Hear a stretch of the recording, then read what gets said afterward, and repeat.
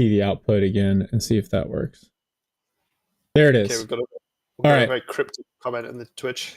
What is your Rocky guess? Flamer. What is your guess for heavy tank battle group?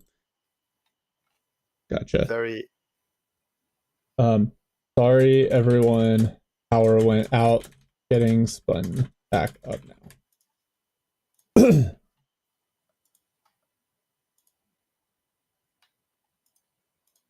Okay. Hey, there it is. 30-30. Dude, you are the man. Okay.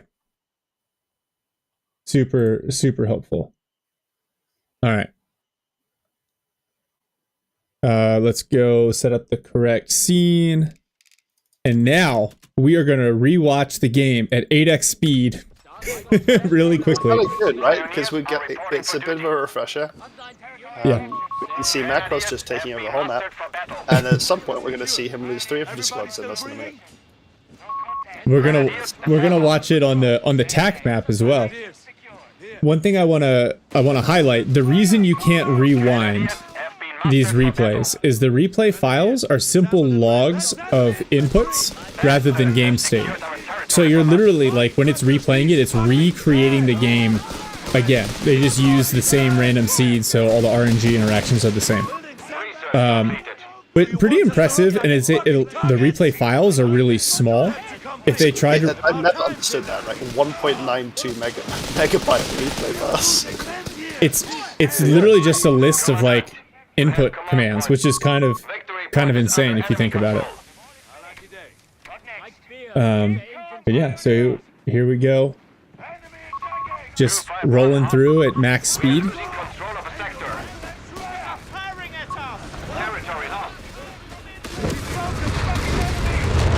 It's been a pretty good game so far. It's been a great game, because Jezelin, he's been on the back foot from VPs, but he's done some things that like I wouldn't think to do, and it's been effective. And then Macros is like playing out of his mind, and has him on the back foot. So by the time we get there, Jezelin's down to like what 50, 60 VPs left. Yeah, but the army comps have started to look really sketchy.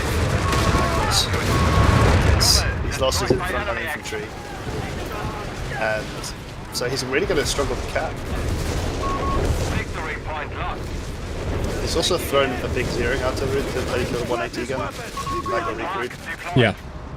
So he has no solution to 80 guns. No way to screen for his sniper anymore.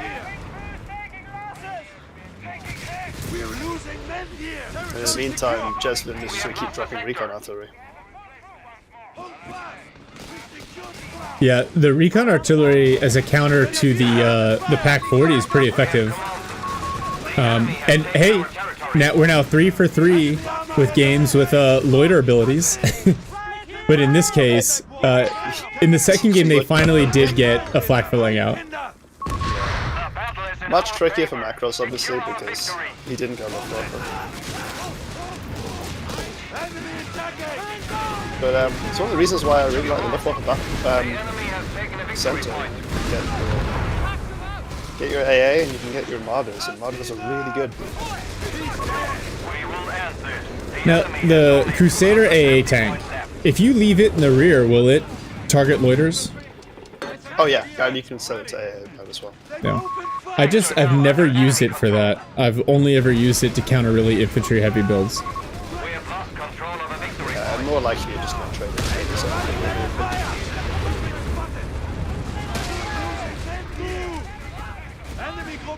Rest in peace, sappers. So, yeah, there were just a couple of weird things like this P-Gun. Obviously, I think this is just an instance of P-Grans are so good you can get them at any time. I don't think that's true in the game. It's another environment. You can't get a vet 0 P-Gran to get that. It's too expensive. Yeah. And against defended sections, it's not going to do anything. There's a Black Prince already on the field, and that manpower can be really usefully spent on a repair bunker, a med bunker, something that's or just another pad thing. Right? So, yeah. Bit of a weird play there. Yeah.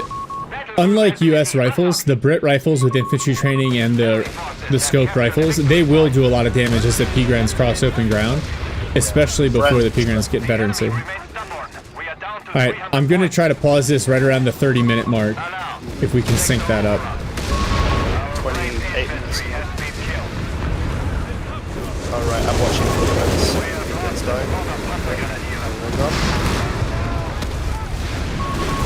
And then Otto, you're a little quiet for me. I can, yeah, that's my mic. I'll just. There we go. Yeah, I have the in stream. I have the game volume turned down a little bit, but Yes. on Discord, sometimes it's hard for me to hear you. Okay, so I'm gonna pause it right at 30 minutes flat. Same. I'm on there now. Okay. Artillery batteries are Ready when you requesting are. orders, Commandant. All right, everyone. Thank you for your patience. You guys are the best. I'm sorry that I live in. I don't know. Power's been good here, but it does go out from time to time. It is weird that it's on a Saturday morning and the weather's fine. But oh, they said we've detected a commercial power issue in your area.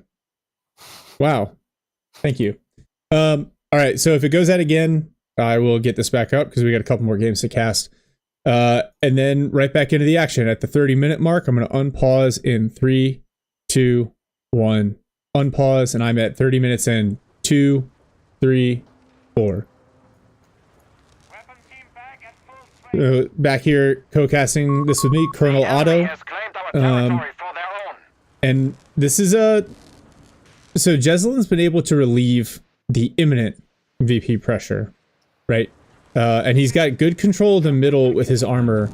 The Panther 4 has just been, or Panzer 4 has been ineffective. The Panther has been okay. I think he needs a second to counter the Matilda and the Black Prince for sure. Yeah, it's going to be really interesting to see what Jezzelin builds next. The Matilda, I think, was a great choice. Yes. Yeah. Because the natural predator of the Matilda would be the Panther, but the Panther's got to prioritize the Black Prince. Oh. Gren's squad, they're just going to get away.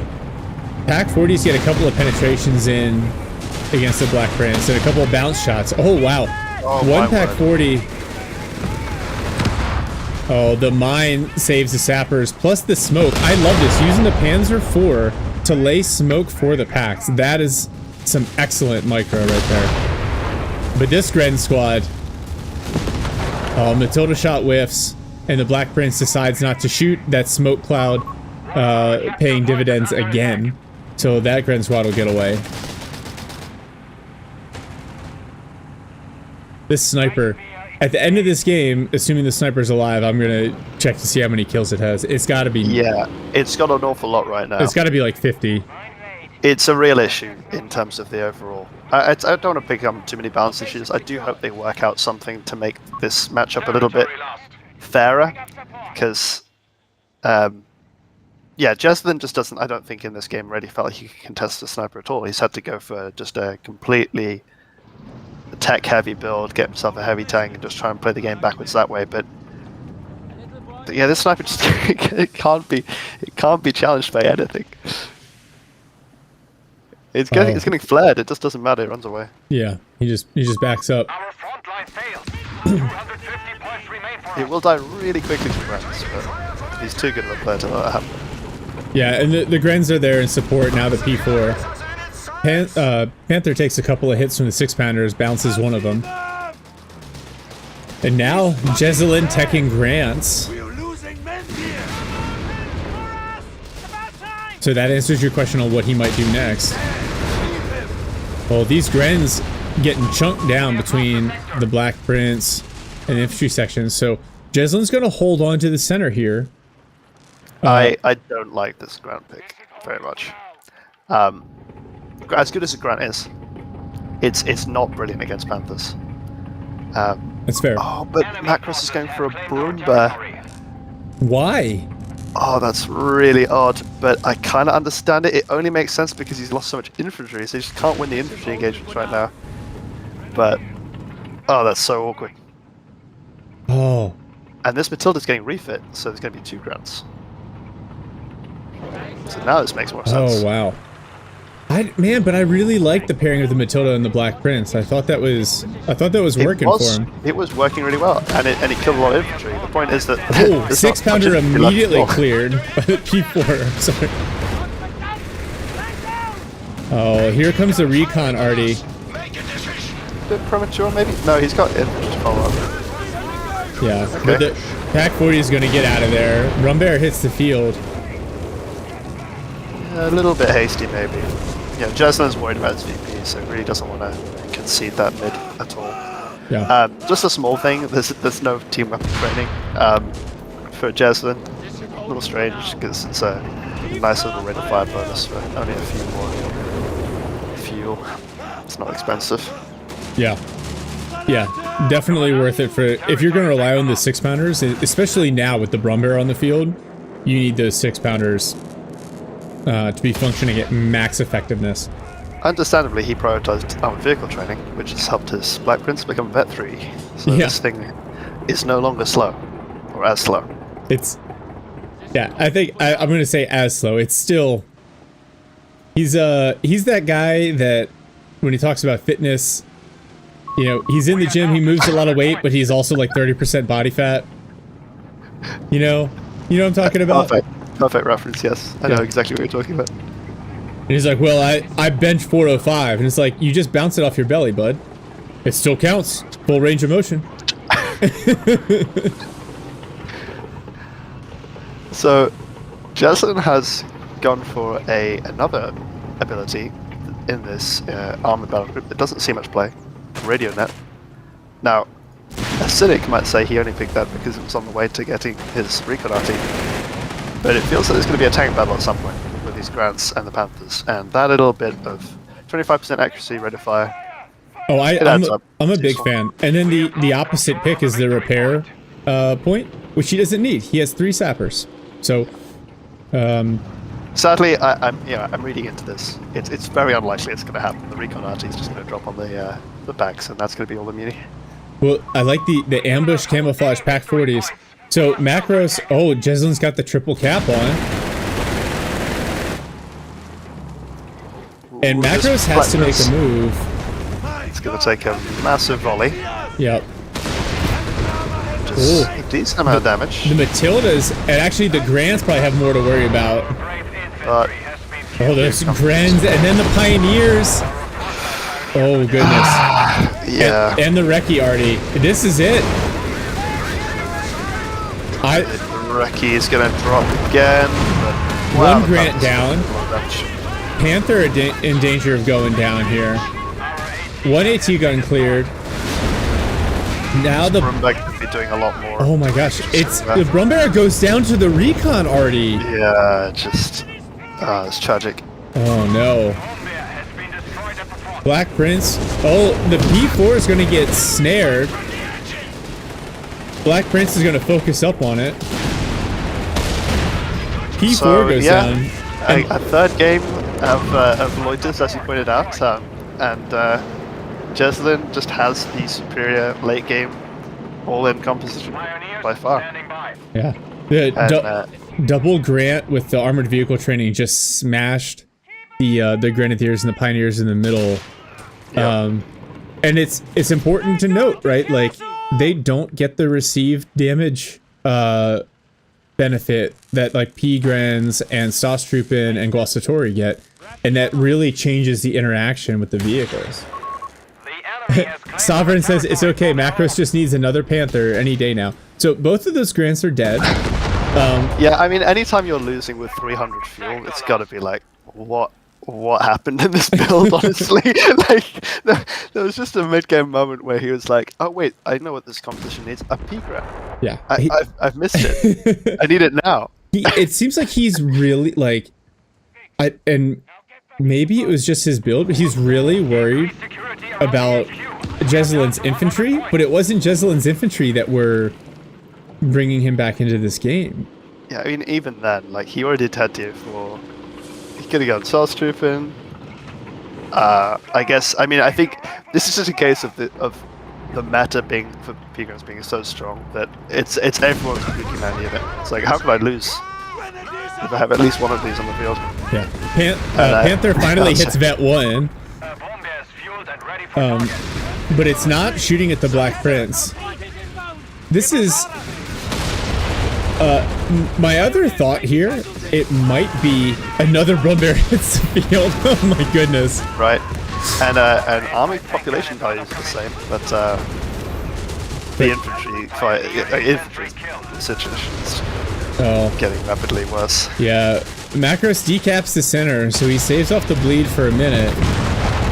But that Pack 40 is destroyed. Oh. Black Prince supported by 2 6-pounders is more than enough to handle the Brumbear and the Panther. I wonder. It feels like both of them are really tired. I was just about to say that. Like, I was just about to say, it feels like Macros is like, oh my god, this game won't stop. Yeah. And I feel like the guys like Jeslin that have been playing this game and CoH3 and the original like Vico for decades now, like they just don't fall off as much at the 40-minute mark. 5 points remaining for our forces. But yeah, absolutely insane. if this sniper survives the entire game. Oh, the Brens are on it! Oh, buddy. Oh, I didn't even see how many kills he had. Macros calls GG. And finally calls the GG. Yeah, the triple cap. There's a and he's gonna surrender there. Oh my goodness. Oh, I wish I had checked how many kills the sniper had. Oh, we'll see on the day. Oh yeah, you can see on the match stats. Yeah. Yeah. If he has one sniper, if he has multiple snipers, then it breaks. But it's 71. Jesus. Oh, okay. So other comments here. Let's see. Here we go. Units. Yeah, confirmed. 71. Efficiency factor only 8.99 though. So, whatever that metric means. We got the sniper salute from Sovereign. Yeah, Floofy Dog says, I frequently lose with piles of fuel. Well, so, Floofy, we're gonna have to do something about that. Yeah.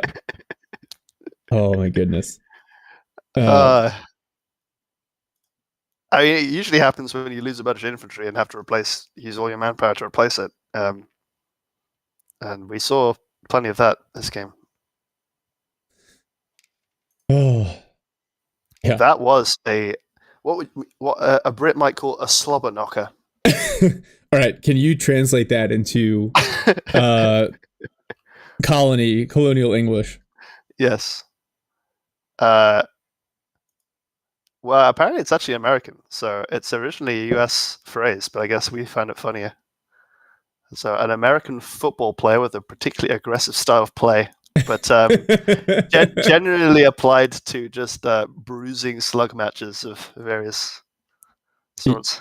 Yeah, I'm just shout out to Jeslin on that. Holy cow! Like he Macros had him shoved off the map, and keeping the Humber and the Crusader alive, refitting them, rolling into the Black Prince, and then like not just the patience, right? Like not diving with the Black Prince, getting it caught out of position. He pretty much it more or less ended up sitting in the middle for most of that game and just locking it down. Sovereign says sniper carried the entire Wehrmacht war effort while the Panther was shooting at the 6-pounder. The Brumbear was dying to recon arty. Oh. Yeah, that's probably an accurate summation as well. Translations for 18 plus audiences. Yeah, that was a good one. Holy crap. Okay. Well, all right. I'm glad we're back up. We were able to finish that one. I'm gonna take 2 minutes to get a cup of coffee here. Otto, are you hanging around? Gonna grab some food and I'll be back in a sec. Okay. All right. Cool. And then we'll figure out what the next one is. So we'll be back here in a minute, everyone.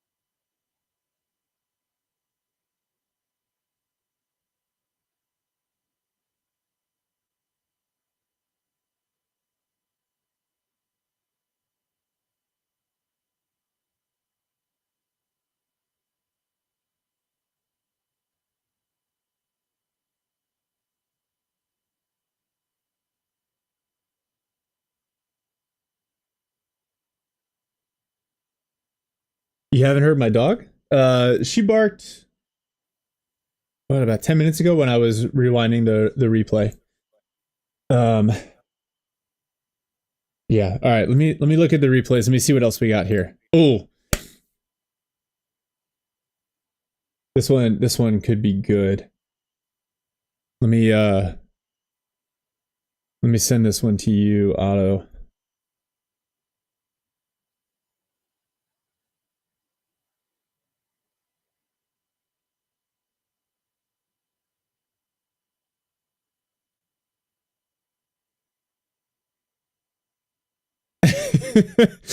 The coffee model. I just saw this.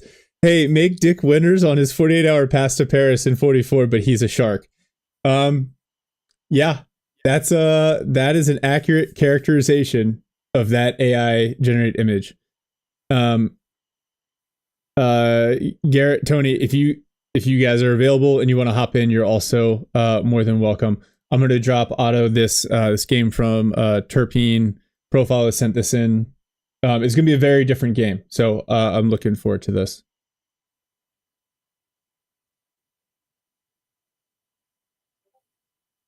Yeah, Fred, go ahead, hop in here, man.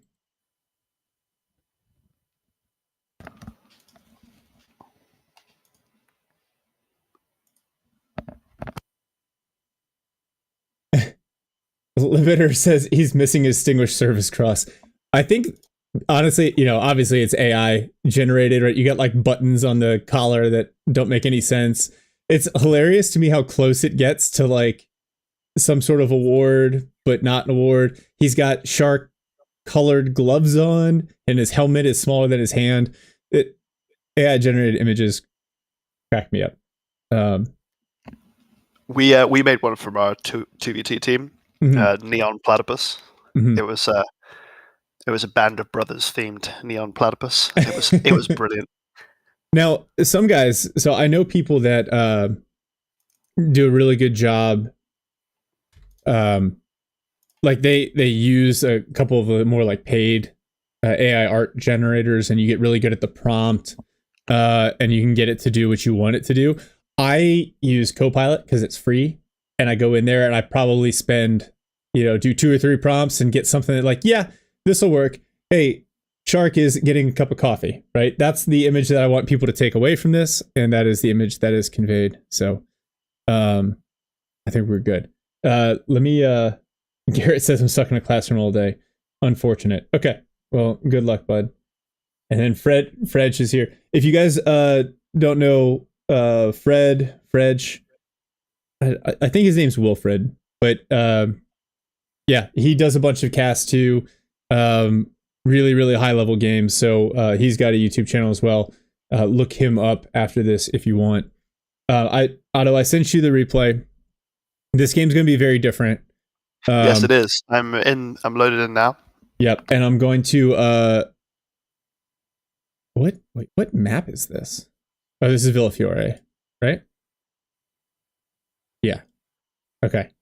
For some reason it's because I always rotate this map when I play it. That's why I had no idea what map it is. So I'm gonna go update the scene here real quick.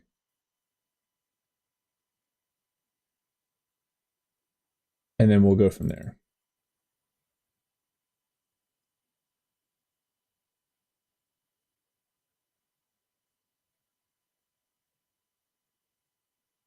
Oh, I don't have his flag. Wong Wilfred is from Singapore.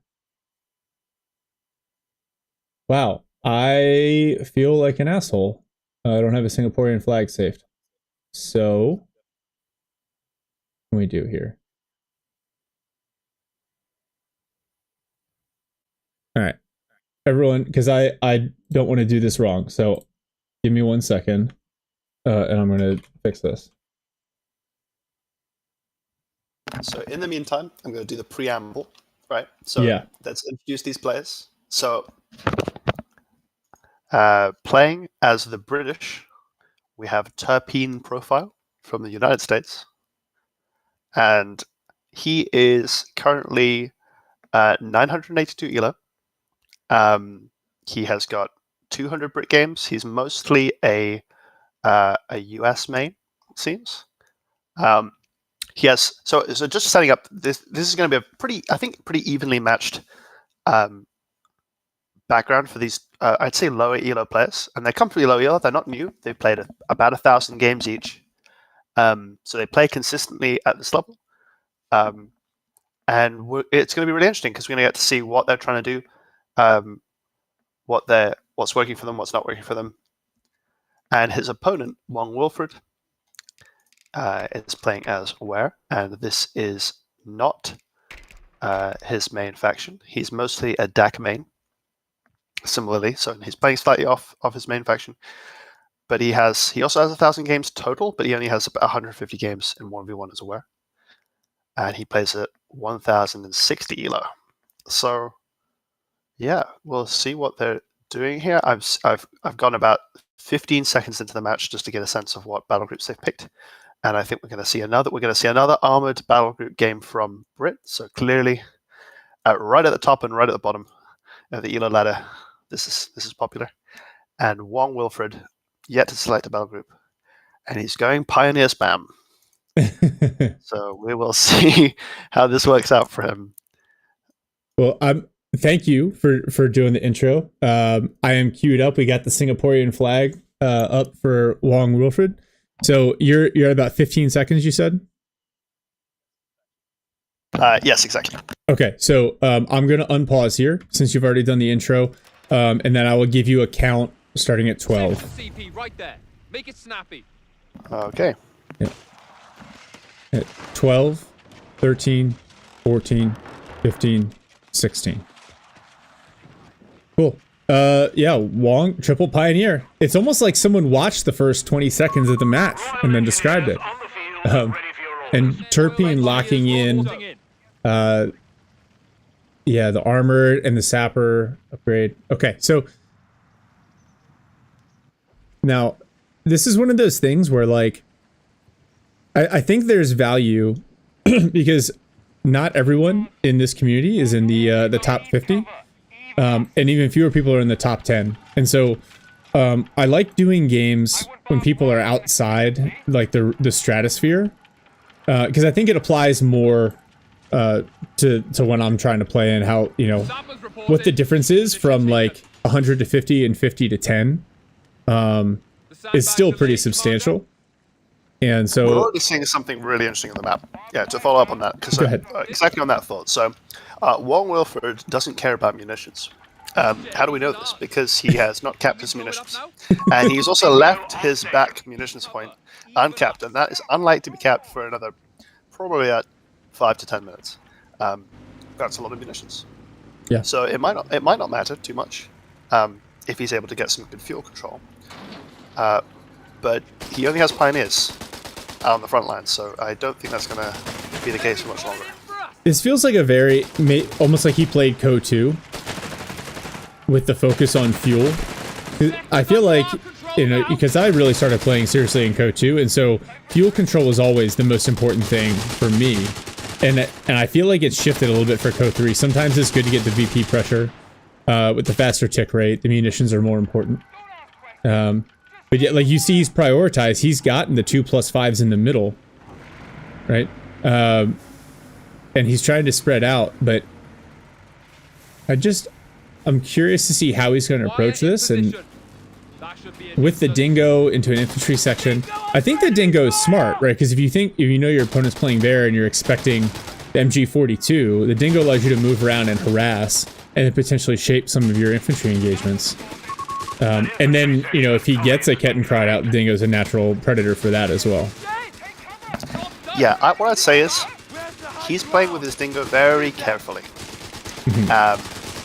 And I don't think this is what you should do with the dingo. I think you want to smush a dingo in your opponent's face and use that to sponge a lot of damage. It's so that you can get your sappers into range. Yeah. Because then you're going to end up in a situation where your opponent is facing a full health sapper, and it's fighting, you know, dingo's back up, it's maybe low health, but it's still chipping in damage.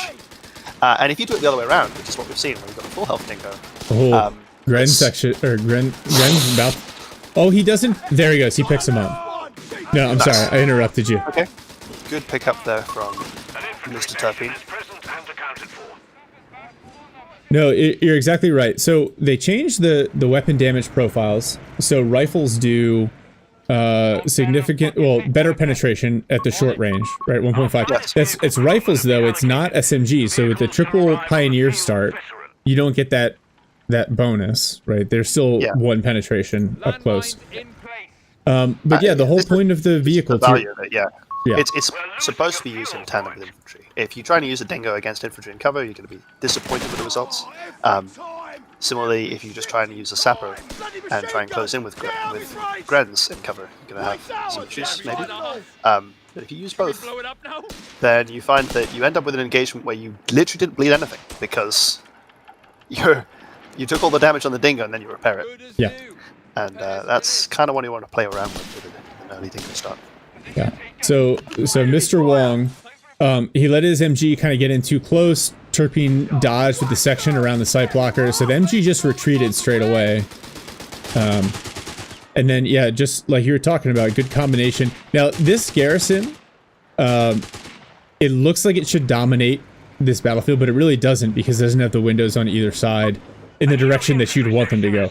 So to some extent, I'm thankful for that, because I'm not a big fan of, fighting over a single garrison in the center of the map constantly.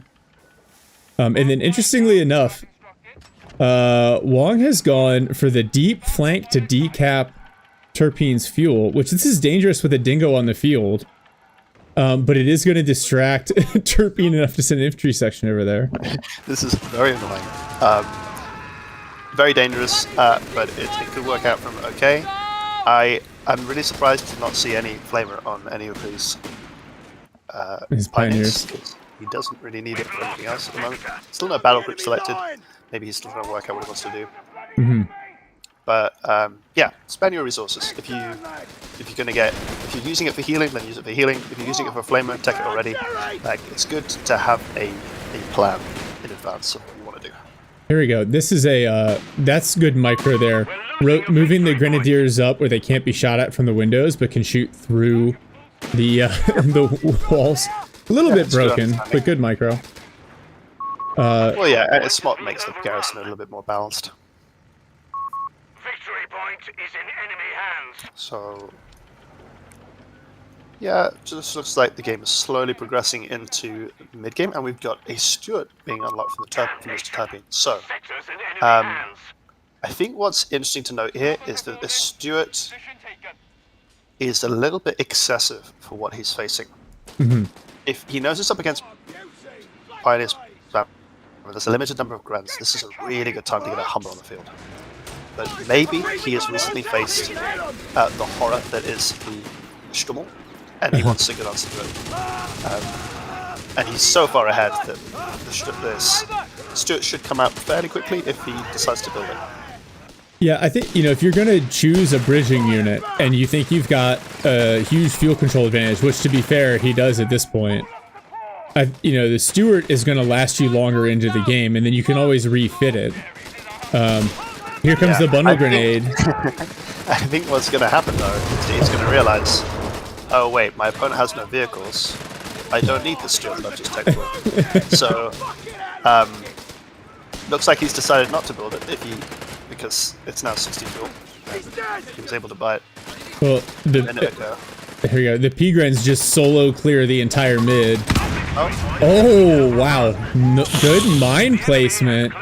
And lures the dingo in. Gets a pickup. I like that. It's a good mine. It's you'd often expect it to be on the cover position. But yeah, clever spot there. You didn't see that go down, so it's pretty neat. This is another thing that's indicative of these like middle elo range kind of games. You have some players like they're familiar with the game, they know the mechanics, and they do set up some stuff really, really well. Yeah, they just don't have the consistency across the board that you see at the super high levels. But like impressive play, you can see the thought process. Like, yeah, he's going to pursue with the dingo, so I'm going to pull my P-Grens over to that side to make sure the dingo drives over the mine, and he gets the vehicle kill. Yep. And then comment here, P-Grens don't even have the V to win button yet. No, they don't. And Yeah, if you're gonna continue to invest in tier 3, you really want that veterancy upgrade. This Stewart here, he's got to close the distance there to increase accuracy against the MG. Like, The real issue with the Stewart is the opportunity cost, right? So this unit has come out at 8 minutes, when the Humber, with the current fuel control, could have come out maybe at 550. And Wong is currently in a position where he's comfortably able to build a pack right now. And if the Humber had hit, it would have arrived just as that peak grand popped out. So Wong would be in a way, way worse spot, because that Humber would be loading up his infantry real quick, and then also causing him to be manpower and making it harder for this pack hunt to come out. But this is now very comfortable for Wong, because the Stewart's just yeah, well, and with just gonna get counted.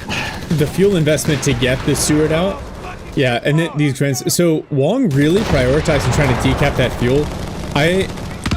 I'll be a little critical in that I don't think that's the right way to approach this map. Yeah. It's just going to cost you too much every time, and you're not really going to disrupt your opponent's fuel income all that much. Bren's forced off in the middle by sappers. Here's the pack 40, but it's already down to 2 models, so the Bren section should be able to deal with that. Oh, but it gets a second hit off on the Stewart. Oh no. No, the AT gun's so dead. Yeah, it's gone. Yeah, Turpine's got to pick that up.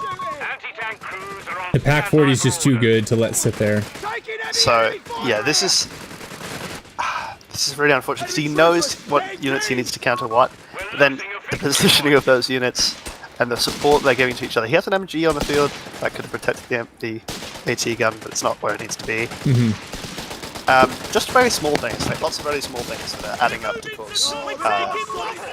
cause big problems in a game of fine margins. Yeah, Pigren's clear. Oh, but they are bleeding like crazy to these infantry.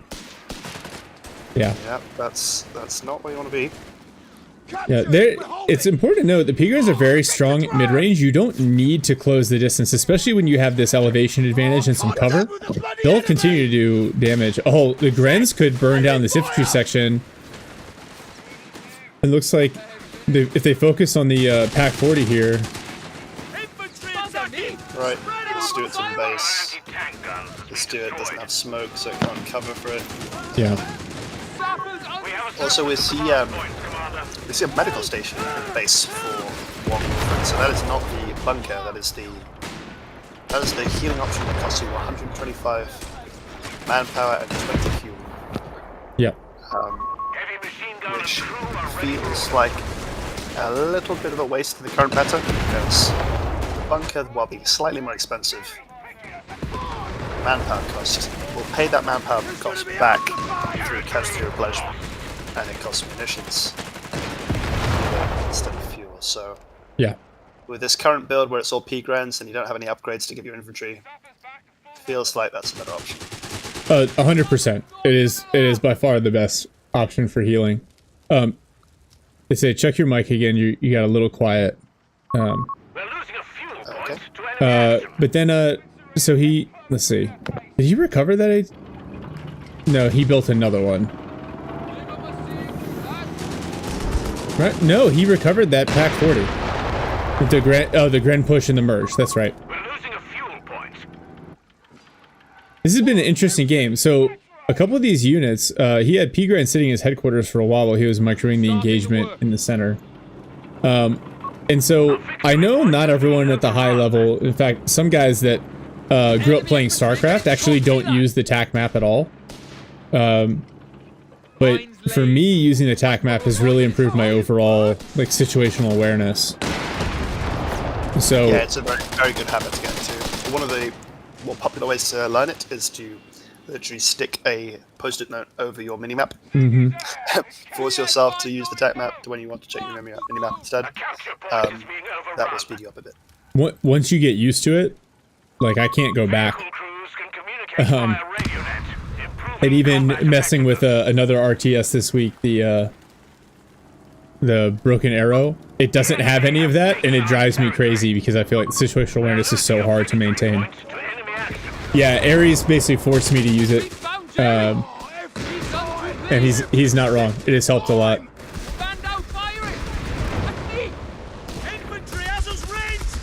Oh yeah, It's so good that there's a risk when you're over reliant on it because you can't put grenades, for instance, on the map. And you'll occasionally be looking at something else on the attack map. There's some important engagement, but it's definitely worth incorporating into your overall.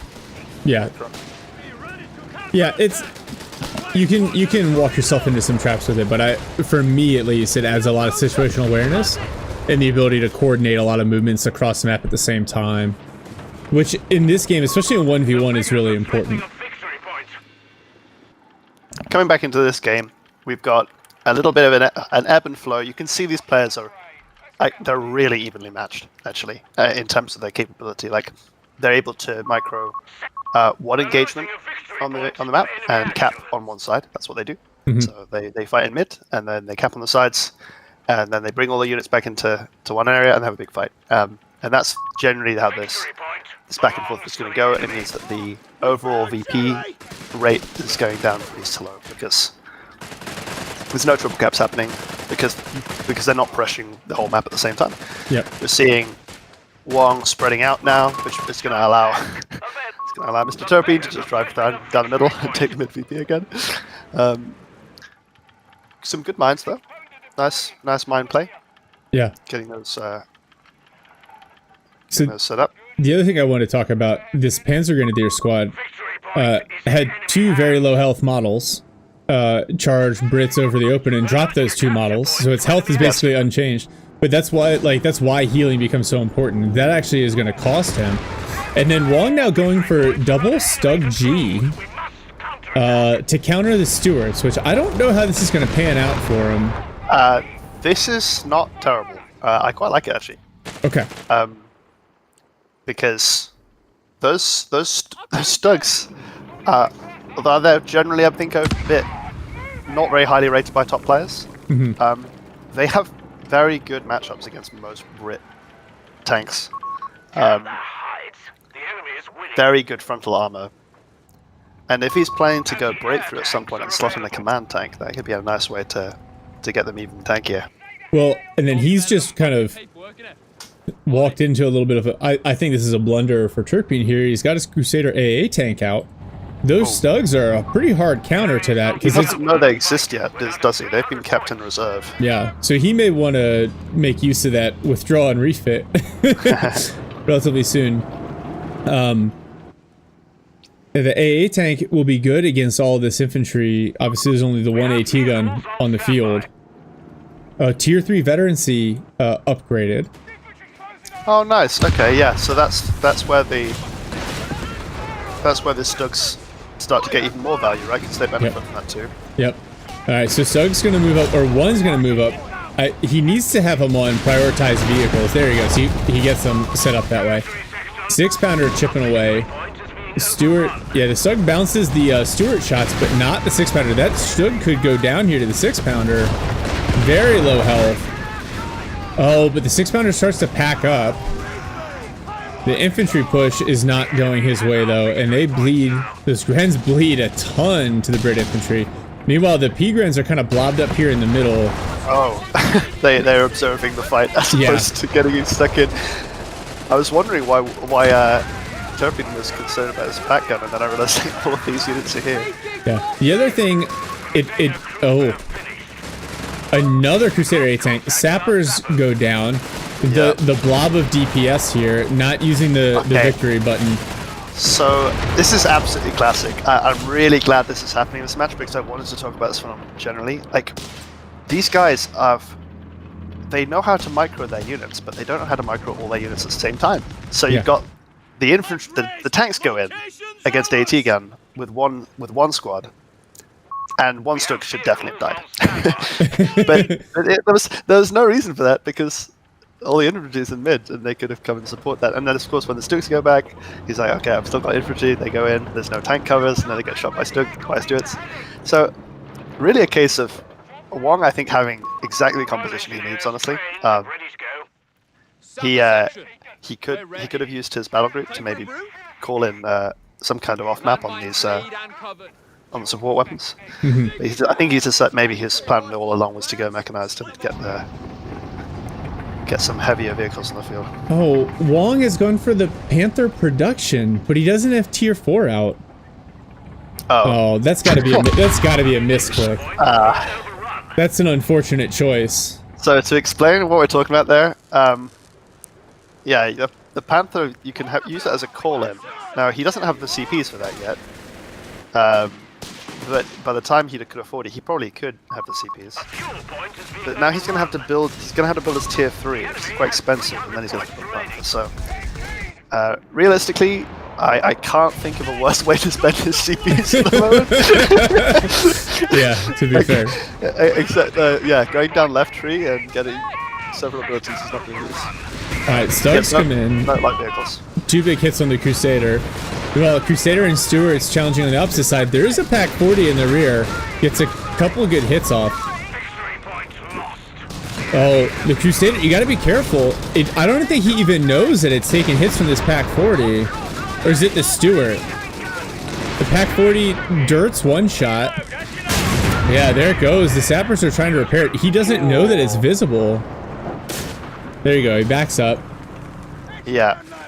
Okay, well, the Stooks survived, and the Stooks should continue to survive because they have smoke canisters now. So that's one of the main perks of Cruise Mechanized, is the affectionately raid package. Skill smoke, yes. Yep.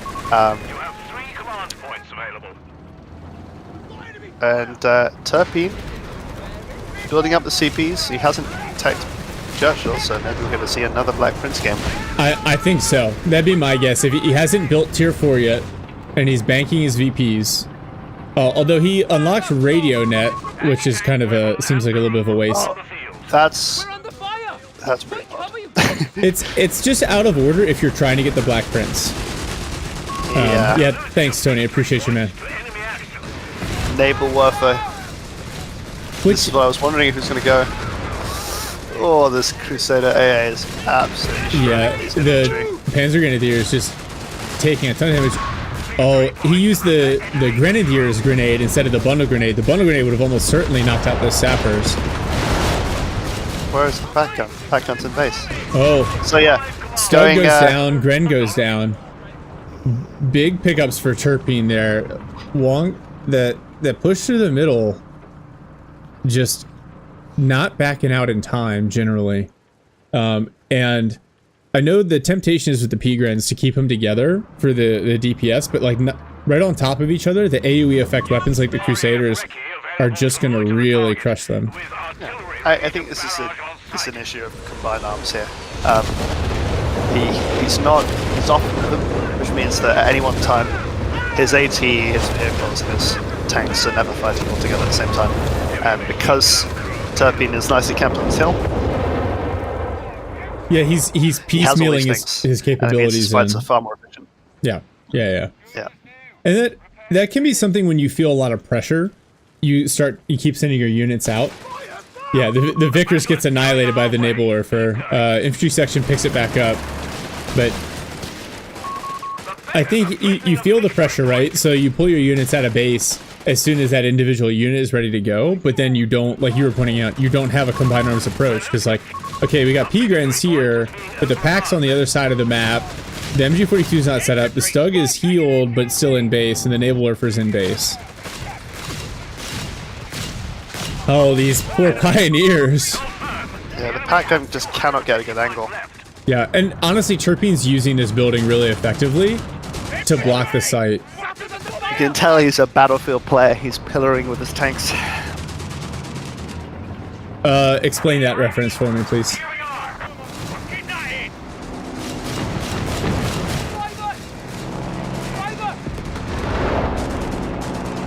Oh, the recon already coming in. Gren doesn't dodge it. And now the pack and Stug finally react here. So they'll be a little bit luckier. Yeah, and so you see Turpine, he's got the center, he's holding on to it. And then really all he needs to do is hold on to one side or the other. It looks like this infantry section's going to go get the triple cap on here. Nabelwerfer barrage coming in right onto the Crusader. Wow, does a ton of damage to the Crusader. And Wong's going for another Stug G. Yeah, the Naval gets loads of that as well from hitting vehicles, so not a bad way to just get that juiced up a bit. Yeah, so Wong is committed to the Stug life. And, He didn't choose the Stug life. The Stug life chose him. it did, and he also has enough munitions for zeroing artillery, so we could be about to see the Stug push of dreams here. But he's on a bit of a timer, and because his opponent was gonna have a recon artillery in not too long. It's gonna take him a few more minutes, but that's really punishing. At the very least, he's going to stop the triple cap here. To Mark, the update drops this Tuesday on the 26th. So this is interesting. He's throwing the MG in this building, so I think he wants to hold on to this north side VP. Using his Panzer Grenadiers to cap, especially on... Oh, Stug and Pack 40 combined to knock out one of the Stewards. Also, that brew up animation, pretty cool. It's pretty good. Yeah, that's well done. This is an opportunity for me to talk about one of my favorite upgrades, which is the Command Steward, because the Command Steward has the ability to turn itself into a spotting unit. So you don't need to face check your opponent with your Steward. You can just have a peep at them. And the advantage of that is you don't die. So possibly worth the 60 munitions or whatever it is to do that. Interesting naval war for barrage that comes in here. Oh, the last round.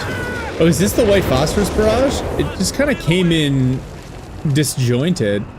So the Vickers forced to retreat. You're right. It was the phosphorus.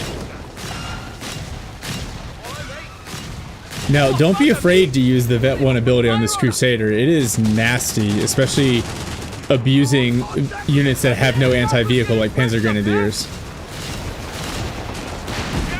Oh, nice angle on the Pack 40 shot. Kind of threading the needle there, put pressure on the Crusader. And like, Turpin, he finally built his tier 4, because he's still 3 CPs away from the Black Prince. So maybe we won't see a Black Prince this time. So let's talk a little about these Stugs. The Stug is doing very poorly right now, but it's not because the Stug itself is bad. It's because if you only go Stugs, you have issues. And the main issue is you are spotted too early by the infantry that you can't shoot at very easily. So you really want to have a Stug in combination with a unit that actually kills infantry. Just use the Stug as a pure tank destroyer. With the ability to just blap something at close range occasionally. I always forget that it has that ability, and then I lose a squad to it. Yeah, I mean, if your opponent has vehicles that shoot your infantry, then eventually your infantry just can't compete, and can then clear out the your opponent's infantry just with running your AT guns, and overall composition just can't compete, even though your Stugs are better at fighting the tanks than his tanks are. Yeah, missed opportunity there. So those Panzer Grenadiers had the Vet 1 ability active, but they were targeting the AT gun at long range. They could have cleared the sappers, but instead they just kind of ended up leading a couple of models and retreating. I think it... Oh, the Rickon already knocks out one of the Stugs. Good naval barrage here. We've got AT gun cleared, but yeah, losing the Stug. He could replace it with Panther, but he didn't... he hasn't built his tier 4 yet. Yeah. Yeah, that's one of the things that I've been focusing on lately, is being more deliberate about focusing fire. And it can be a little frustrating because sometimes I think they were addressing it, but for a while in the game, because units have their own target prioritization, they would, if you gave them another order, they would start shooting at something else.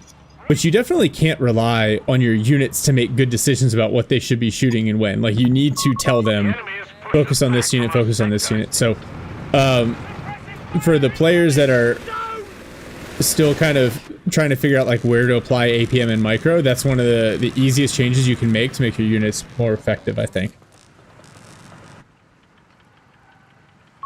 The Black Prince has been made available to serve. All right, Black Prince is unlocked. We're only 3 minutes worth of fuel away. from potentially seeing it. Now he could just refit all these. He has 2 Crusaders and he's got this Matilda. Yeah, he just built the Matilda, so it feels like that's what he wants to use instead. If he hadn't built the Matilda, he would have enough for a Black Prince, which is interesting. So yeah. He doesn't really have it. Like he's not worried about vehicles, so Matilda's going to do just as well against the infantry. Hey, Daniel, thank you. Really appreciate it. Doing our best over here, and yeah, this one we're just clearing the backlog, all the casts that I have in the library that I haven't been able to cast before the update goes live. So I'm going to be busy next week because we have Thanksgiving, got family coming into town, got some stuff going on at work, and we've got the patch coming out, which means that I'll have to be casting and providing some updates. I mean, I don't have to, but it is fun. This game is pretty entertaining. It's just so different from other strategy games in like the feel of it and in the interactions. I know you were saying something earlier about Battlefield. I don't know, Otto, if you play any other RTSs. Yeah, so I originally, my first game with the genre was Age of Empires 3. So massive inspiration for me. I loved that game. And still think it's brilliant. The definitive edition is fantastic. Really unloved sort of younger sibling of Age of Empires 2 compared to the most of the fans, but because it was my first Age of Empires game, I thought it was just so flavorful and interesting and different setting, and the way that you could build a deck of shipment cards that come in on the field, that was really neat. Deck building side of it. Wehrmacht infantry? Panther hits the field. Wow. Knocks out the Matilda with the help of the Pak-40. Wehrmacht infantry, unfortunately, standing in their own mechanized artillery barrage, which I know already doesn't do a lot of friendly fire damage, but they got beat up pretty good. Oh no, these Panzer Grenadiers. Oh, they could go down to the Crusader. Oh, both squads gonna get away.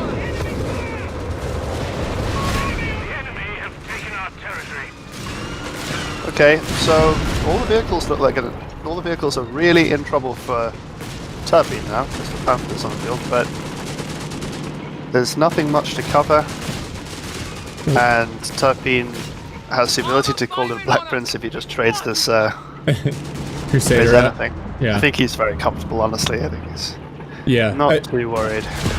Yeah, even with a 2-to-1 cap, there's only a minute and a half left for Wong. But yeah, so Age of Empires 3, I know AoE 4 was made by Relic, and is very similar in style to Company of Heroes. I don't know about AoE 3. Yeah, Age of Empires 3 came out in 2005 originally, so very old game. Okay. Still holds up, and graphically with the updates and the definitive edition, it's a gorgeous game. Worth playing for the campaign, even just anyone who's. That's my plug for that. Yeah. All right, so my childhood favorite. Black Prince is on the field. It will not see combat before the VPs tick away. Yeah. So, Wong fully committed to the Stug gameplay. Didn't build any vehicles that kill infantry, and then just bled far too much because he didn't. He's shooting his opponent's infantry. His opponent's tanks are shooting his infantry, and the Stugs are getting zoned by pack guns, and that was all the fights. So the KD ends up looking very skewed.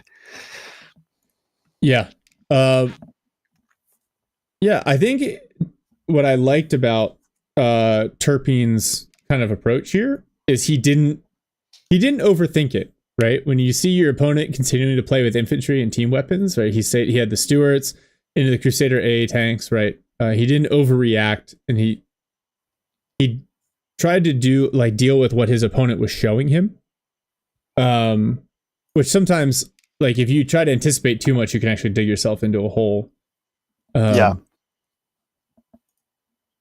Daniel makes a really good point here. I'm struggling to convert my micro heavy style to a macro heavy style from StarCraft 2. Mm-hmm. Yeah, the best way around this is to play all the factions consistently. Queue up auto match and random, and what you'll learn after about 20 games is just a general sense of when things happen, right? Because you'll get a sense of that a unit isn't just bad or good; it's good when it comes out based on what it's up against and what your opponent can respond to. Timing is really important in the game because of the tick rate in the game. So basically what that means is the faster ticks mean that every resource and VP ticks faster. So controlling more map earlier is more important. Going back to CoH3 and watching those games, it is kind of shocking to me. You'll watch it, you'll be 20 minutes in and the VPs will be both at like 75%. And like basically nothing's happened. Like nothing that happened in that game is apart from on the fuel and like overall like what the bleed is. Nothing has mattered in terms of VPs. People can just ignore the VPs. That's not the case here.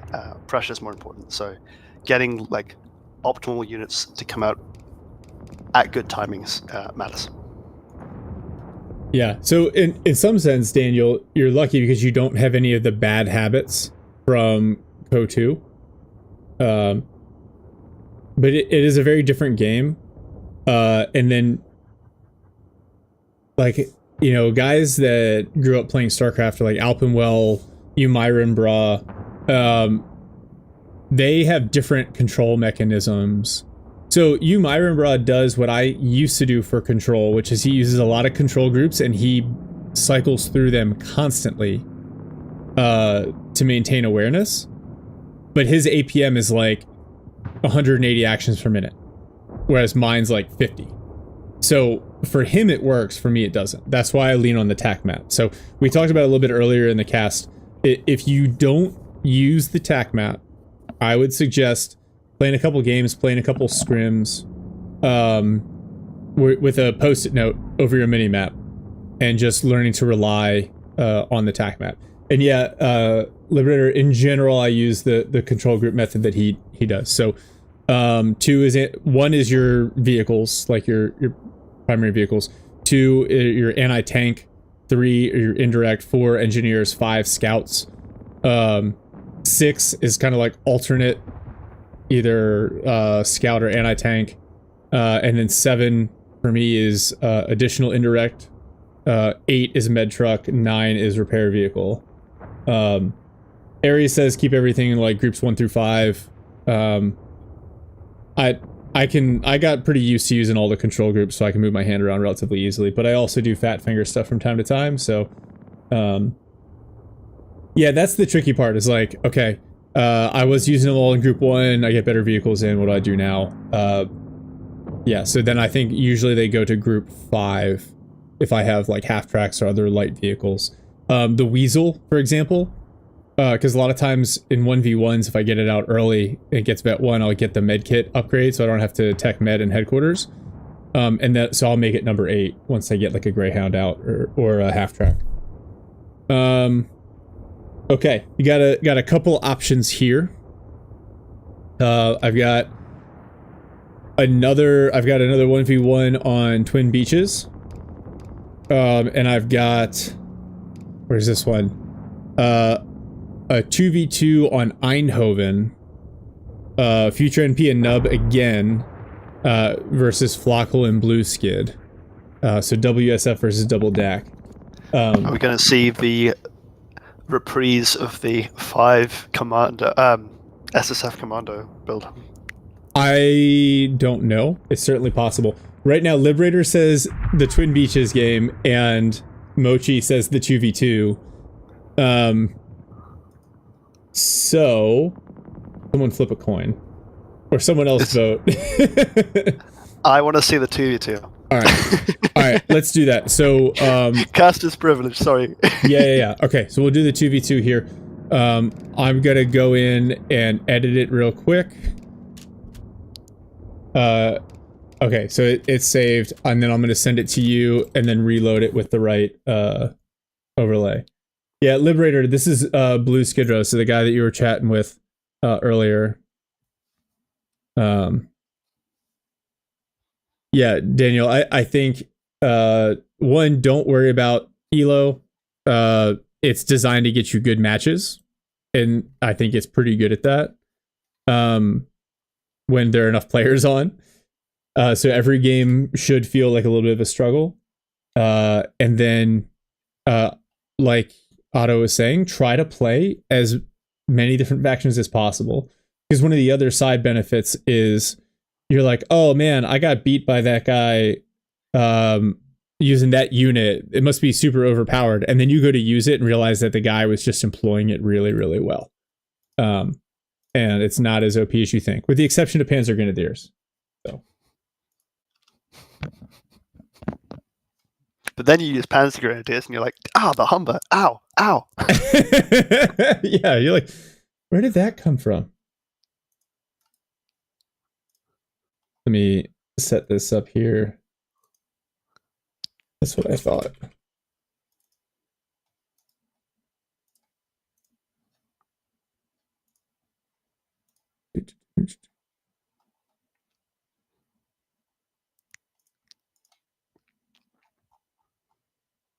Yeah, some of the stats pages are...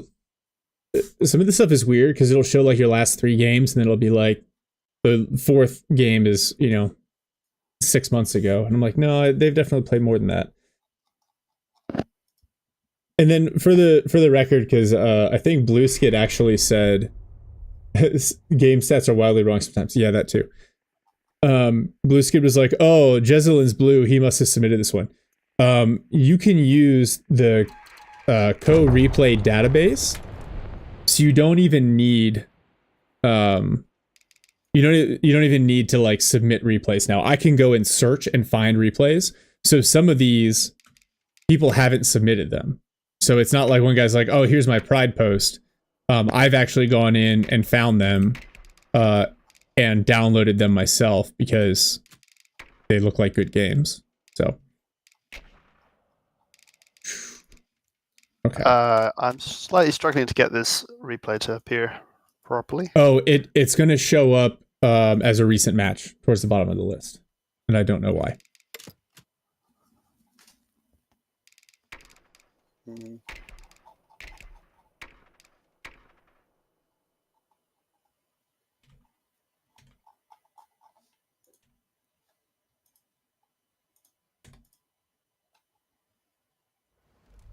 Okay. I've got it up. And then I'm at the 2-second mark. Let me just add the flags to the overlay. Oh yeah, it is a recent match. What? Yeah, it does What's that about? It does that sometimes, and I could not tell you why. Blue Skid is Polish, and Flockel is Latvian, and then Nub and Future are both American. So, Orange best to coach you as a fellow Swede. Yeah, I'm sure he'd be invested in Swedish cooperation. Okay, so we've got I'm at 15 seconds. 15 seconds. Okay, I am at 2. Okay. So let me turn this off. I feel like, all right, give me 30 seconds, because otherwise this game could go a long time and this could be painful. Be right back. Keep the chat entertained in the meantime, what we're saying. Okay.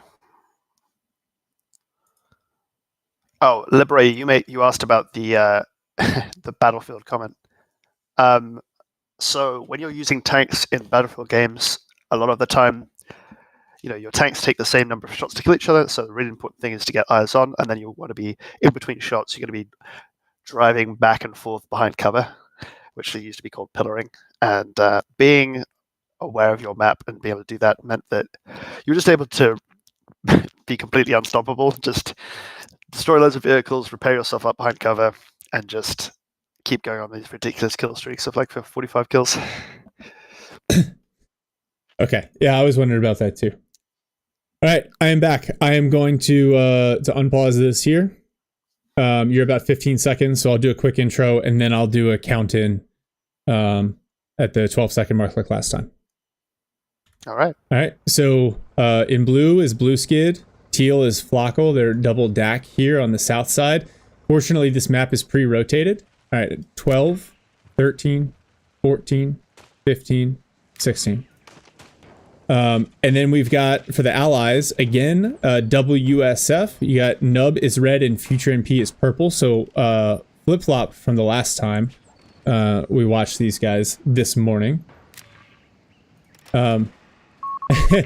Flockle, so important to note, Flockle and Blue Skid are going to chat a lot because they are not an arranged team. But it says one of them is playing Armored with Scots and one of them is playing Rangers. Who knows? I have seen them use that build on this map, but then earlier today we watched them both go Spec Ops, and I think these guys play together enough that they're just going to try new things. Now, maybe they'll go a little bit more meta because they're up against two very, very high-level players here in Blue Skill and Flockle. Maybe they didn't see the threat from Panic and Pie Eater if they goofed around a little bit. But we will see.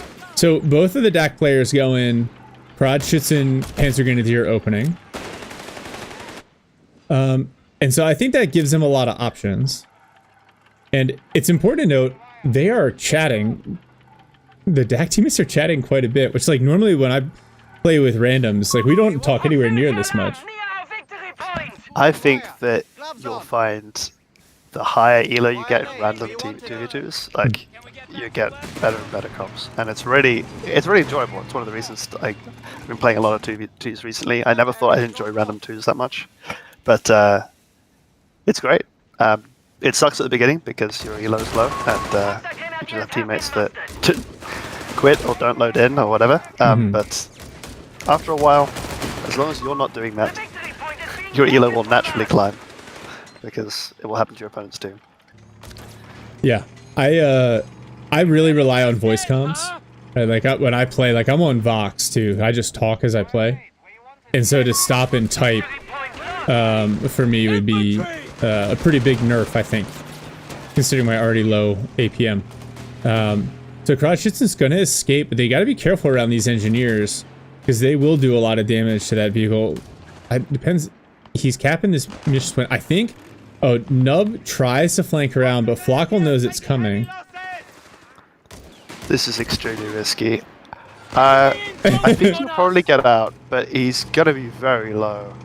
And it's and Nub covers the angle with a mine immediately, which is sensible. Smart. Super smart. I have lost since the bike change, since they sort of basically locked themselves in a very long reload, long sort of disabled animation when they're healing. I've lost so many bikes. It's you think you're safe, and then if you get caught while healing, you're just dead because you're gonna heal forever and just get deleted. I've basically given up on the bike, but maybe this game will show me the error of my ways. Yeah, interesting engagement over here on the west. Blue Skid used the sight blocker to kind of keep the engagement even initially, but it kept him from getting the wipe on that rifle squad that he probably wanted. Let's see. And it's interesting that both teams are playing so wide, right? They're really contesting the corners of the map, and to some extent they were at least seeding the middle. Now Future is kind of flopping back into the center here. Taking ISC. I like that. He's just gonna flop in there. Hey man, I'm 5 hours in. The words that I choose are not the words that I choose. Okay. Oh, that's a huge pickup on the bottom right. Panzer Grenadier goes down. Oh. To the deep rifle and engineer push. Now this rifle squad will almost certainly go down if blue. Oh, but grenades have been teched, and so the half track unable to pursue. Yeah. No reason not to take early nades against DAC. Honestly, you find yourself in this position very often. You saw the other. They were communicating about the danger of it. Yeah. That's got to tell you that it's a cause for concern. And Krodschützen gets away again by the skin of its teeth over here. Go ahead. 250 is pretty low. Oh, but that engineer is going to get executed on the way home. No. Oh, by the Panzer Grenadiers, yeah. They come out of combined arms just out of range, but it's going to be enough. They do enough damage, yeah. Oh, they actually may do a lot of damage to these rifles. Oh no. Future's here to save the day. And actually, this half-track may go down now, especially the side and the rear armor. Those Grands are going to penetrate. Yeah. So half-track's knocked out. Another rifle squad. Wow. That's and it... very low. Oh my gosh. What's his How's HP? He get out of there? It got I cannot believe it got away. There's no healing in the base, so we're going to be able to see when it gets back, because it won't start ticking up again. I think he's got 3 HP. I think it's got to be less than that. That's nuts. But yeah, this is a very, very painful retreat path for the Allies. Mm-hmm. Overall, pretty good trades. 250 and a Panzergren for one engineer. Yeah. Definitely in favor of the Allies, although they bled a lot of manpower on these engagements as well. They've ended up in a really poor map state, and that's just to do with Future NP maybe not tracking his man so well. It's very difficult to do against DAC, but it's very much like sports, right? If you it's like you've got an opponent, you've got to sort of mark that opponent, and if you allow the DAC to use their maneuverability advantage too successfully, they're going to come and crush your teammate. Yeah. And then you're going to be left just like doing some capping, and you can't really push because you're only going to be pushing into the entire enemy team. So great effort from Nub to get that early fight. Had an advantage. I want to talk about this. So the bike can give you combined arms, right? So the bike inherently should be good. But if the bike's stuck out on a flank and your P-Grans are just standing there, then yeah, Nub had no reason not to just dive all the P-Grans with his rifle blob. And Vet Zero with no combined arms, that's not a good fight. Yeah. Yeah, that's a good point. Originally, there were 2 flak furlings coming out. Now they've both been canceled. Blueski going for the LEIG. And Flockle, I'm not sure what his thought process is. But yeah, this rifle, and they're going to be able to focus down, like you'll see this P-Grand squad with only 3, they got to retreat, and now it's a 3v1. So really good job with the rifle push, taking what looked even at the start and using the maneuverability to turn it into a 3. Oh, and the BARs hit. So Flockle forced all the way off, and now... So this is where the indecision comes in, because he's building the flak now. The mine. The mine goes off. Yeah. So yeah, it looks like Flockle is getting pretty overwhelmed right now. Blue Skid is doing pretty well, has positive KD and all the rest. But yeah, Flockle's under a lot of pressure. Well, and they've both gone BARs. Now, this makes sense, right? You got the Weapon Support Center into the half-track, and I love this build against DAC. Get a couple of the 75mm guns to bridge you into the late game for the Americans. Especially because once they hit Vet 1 and they get that target weak point, they can just savage even much heavier vehicles. And it's also worth noting the Allies are back on the triple cap so here. It's really strong.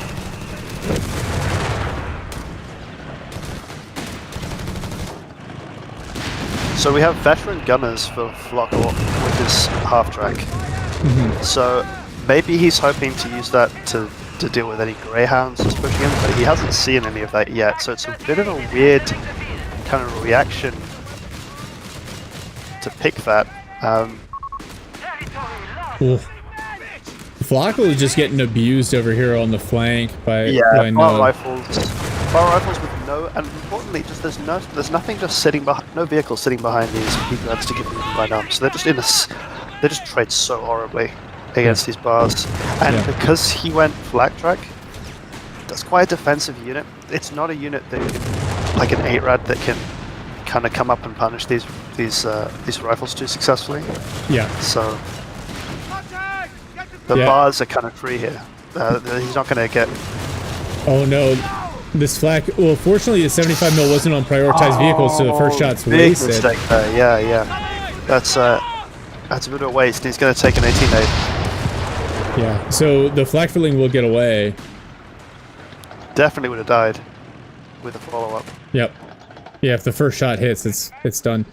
But you did see with the veteran gunners, right? The flak-filling was able to burn down Future's 75 mil half track.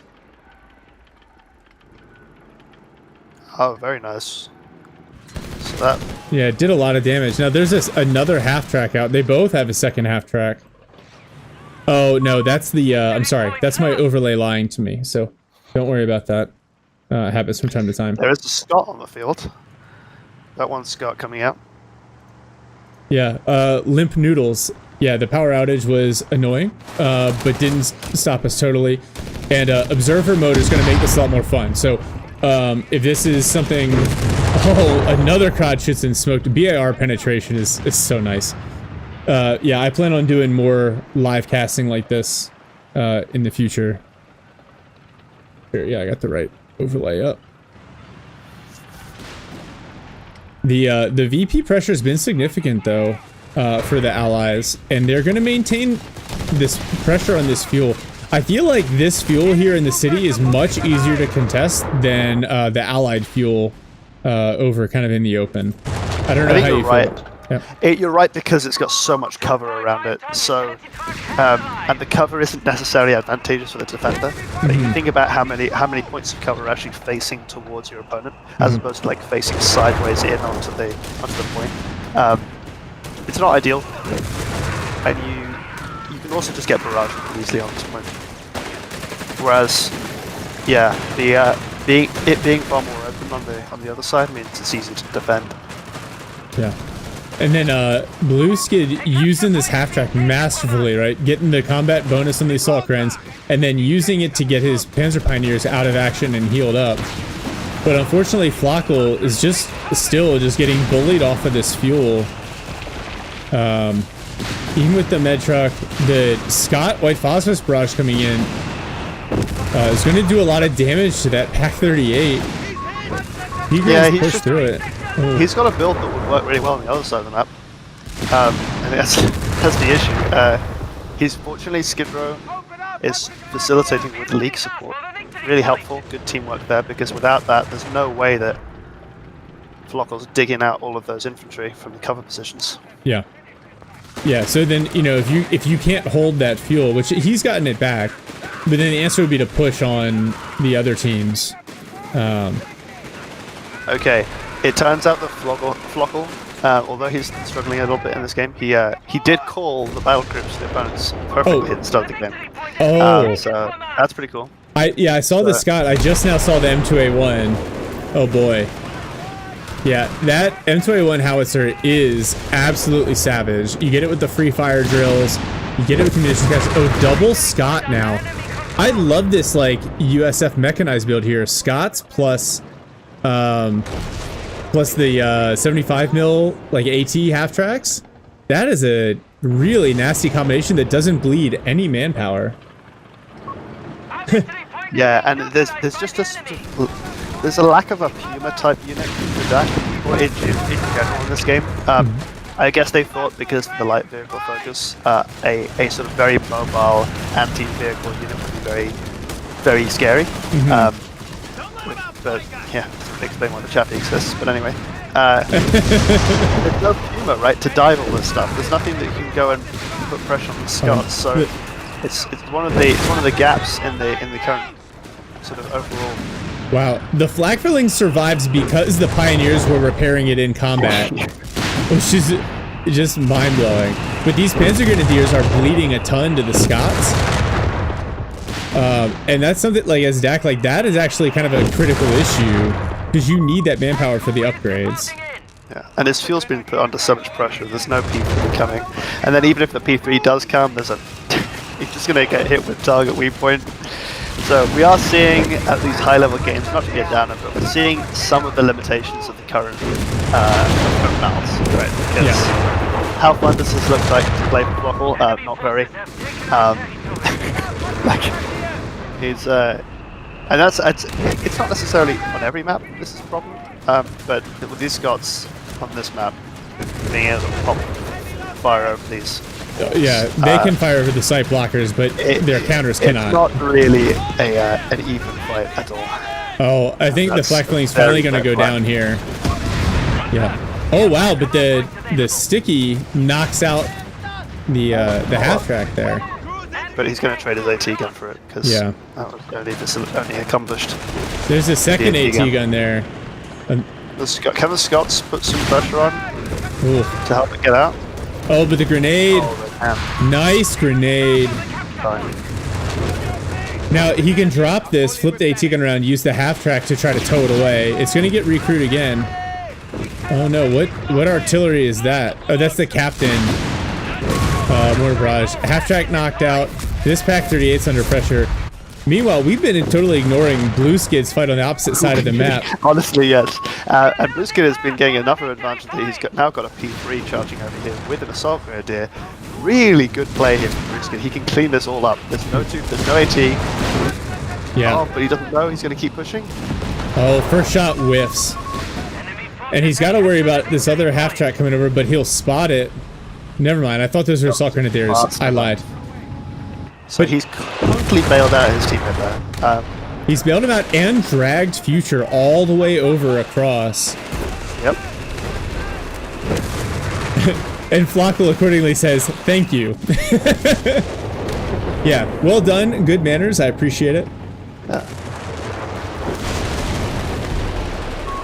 Beacons must maintain the pressure, no matter the So, I'm trying to figure out from context clues. You said Blue Skid? No, Flacco went for veteran gunner, so Flacco's armored support.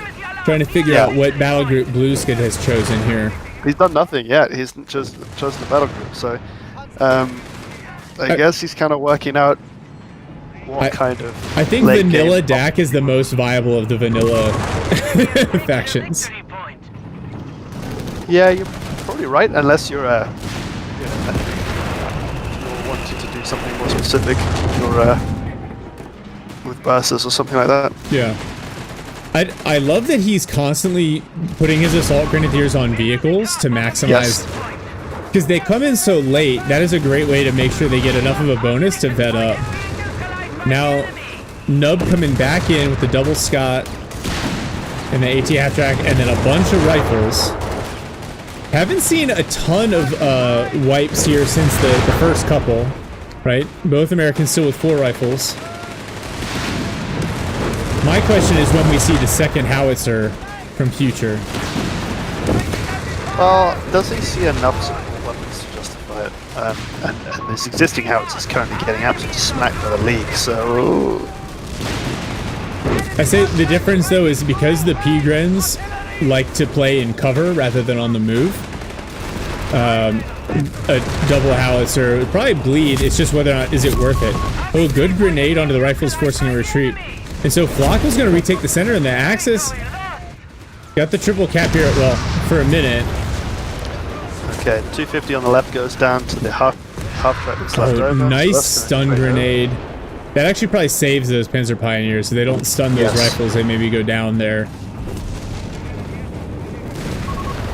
Okay, it looks like the howitzer might be about to go down, maybe? Super low, it's getting repaired by 2 engineers, And it is taking a ton of damage. if that barrage was slightly behind, this is where you've got to maybe anticipate this. Maybe put the barrage slightly offset. Looks like a shell would have hit the engineer there, so good micro from Future. Yeah.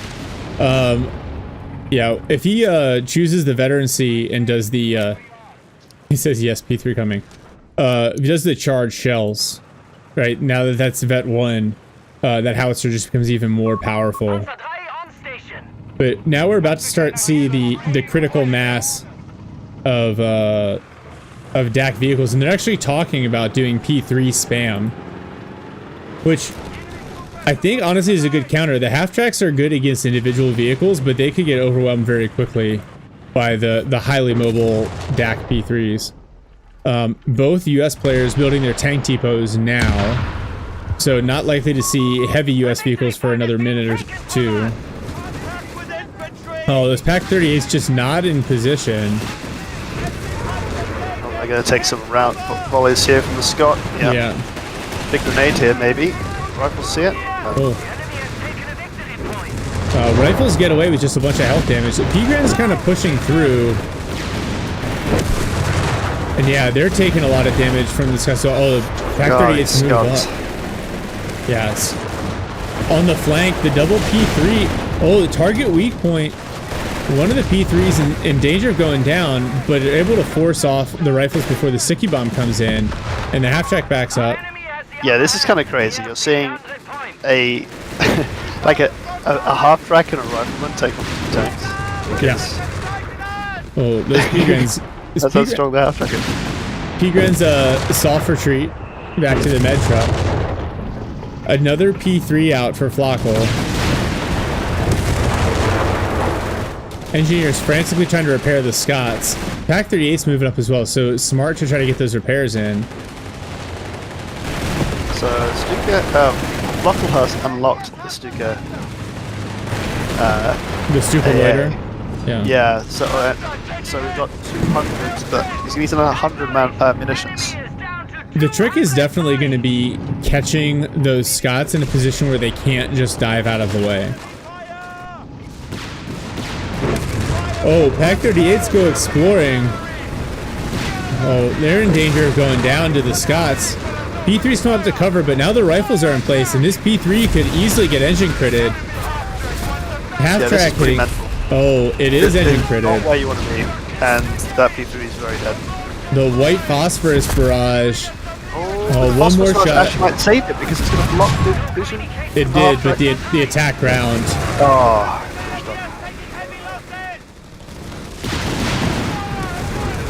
So he's able to force the Pack 38 out of play. Oh, a satchel does a lot of damage. So the P3 moves just enough. You got to be careful with these Pack 38s. They could get, oh, one knocked out by a Scot. The other's very low health. So aggressive with these packs. Meanwhile, Blue Skidrow trying to collapse. He's actually going to grab the fuel from Nub, and he's trying to collapse into the center here. And now a Hellcat on the field for Future. There's just so much going on. I feel like they've been. This is where the lack of voice chat is like really quite hurting the Axis. So Flockle and Nub in this desperate knife fight, and if a single unit from the other side had come in from behind, they would have wiped the entire army. Yeah. But their teammates are fighting their own 1v1 right on the other side of the map. Well, so Future, I think, wisely positioned himself in the middle to prevent exactly that from happening, right? So if Blue Skid had tried to cross, he would have had to fight through the center of the map to apply pressure to Nub, which he was really not able to do. So I think that's, you see the arranged team, the voice comms. Now, another P3 out for Flockle. He says, I'm coming to your side. And Blue Skid telling him, these comms, love to see it. It's a Hellcat and AT half-track. Oh, and Blue Skid must have also gone armored support because he's talking about a loader now. Oh, a double armored support loader would be disgusting.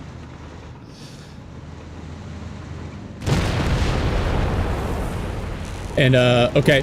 So that makes 5 games now? With air loader abilities? Every game has recon RT or skill planes. Or late game skill planes. And every high and low elo. Yeah. Future is going for the munition surplus and the demo package. So could we see the mythical big mine turn this game here? Oh, Nub has figured out with his EZ8. He has figured out that Flockle is no longer on his side of the map. So the question is how quickly he reacts. And here's the big double DAC advance. Future's going to back up just to try to avoid losses here. Oh, he's going to lose one rifle squad to 3 P3s on the flank. Hellcat and half-track reposture. And now Flockle is using that angle to reposture into the middle and push on the cutoff here. So now, even though Nub has that side of the map, he's about to be cut off. Well, he was. EZ8 and some rifles show up. Oh, another rifle squad could go down here from Future. It does. And the loiter drops. Half-track annihilated. It doesn't have the armor to deal with the loiter. The Hellcat may also go down.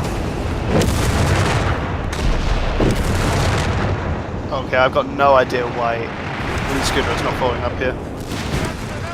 There's 2 AT guns for Nub in the back here, but he's salvaging a P3, but yeah, I agree. I don't know. yeah, it seems like a little bit of a Howitzer's cleared by the P3s, but the strafe, yeah, the half track can't survive that anti-air strafe. The stolen Pack 38s do knock out one of Flacco's P3s, but that is a huge trade in favor of the Axis there. yeah. Future's been caught in his heels. Yeah. Yeah, and like you said, like that's the advantage of the mobility in a 2v2. If you can double up on one of your opponents, even for a short period, you can totally change the nature of the game.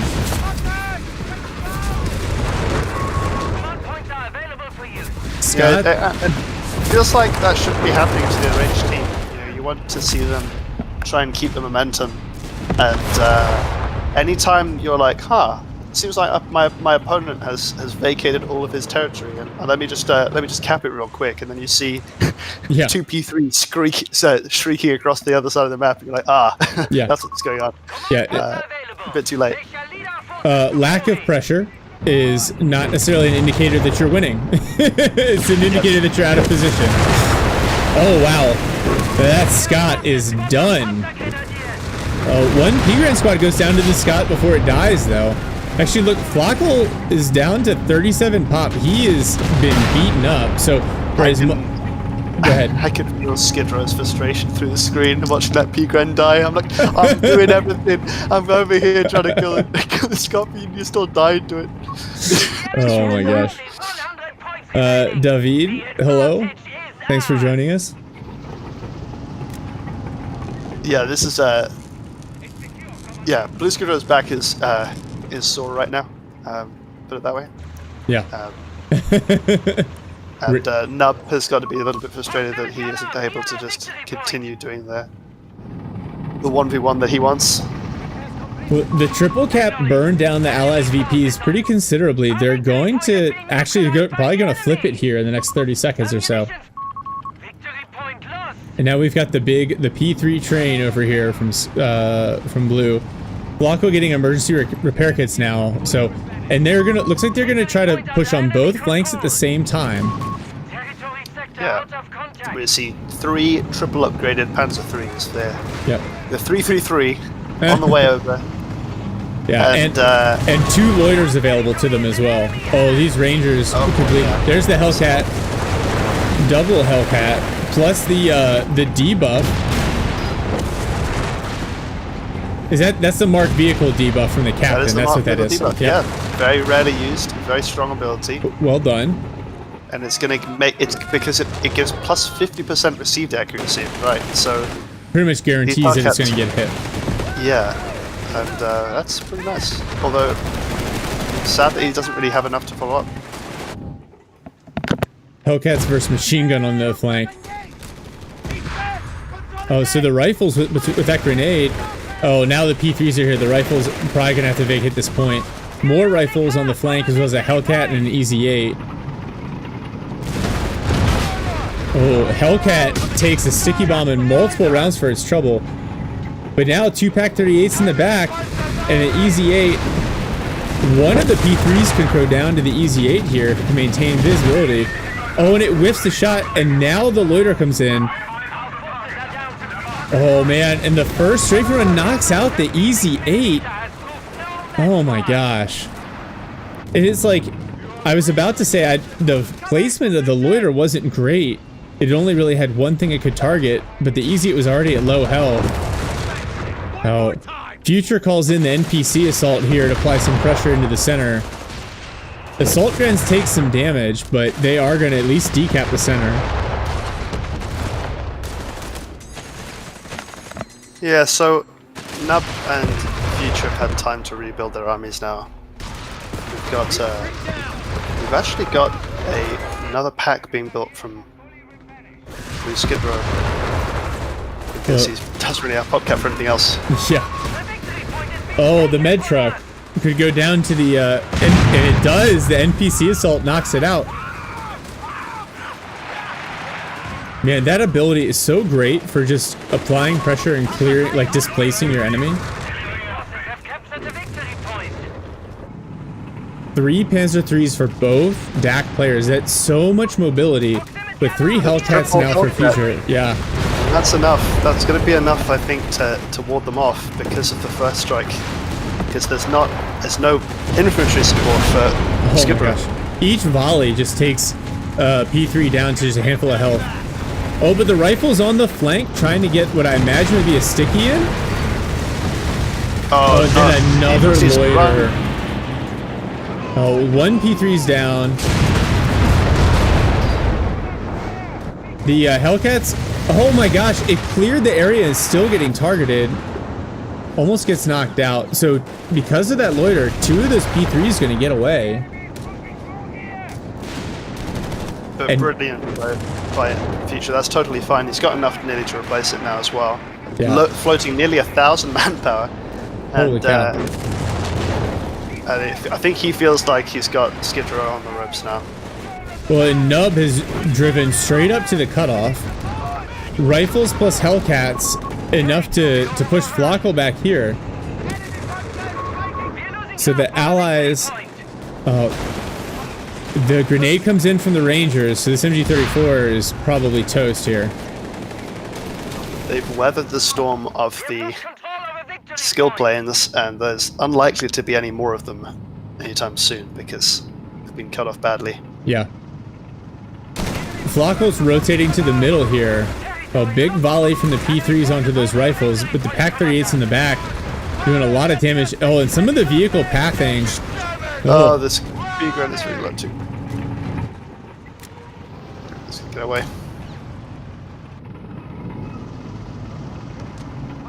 The Axis team trying to coordinate here and figure out.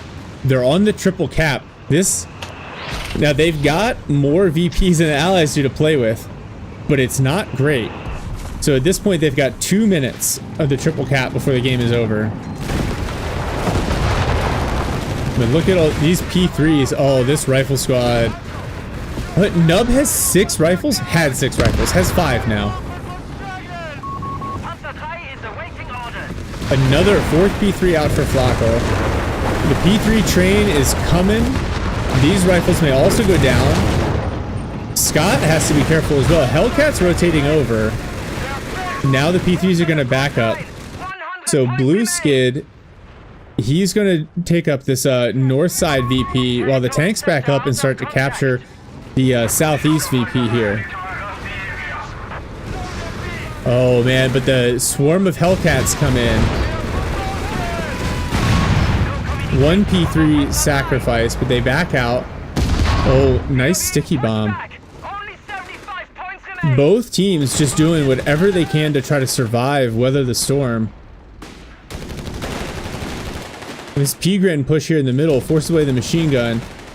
And now Blue, it looks like he's going to be able to get on the center VP. Hellcat's coming in to contest. They save the rifle squad and actually may knock out this P3 from Flockel. Oh, good use of the sight blocker. And now hold fire, so it'll back out. And the Axis is about to get a triple cap on the other way here. I'm really surprised by this. It looks like allies have far more stuff, but they've just been outmaneuvered a little bit, and they haven't sent enough supporting infantry to actually to win the VPs back after they win the engagement. Yeah, I think part of the problem is Future lost a couple of rifle squads, and so he's just not able to compete from an infantry and like team weapon perspective. And now with rapid advance, these P3s, oh man, they're getting VP's sitting there in smoke for blocking the cap. yeah, but he's going to Maybe lose enough. all of those P3s. It might be enough though. They're blocking all 3 points. Yep. All They're right. gonna win. So the allies Oh are my going to word. retake one. It's not enough. They're going to retake the middle, but it's not enough time. Holy cow! Holy cow! That is crazy. That is that is understanding the win condition right there. Because at the end of the game, the unit composition, obviously not great. for the axis, but it didn't matter. Yeah, one blue is watching. Awesome. One option, throw it all. Bro, you you carried. I know this game happened a little while ago. How's your back feeling, dude? Flockle also, like, he's not a slouch, man. Flockle's a great player, but Nub just had him on the ropes from the start of the game. And I also think that side of the map can be such a struggle to hold on to that fuel with all the sight blockers and you're playing DAC. When you're trying to rely on mobility, but all those little like pieces of heavy cover against light vehicles, they basically they mess with the pathing so much. So really, really wild. Yeah, Isaiah, loiters. Yeah, man. I could only talk about it so much, but I agree with you completely. The loiters are super powerful. And the striking targets outside the limit of the loiter is also kind of broken. Yeah, Blue says, this is why I don't do random teammates. So I think his perception, Otto, is a little bit different than yours. Yeah. To counter loiter 1AA. You guys had a flak filling out, but it got knocked out. So They weren't the ones facing the loiter. yeah. In Blocker's defense, like he got beat up, but he did stay communicative. He also made sure to blob and sort of lend fire support where he needs a crucial point in the game. Yeah. And just basically when he recognized he wasn't going to win his side on his own, he just came and made sure to kept VPs. But yeah, I was very impressed by their gameplay overall. I thought all the players in that one carried their own. Yeah, to a certain extent. That was one where like, so and I'll just kind of throw this out there. People ask me sometimes like, oh, why don't you? Here, I have this awesome 4v4 match. Well, can you cast this? And I don't do anything. I don't do threes and I don't do fours because I can't keep the action on the screen. Like even this game, like I couldn't do it. There was too much going on. So I don't know, just kind of insane. Like, because these are the kinds of guys who micro across the map in 1v1s. And so then you put them in a 2v2 and they're just everywhere at all times. Yeah, we did skid row quite dirty in this one because we didn't really show his early game at all because we were looking at the fuel being like, oh, if Dak loses this fuel, they're going to be in real trouble. So we really focused on the urban area quite a lot. And there was just so much death occurring over there. So hard to look away. I'm going to have to drop off for a bit. So I will jump back in a bit later. Well, thank you. Thank you for joining me for the cast marathon. Really appreciate your commentary, your perspective, and have a good one. I'll be on here for a little bit longer. We'll see how this goes.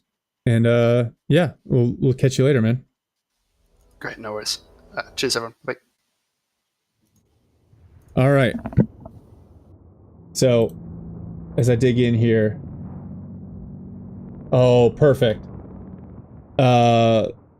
Looks like we're going to have potentially another co-caster, so I don't got to do this by myself, which I don't mind doing, but I think it's more fun, and I definitely learn a lot more when I get to have these conversations with people. So Spades is going to hop on here and join for a cast. There he is. What's up, man? All right, so let's see. We gotta pick a replay. I know you like 2v2s. We just did one, and I'm a little smoked from that guy. One's is easy to track. What's up? Said one's is easy to track. Yeah. So and we've got Liberator says he really wants to see Twin Beaches. Okay. So that's what we're gonna do here. We're gonna do it's another Harvard University game against Stana on Twin Beaches. So I'm gonna take a quick break and get a cup of coffee. So about 2 minutes, we'll be back here, and then we will launch into this game.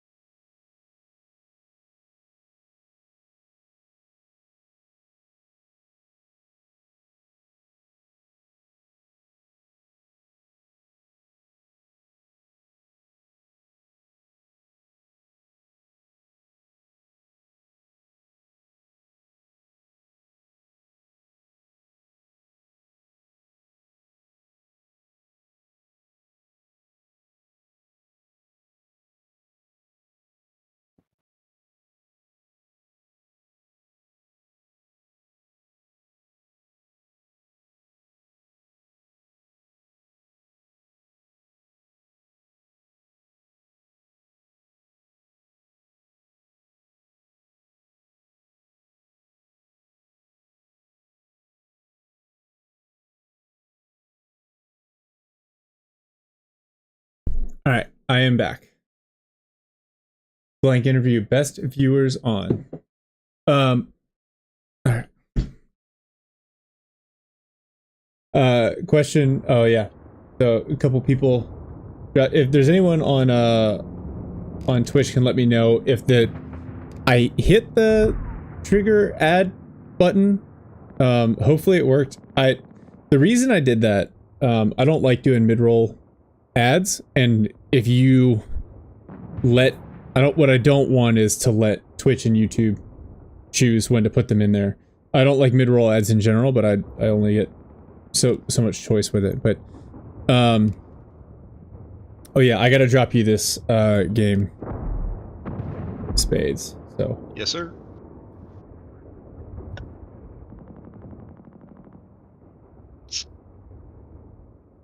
where is it?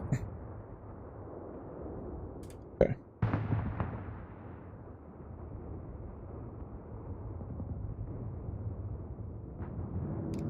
And I'll just update the overlay here.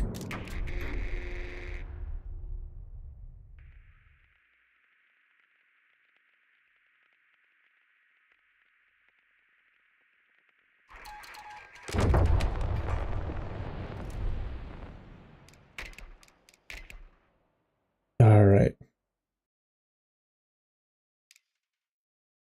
Alright, just firing up the client. One moment, please. Yeah. No problem. I'm gonna add flags and elo and ranks here. Is Harvard.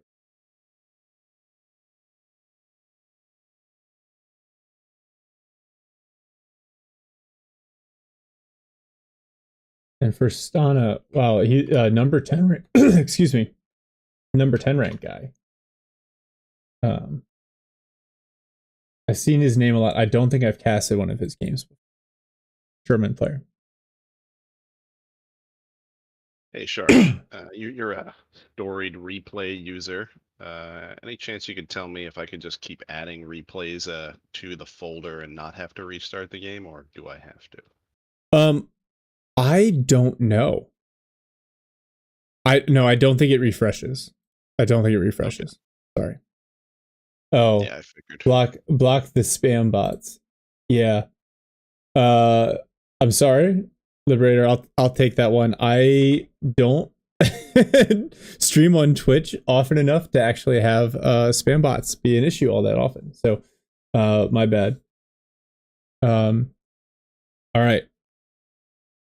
I am up. So am I. All right, I'm at the 2-second mark. And you ready to go? Yes, sir. All right, unpausing in 3, 2, 1. Unpause, and now I'm at 4, 5, 6. All right, Perfectly set. awesome. So on the west end, bottom of the screen here in red, we have Stana from Germany playing the Americans. He's getting a second scout and a barracks out. And now playing on the east side, top of the screen, is Harvard University here in blue. He goes double Pioneers and then immediately a Fallschirmpeio onto this high fuel point. So interesting start. Spades, if you wouldn't mind talking us through what you think about this map in particular, as all of my co-casters have been providing pretty insightful comments on the different maps. So interested in your thoughts here on Twin Beaches. To preface, I'm not the best 1v1 player, but when I do play this map, I tend to focus exactly where the Fall Pioneer is right now. I think that is a solid position where you can grab up some extra manpower and cut your opponent off from double munitions early for early mines, early flamer upgrades, to kind of round out your army composition, and you're still getting that extra 10 fuel, and it's much easier to protect your base's 10 fuel from the top position of the map here, versus the bottom where everything is so spread out that it kind of lends itself better to vehicles that can capture like a Crad Shoots and a Kettenkrad that I wouldn't recommend you even build in a 1v1 match. So I'd say for most players, focusing on your central force with the top portion of the map is a better use of you know, manpower and effort versus expending lots of effort early game on the bottom of the map. But later game, it would shift because of the VP lockdown, and it's easier to hold the bottom 2 VPs if you put all your pressure down there. So to close out the game, you kind of shift your composition of focusing on that portion of the map. No, I think. Well, thank you, because that is spot on. It makes a lot of sense to me, and I think it's probably why the map was designed this way, right? Because, like, to your point, from a tactical perspective and a resource perspective, owning this +10 fuel and being able to rapidly cut off these munitions points is huge. But that's where there's only 1 VP versus 2 on the opposite side. Kurahi, thank you for being here. Yeah, I will say the other thing, though, this map is pretty high resource in general. And then the other thing is, because of the 2 and 1 VP setup, games on this map tend to go a little bit longer. Wow. Harvard University already getting the Panzergrenadier Company out. So that's really interesting. He basically locks down this fuel point, gets an MG42 and has some Pioneers kind of counter cap, and he's already going P-Grens. It is easier to keep the closer VP. So that's why you just typically don't see triple caps. So you see a lot of 2v1, so the game 2-on-1, and the games go a little bit longer. Hey, what's up, La?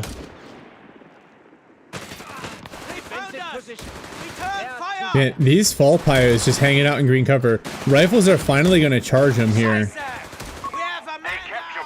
And Stana able to solve the problem on that hilltop, so he's going to take that over.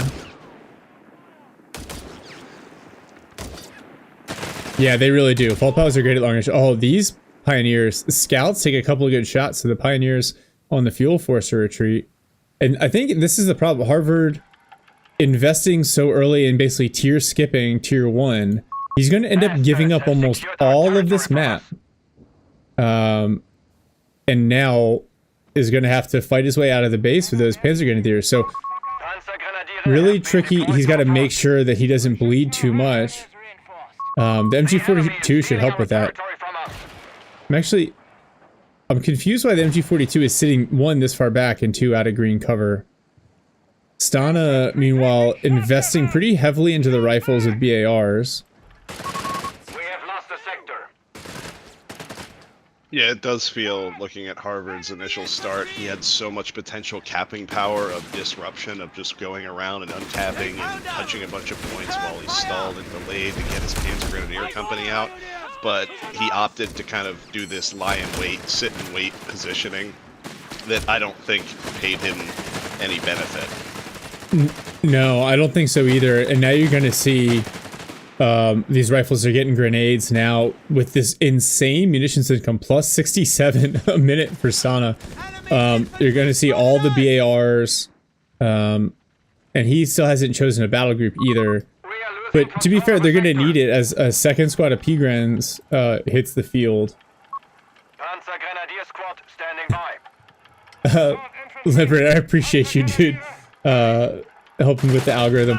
I'm just mainly doing this because I get some of these casts sent in, and they're fun to do, but I don't always have time to do them all. So this was an opportunity for me to knock them all out. But I appreciate the support, guys. All right, now we're seeing the tier 3 officers' quarters. It's just the impact of these Panzergrenadiers, the optimal decision-making Stana here to get the bars and probably upgrade them all with double bars, which you can see the current rifleman is upgraded with double bars, and it just really dampens the impact and effectiveness and just causes more manpower bleed to the Wehrmacht player. Yeah, and that was a beautiful nade onto those P-Grens. They got 3 models with it. But the rifles still lose the second P-Gren squad, which is fair, right? You should lose a 2v1. So Harvard here, oh, the V for victory button, forced to displace from the grenade, but they're able to dodge. Good dodge in time here. And yeah, we can see Stana's willing to rest on his laurels and just conserve as much manpower as possible. With such an amazing lead, he's just rushing as fast as possible to the next piece of tech that he can unlock. Yeah, and he's tech and survival training. which I like, and I think you need. Think about it, like, not only does it improve your survivability for the rifles, but the longer each model is alive, the more damage they do to the P-Grens before they have to retreat. No, the DAC Panzer Grenadier focus fire requires you to be stationary, but the Wehrmacht Panzer Grenadier buff, it just slows them down the longer it goes on. Yep. Which doesn't slow them all that much because you saw they just easily dodged a grenade. So, I don't know if that is going to change at some point. And here you go, double bar rifles. And actually, Spades, to your point, if you're going to invest this much in your infantry and you're floating that much manpower, why not get a 4th rifle squad out? Completely agree. Yeah. Hey, you've already made them turn into Rolls Royce. You might as well get another car. Mm-hmm. And then I think this also, well, he doesn't have the Ranger battle group anyway, but this also probably rules out airborne. You have no need for elite infantry at this point with the amount you've invested into your rifles. His best bet is armored battle group. Just pick up some better costed vehicles later game, and we'll be set. Easy 8s to close this out. Oh, and there it goes. Armored selected, vehicle veterancy, and wrecker. Oh, please make a wrecker. I love seeing wreckers. Build the meme units. Yes, exactly. Well, he needs to throw away a couple of easy 8s to make it valid. Another P-Gren squad hits control the that Harvard's got. He's not churning out vehicles anytime soon. Well, remember this. Oh my gosh, this P-Grens. These grenades have been so good hitting them on the approach. You see why Stana is the number 10 ranked USF player. Yeah, I agree, but that is the current state of the meta. And what we have seen is these higher level players, they're less likely to go off meta when they know the game could be close.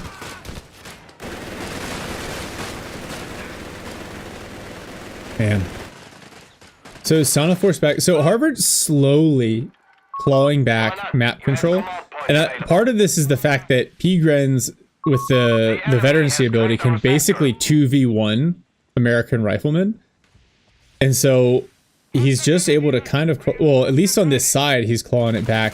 But Stana applying some additional pressure here with these scouts and cutting off. Stana is purposefully giving up easily on these engagements. That he is simply delaying and stalling, and you will see that he is right now churning out his final infantry upgrade, save for the munitions, just to reduce the cost. As in, he bleeds very little, and now he's going to be willing to bleed excessively because he just got the 25% discount. Yeah. Yeah, I think with 700 manpower and then everything you put into these rifles, like, oh, forgive me, Jamie of the Cromwell, but get more rifles out. Yeah, he's thrown every dollar he can into kitting them out to getting the Gucci and the Prada on them. He might as well. Yeah. Unless he wants 4 AT guns. Good use of the grenade. Forces reposition the P-Grens. Oh, the bundle though. Oh, that's gonna... Wow. It was a good good placement on the grenade, and then good attempt to dodge there. Like, really smart to move them the opposite direction once he realized a retreat would be bad.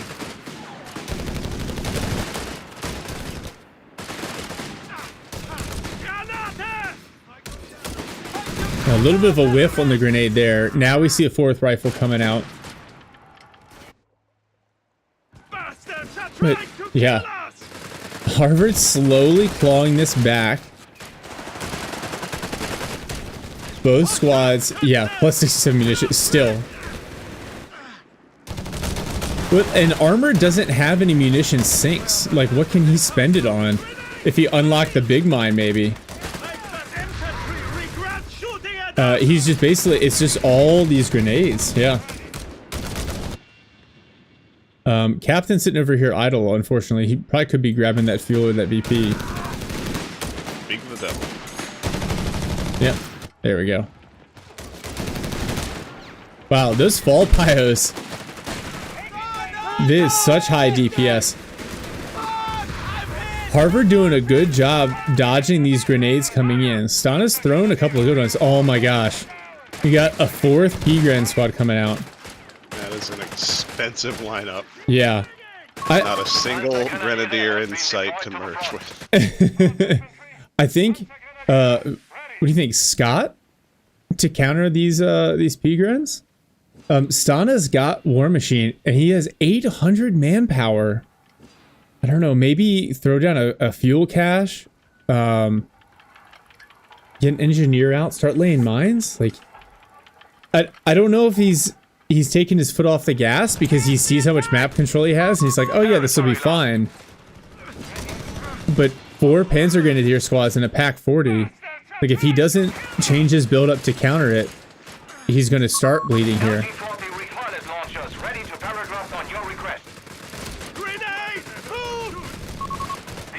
Given his options right now, he really just wants to skip straight to the tank depot. Mm-hmm. But with 1,000 manpower float, it's, you know, when every problem is a Panzer Grenadier, get another rifle. Oh, good grenade. Oh, but they retreat in time and only lose 1 model. Oh, that bundle. Yeah. These engagements are still net wins for the riflemen, even if they're the ones retreating. Well, now Harvard has floating so much fuel.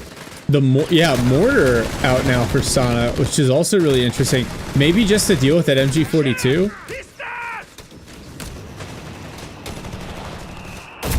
I mean, we're talking 28 manpower per model for a Panzer Grenadier versus 19 for a rifleman model.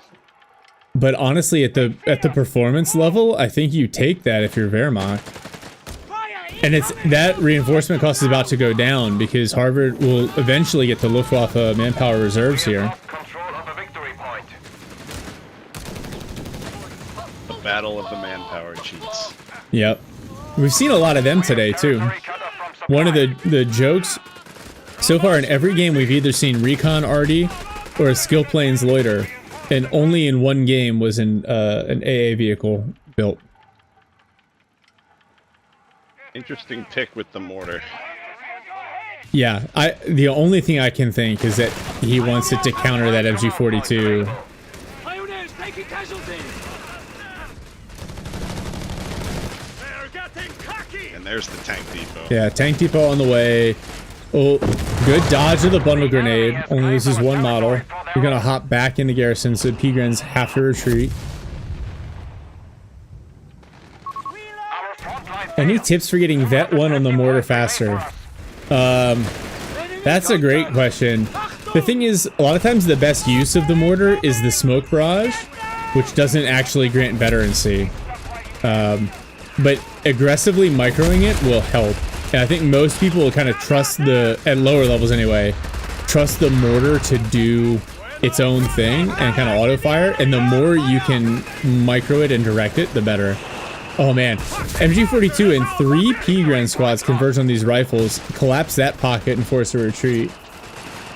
A hot tip for getting better use out of your mortar is just throw it into a control group, and every time that you're about to micro one of your units, try to get the mortar involved, as in just pretend like the mortar is also part of that engagement and tell it to click on the same unit that you're trying to attack, or do a barrage, because that way every time you move a unit, you're checking the cooldown of the mortar. That's smart, there you go. The captain, I think, does do bonus veterancy, so yeah, having a captain near it should help. Good grenade on approach. Stana has consistently done that.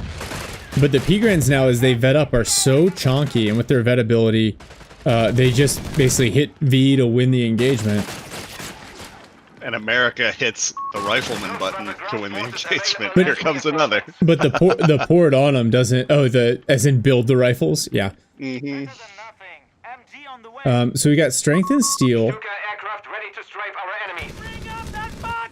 Oh, the MG42. Yeah. We're going to have the cheapest, lowest manpower cost, easy 8s that money can buy. Good pickup of the MG42. That is a big deal. Because now, Harvard really doesn't have a hard counter to these rifles. The P-Grens are, I'd consider them a soft counter at this point. But you need an MG42 to zone out part of the map, or a Stummel to do some damage. He has neither of those. P4 hits the field. Now this is the danger here for Sana. He has no hard AT. Oh, the P-Grens, do they pick up this rifle squad on retreat? With that one ability. Oh wow. That rifleman barely gets away. And not nearly the same threat to the P-Grens on their retreat path. So the EZ8 is buildable right now. He doesn't have the fuel to actually make it, but he does have the tech to unlock it. I was thinking, Spades, do you think that the cooldown on the Panzer Grenadier Vet 1 is maybe a little fast? Because every time they're in engagement, I see them using it, and it's already free. Yeah, I would say it just needs to have a cost to it, so that the person active, just like when Stana's throwing grenades here, Harvard should have to make a decision on whether or not he wants to use his, I win the engagement button. Pioneer infantry killed. Pioneers get wiped by the riflemen. Yeah, I agree with you. Some sort of munitions cost to balance it out. Spades, Limp wants to know if you upload your own gameplay vids. No, I do not. He does not. Never really had an online presence. You can find his analysis and opinions mainly in my videos and in some of Ares' stuff. Yeah, Stana has used his entire backlog of munitions. I feel like he still needs to use some of his manpower. He's still at 1,000. Oh, that captain may go down here. So much automatic rifle fire. Yep, captain knocked out. Here comes the first EZ8. Yeah. I think real missed opportunity to put down some fuel caches. Sana could have been soaking up a significant amount of fuel this entire game. Yeah, this is a good map to do it with the 10 fuel right outside your base. Yeah, exactly.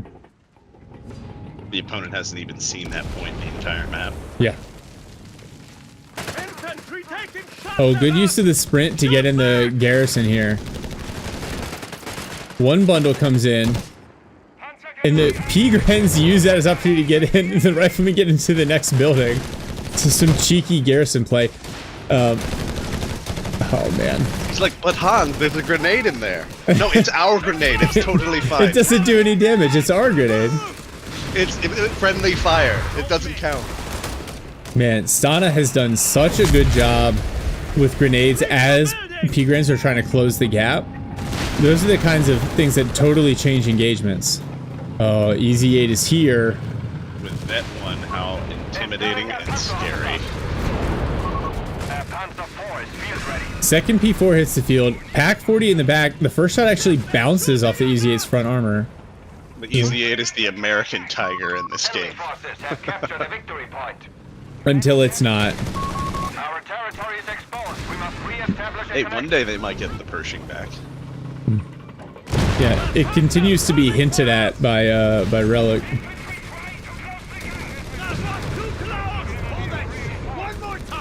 Alright, so looks like Stana may get the triple cap here. Good push of the rifle sword by the EZ8. P4 on the flank. Oh, he's driving his ass ends right into him. Yeah. And unfortunately, the EZ8 triggers the HE round, so a shot against the P4 does basically nothing. And the first HE shot on the P-Grens just whiffs. Now Pack 40 is going to be able to take some shots. Oh, double P-Gren assault over here. They will almost certainly pick up this rifle squad. Late retreat. Is that survival training paying off? Well, I think one of the squads was not focusing fire. It was shooting at a different rifle. So that rifle squad gets away. Good luck for Sana there. But at least Harvard will be able to undo the triple cap.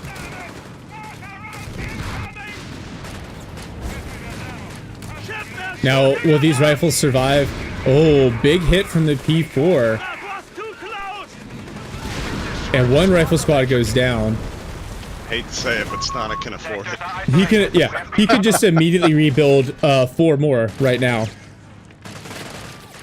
Where one dies, 2 take their place. I didn't realize we were the Soviets. Yeah, next patch I hear they're giving merge to riflemen, so they can do everything. We don't need more grenadiers. Oh, 2 P4s against the Easy 8. Rifles are at least there to screen. Oh, bro, don't get an engineer. Get a wrecker out. That's what the people want to see. He's using blood armor to protect his Easy 8.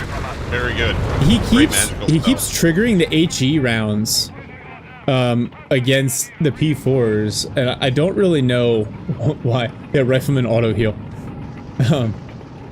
I don't know. That might be an accident. He might be aiming for the HVAP. I'm not sure. Yeah, maybe he's hitting B thinking he's getting the HVAP, but that's the second time now, and that's not ideal. There was no inventory nearby. There was no motivation to click that. Curry, if you're there, can you help with the bot that has jumped into the stream? The enemy has taken a victory point.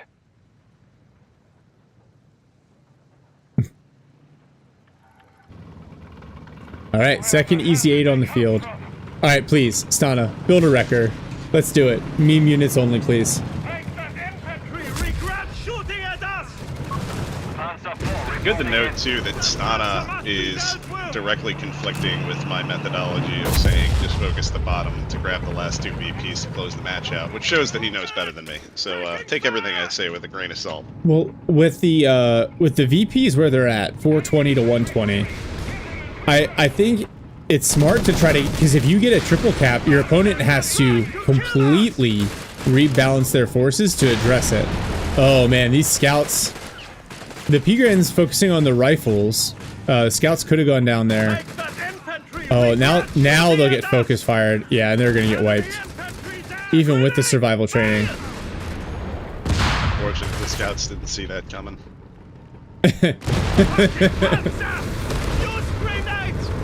Unfortunate. But, oh, the vet 3 P-Grands. One more shot. Oh, but the Easy 8 gotta focus on the P4. Probably for the best. Yeah, the other 2 P3s or P4s up high. Sana just needs more fuel somehow. Yeah, HE loaded on one of them. Yeah, you can tell from the strike animation. Oh, this one P3, and now the Luftwaffe loiter. Keep backing up. Depending on the angle, it's actually going to do damage to both of the Easy 8s. One goes down, the other's still being targeted. And it gets hit in base? Oh, good lord. Well, the ultimate irony being, I just got a bug splat. Oh, relic. Well. I paused it. Oh my goodness. The bug splat. Ugh. Alright. We'll dial this back in. The loiters, though. Will Stana get a wrecker? Find out next time on Company of Heroes 3. Well, at least one of the carcasses in his base. So, in all fairness, the bug splat, like the vehicle or the game crashing, whatever, at least the bug splat provides a recording mechanism. I used to think in CoH3 it was all memory leaks, right? That would mess you up. Yeah, but those were, classic. They were rustic. Those memory leaks were custom. Yeah, Liberator said the last thing we got to see was the loiter killing the Easy 8 out of circle in the base. Yep. All right. And that's what caused it to bug splat, because that shouldn't have happened. So it makes perfect sense. Oh, all right. Spades. You're gonna take it to 2503 if you can manage to pull that off. 2503, got it. All right. So we're gonna watch on TAC map here as I replay this very quickly. What do you think of the strategy of giving up the early game to just stall for high-powered units going into the mid game here, like just going straight into P-Grens? Well, that didn't work out well for him. I feel like that cost him a lot of advantage, but you could say that Stana gave him that, you know, leeway and that time to buy himself back into the game by doing the same thing with the Easy 8s. Yeah. So Stana, I'm trying to think how Stana could apply more. Maybe if he had just continued to get rifles out with how much he'd invested and upgraded them. Right, you continue to push rifles, and then you can just lock down the map. So anytime a P-Gren walks out of base, it's facing 2 rifle squads with BARs. Also, I'm gonna laugh. Go ahead. I was gonna say that he should probably have made a Hellcat or 2. That would have been a good buy. They're cheaper on the fuel. You would have had a little bit more to measure up tank to tank. Yeah, they definitely are a better counter for the P4s. The difference is they don't help at all with the P-Gren problem, which, even though, you know, the rifle play has been good and the rifles are upgraded, the P-Grens are allowing Harvard University to, like, worm his way back into this game. And I'm sure it's frustrating when I play against it. Yeah, he haven't had that central fuel, but he still has plus 20 pretty much non-stop, which is helpful. Yeah, 1 Hellcat. Yeah, a couple of Easy 8s with 1 Hellcat to manage the P4 is probably super helpful. What I'm looking at here that kind of doesn't feel good. That the discounted Panzer Grenadier only costs 21 to reinforce to the Rifleman's 19, but each Panzer Grenadier model I feel like is demonstrably better. Yeah. That's a tough pill to swallow just from a balance perspective, but maybe other. Yeah. You said you're at 2503? Yes, sir. Enemy forces have claimed our territory. Victory point is under enemy control. I will be there shortly.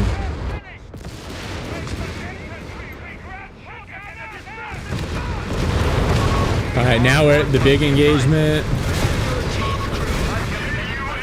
Loiter comes in. And Easy 8s are destroyed.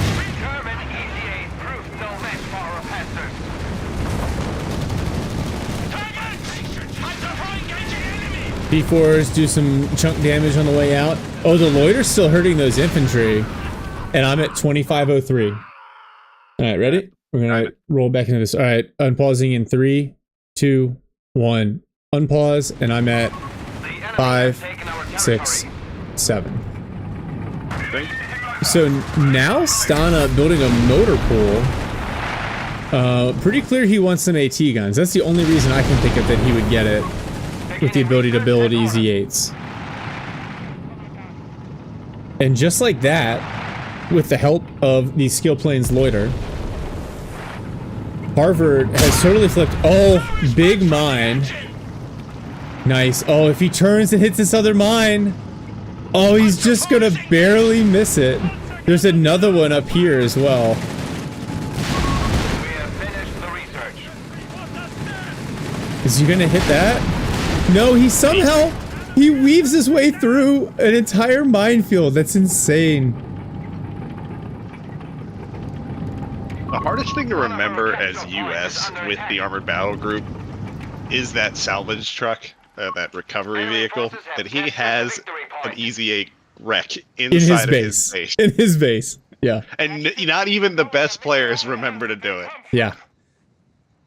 Oh man. Like, do you want an Easy 8 for about 50 fuel? Because if so, press this wreck button.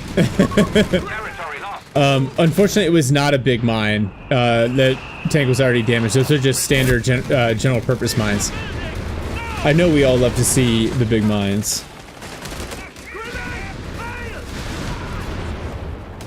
Oh, good grenade onto the P-Grens. Wow, P-Gren's finding mines all over the place over here. So, Stana, good use of his munitions and his, he had an engineer. I'm pretty sure he had one built, unless he canceled it. Give me that ammo. Panzergrenadier reinforced. P-Grens with the discount, just 21 per model. That is so comparable to the 19 per model for a rifleman. But the performance, so powerful. and even against fully upgraded riflemen, the P-Grens are just better. That is so tough. Like, that's a pill that I cannot swallow. I'm wrapped around that right now. Yeah. So Stana's 2 AT guns out now, and the EZ8 on the way. Meanwhile, we're seeing the armor skirts have been upgraded, so these P4s are going to be a little bit chonkier, a little bit more resistant to those 57 mils.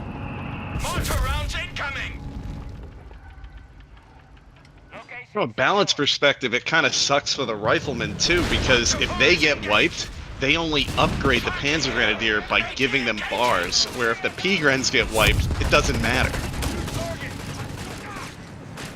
Yeah. Yeah. I digress. Oh, the EZ8 just whiffs that shot. But the P-Grens forced to retreat. Man, engagements across the map here. And P-Grens continue to find mines. Harvard's Pioneers do not have an upgrade, so you'd think a minesweeper is coming.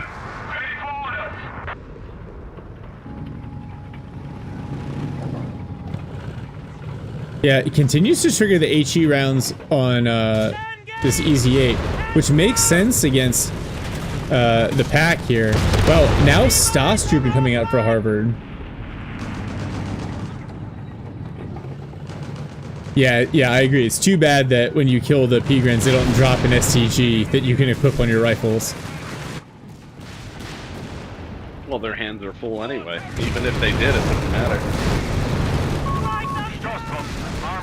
There we go. Those are the HVAP rounds. Oh, satchel under the Pack 40. Good night, son. But the gun is still at full health, and these engineers may go down to the P4s. Fortunately, not being shot at anymore. Will he grab this Pack 40 with the rifles? He definitely could. Just run the risk of getting knocked out. Oh man. Rifles pushing on the hill with the MG40, but P-Grens on the flank with Stas trooping and fall pios. Oh yeah, those 57 mils are done, and actually the Pack 40's been stolen. Oh no. Oh, that's just a regular strafing run. I just heard the EZ8's on a coffee break. He doesn't want to help. Oh, he's on prioritized vehicles. Yeah, even he picked up HE rounds. Oh man, that's about to be, the Pack 40 is about to get cleared here. Wow, there's just so much going on across the map here. The Wehrmacht infantry just did a big sweep across the map. Oh, Pack 40. Oh, but it gets cleared before it gets another shot off.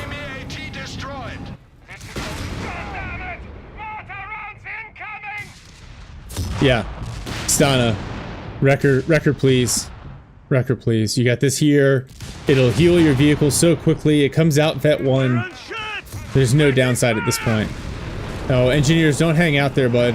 One of the 57 mils gets destroyed by the P4. The other is picked up and recrewed. The Pack 40 is still available to be recrewed here. And Stana's going to build another 57 mil AT gun from the motor pool.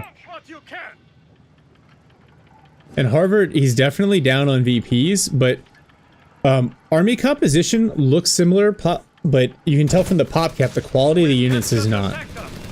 So Harvard at 90 pop, 4 P-Grens, a Fall Pio, and a Stas Troopen. Like, the way you counter that is with vehicles. You can't try to counter that with infantry. And it's unfortunate because Stana's invested so much into his riflemen.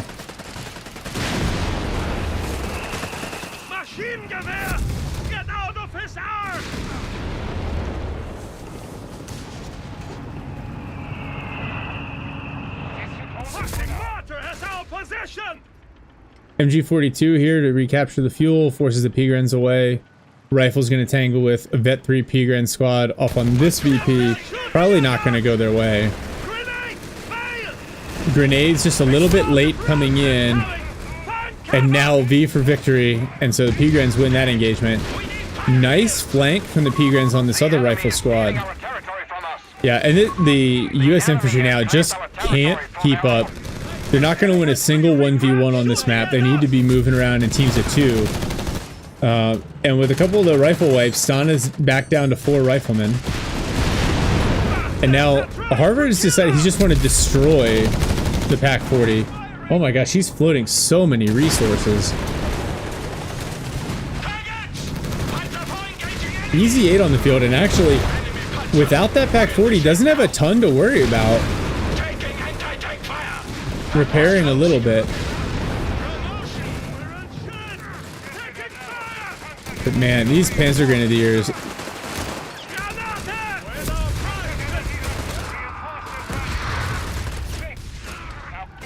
they're just able to force retreats across the map constantly.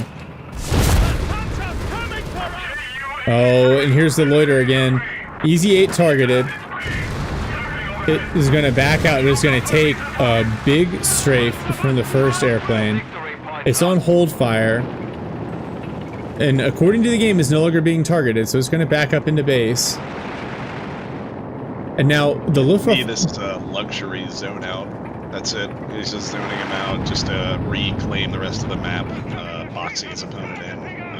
He doesn't care that he spent the muni on it because he already knows he has more control and power with 3 P4s. Yeah, and he's about to get a triple cap on here, which, you know, 300 VP's triple cap will still close you out in about 5 minutes. Yeah, the pacing and the timing for VP train and CoH3 is excruciatingly fast. Yeah. Which, that's why it's so crazy that some of these games will still go 40 minutes.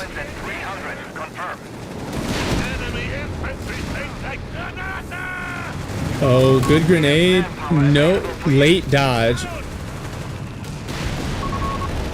So Sana gonna relieve the triple cap here.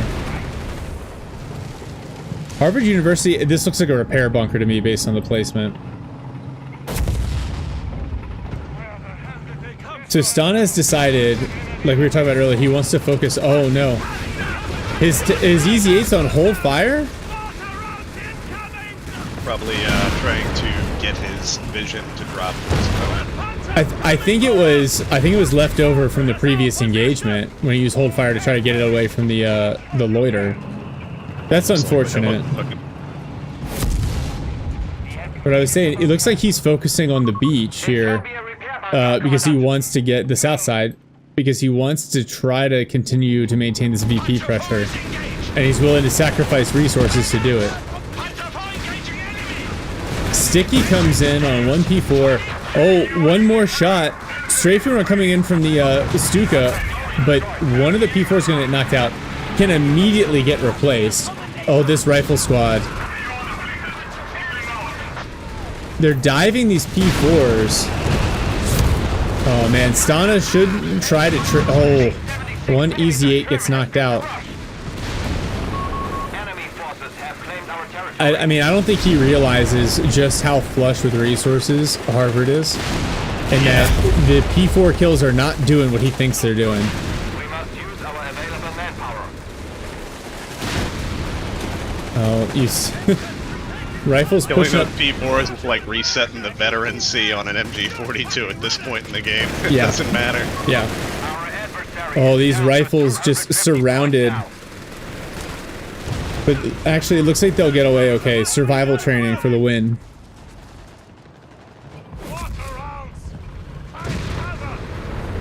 Oh. I'm like, feel like I'm still shouting through the screen for Stana to get a wrecker. Oh my gosh. He's up 3. Dude, up 3. There's no way. I was gonna say, there's no way he has the pop cap for that. No shot. He's flexing his wealth. Now the mortar's also helping. There we go. Knocks out the repair bunker. But you gotta turn those M1s. Oh, one AT gun cleared. Sana laying down some mines as well, which I like. Man, I would be worried about overextending here with this Easy 8. Takes a bunch of shots. At least the P-Grens don't have the ability to do any damage to this Easy 8. But Harvard back up to 3 P4s. Nice. The mine goes off. A lot of damage.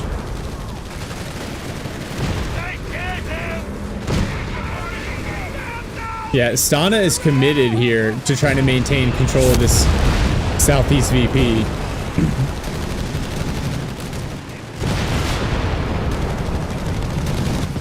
Close out a game. That's all that matters at the end of this map is the bottom portion. Yeah. Yep.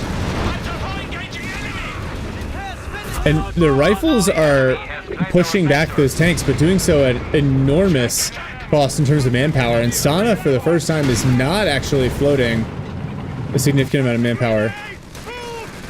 Oh, the bundle. But yeah, if you can get these scouts, if you get the scouts onto the North VP, you might be able to apply some pressure. Hey, Kimbo, thank you. Spades, saying you're a little quiet on the cast on your mic. I'm not sure if this is any better. I'll just move the mic a little bit closer. You might have to turn me up independently. Okay. I will update it before the next game. This is too intense to pan away. Oh man, another Easy 8 knocked out. P3s continue to push and chase, and they're going to reliably penetrate the front of this Easy 8. Oh man, another one about to go down for Sana here. Oh. Is Stana able to get a slight VP advantage here briefly? But losing 2 more Easy 8s, man, that's soul crushing. There's still one wreck here in the center. There's obviously the one in base. But really what he needs is, he needs clean trades. He needs to kill P4s without losing his Easy 8s. And that M1 gonna get knocked out by a fall by a satchel. The smart play there. So Sana now has no anti-vehicle, and he's getting another rifle squad out. But I don't know if that's the answer.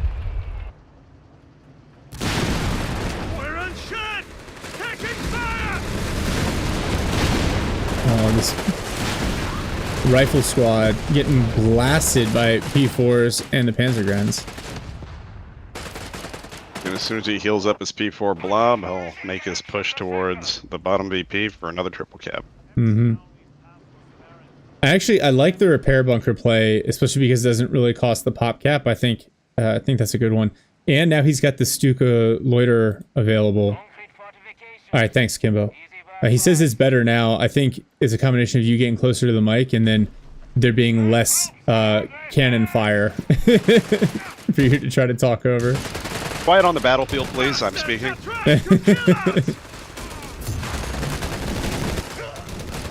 Well, the double vet mortar crew, they do get away, so their vet isn't reset.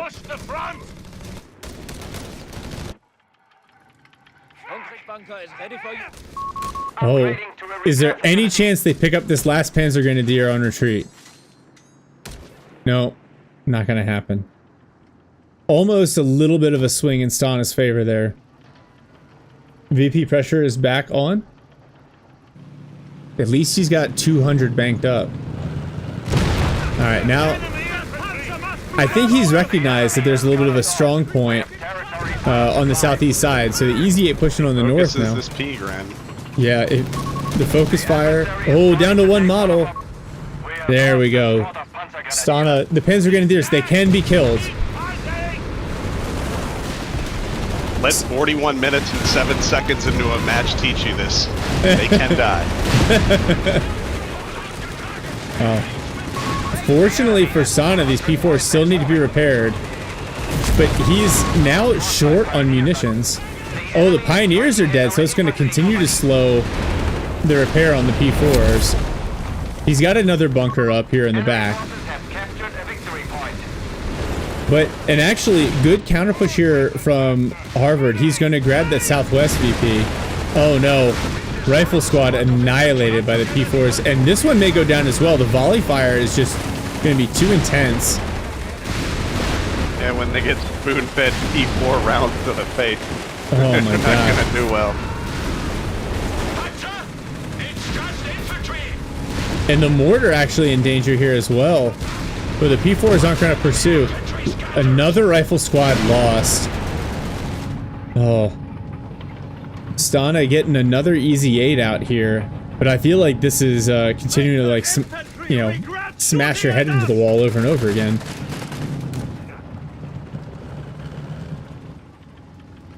In my mind, part of this is the flat damage reduction that the P-Grens get. So this 120 damage tank gun round from the Easy 8 only does 90 damage, which is less than the health of a model, even when they don't have all this veterancy.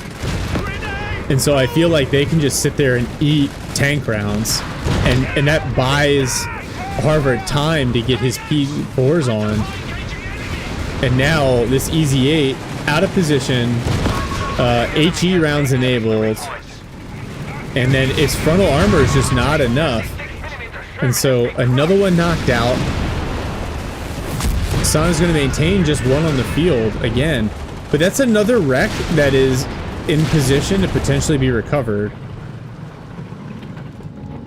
I mean, at this point, you really need 3, I think, Easy 8s, and then you need to just be able to focus your fire so you can start knocking out some of these P4s, which you're going to have to plan on destroying 5, because as soon as you knock out one, another one's going to replace it, and another one after that. Capture complete. Ready for new orders. And then also the lack of repairs. Engage the Panzer. He has to constantly commit these Easy 8s at partial health. Oh, the Stas could pick up this BAR, which would probably be really nasty in their hands.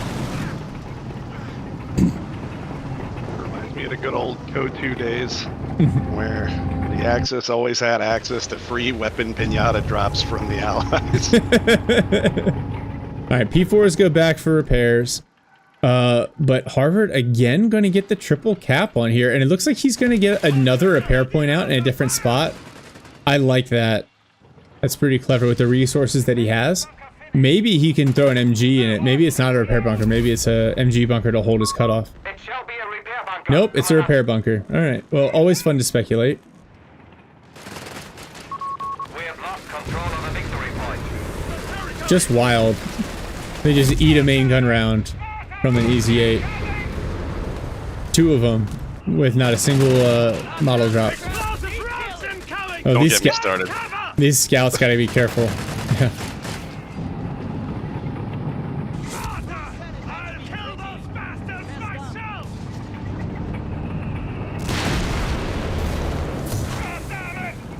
Taking anti-tank fire. That was close. Another AT gun out on the field. And now Stana, he's floating enough manpower. Oh man, it's so frustrating We have secured the casting this. 1, being able to see what the enemy's doing, and then 2, being able to see the opportunity for all of these wrecks. Instead of building all these Easy 8s, if he built 1 wrecker, he could basically get 2 for the price of 1. He's trying to relieve the triple cap. infantry firing. Give them a quick burst.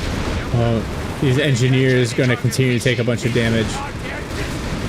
He's leaving them in there trying to decap this North VP. Easy 8 there to challenge. Oh, engineers knocked out.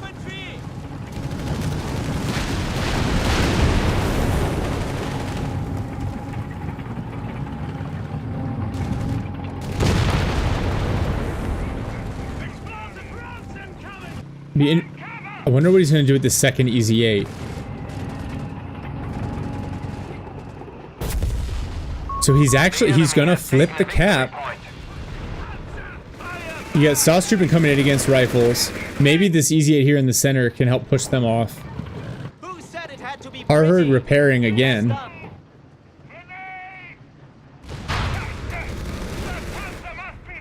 With such a low VP count for both players, if Harvard hadn't drained out so many VPs early game, he would be in a position to make some more luxurious decision makings of, pushing his P4s into the opponent's base and sniping off some buildings or something to that effect. Yeah. But you get forced into a smaller decision tree with the lower the VP count that you have, which is tactically a benefit to some players. If you're thinking about how can you get an edge over your opponent, forcing them to low VP counts buys you a lot of tactical luxuries that they can no longer make more elaborate decisions because they're so stuck on trying to hold VPs. Yeah, I mean, the case in point here is you see Stana continuing to throw easy 8s into engagements that are less than ideal because he has to hold on, and it continues to lose them. He's investing in rifles, but if Stana had more VPs, he wouldn't have thrown that scout away. Yep. I'll kill those bastards myself. And these Vet Zero rifles with a single BAR are just not going to do anything against these triple Vet Panzer Grenadiers and Staatstruppen. Mind Strike, and the downside is, even with the Mind Strike, the Easy 8 can't do anything about it because he's got to focus on the VPs. The train of P3s or the P4s are coming and on this final Easy 8. And the Loiter. One strafe comes in on the rifle, one comes in on the Easy 8. Ballstrom Pioneer's knocked out, but that feels more like a moral victory at this point. Oh boy. AT guns in the back. Another Easy 8 knocked out.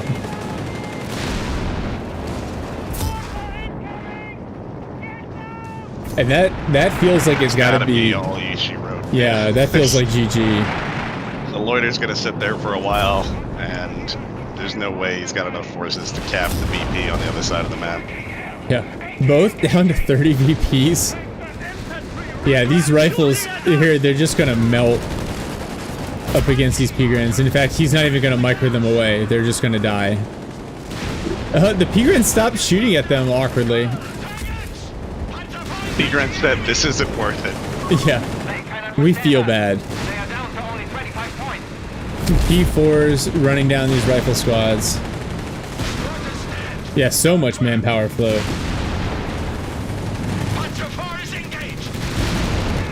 P4s now going for a base inspection.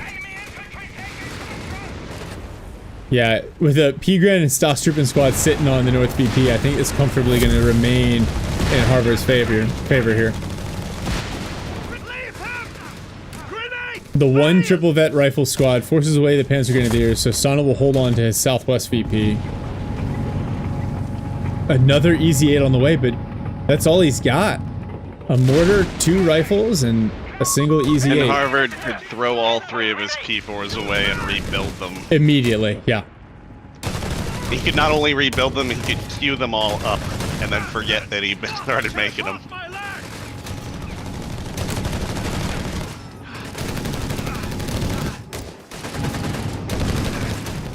Oh, this rifle. And here's the push. HE rounds out, and that's it. That's the game. So, well, for me personally, I feel like I learned a valuable lesson today. What, which is that P-Grens could use some work from a balancing perspective. I just think that they should cost more. Doesn't mean I'm right. It's just my opinion. But 21 for a model versus 19 for a rifleman model, given the performance difference and the flat damage reduction. Yes, they don't have a snare, but that durability for that cost is absurd. Yeah. And I'll rest my case there. I don't have anything more to say about it. Yeah, Limp says he agrees with you. I think the biggest thing is the flat damage reduction, right? So if instead it was received accuracy as they vetted up, it wouldn't feel as frustrating. But because they can just eat, like, they have to be counterable, right? And they already take less suppression, and the USMGs are just kind of a joke. And so for them to sit there and eat rounds, like, you know how, like, if you have 5 rifles out and a Stummel hits the field, you're like, crap. Or if you're trying to play into Rangers and a Stummel hits the field, because it just does so much damage. So, Kimbo, this is my frustration. I don't think it's tied to veterancy. I think it is a default. So this, for the Stoss Troopin and the Glossatoria, it's a 25% damage reduction. I think just based on how it plays out, my guess would be it's a 10 or 15% flat damage reduction for Panzer Grenadiers. It's a ghost stat. It's not shown in the game, which is unfortunate. And then Isaiah, I have a bad feeling Relic will nerf Riflemen with their extensive use. So I think a change to the Rifleman meta is probably inbound, right? I think some of that will probably be addressed via veterancy. And then I think some of it will be oriented around making other units and builds viable. Because as much as like Cromwell jokes about Relic not listening to him, he does talk to those guys. And I think his like rifleman spam video kind of struck a chord. Like there are options out there, but like you have to give USF something other than rifleman spam. Like mid-tier Elo in DAC 1v1s. Like you see bursts all the time because it's the most viable build.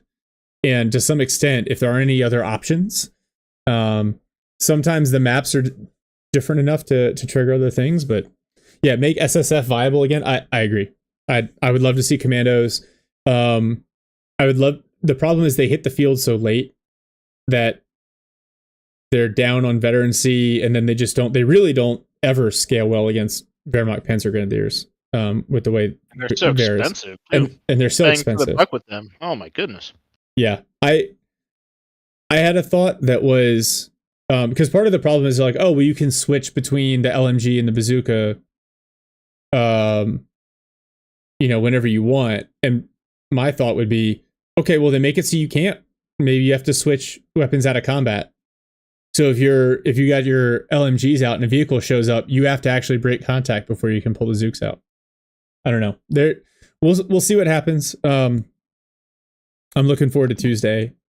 I think you got to get away from the rifle spam, but and actually Otto was talking about this. The rifle meta, it works up to a point and then it stops. And maybe Harvard knew it was coming and that's why he just stalled for P-Grens.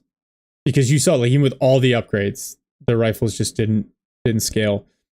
To interject here, yeah. So Harvard knew something that I didn't know, which I think is just disgusting, which is that even burning out tons of EPs and just throwing away the early game, he knew that pound for pound, just getting P-Grens as my main line is going to eventually pay off because they are just by default superior and that there is nothing that the opponent can do about them existing. They have flat damage reduction, blah, blah, blah. But besides all that, to say that there is a takeaway for the viewing audience here is that number one, if you're fighting USF and you can verify that they, did not go like commandos or they did not go, they're turning out a weasel, that it would behoove you to drive over vehicle wrecks and corpses for the sake of knowing that you're safe from them salvaging those vehicles and turning them into something that doesn't benefit you, especially in twos where it's more prevalent that people actually do that. But also apply that same mentality to DAC of just driving over corpses. It's a tough thing to remember. And number two is that if you are DAC or are US, remember that you have this salvaging tool because it could have actually saved a lot of this game for Stana for how many wrecks that he had laying on the ground, especially earlier with one of the easy 8s, that corpse is still viable and sitting at his base. Yeah. Yeah. Isaiah says, what is USF even good at? USF early game is really, really strong. They have really high mobility compared to other factions. And the problem is USF is really reliant on the battle group that you choose. And Armored is good in 1v1s, but you don't see it as much in other game modes because it's very limited. Like the lack of a non-doctrinal artillery and the lack of non-doctrinal elite infantry for the USF can make it kind of a struggle late game. and in team games. But they do have some like battle group choices that are really effective, right? So the SSF can do some cool stuff, especially against DAC. The half tracks are really good. So like if you haven't tried it, next time you 1v1 USF first DAC, go basically barracks and weapon support center and special operations into a half track heavy build. So if you have good fuel control, quad mount 50 into a couple of the 75 mil half tracks. If you don't, just go straight for the 75 mils. But like the rifles will hold up against everything but Guastatori, Sauce Trooper, and Panzer Grenadiers. But yeah, they are flexible in that they have a bunch of good multi-role units, I think is the way I would describe it.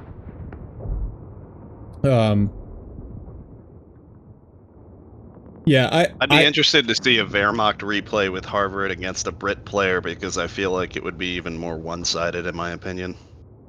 Interesting. Without all the discounts and buffs to the infantry sections, I feel like that with the flat damage reduction, the P-Grens just clicking into a bunch of infantry sections that I assume have a higher reinforced cost than a 19 reinforced rifleman, it's going to be really inefficient for the Brit player. I don't know. I'd have to see it. But just looking at this replay, I am appalled with the P-Gren.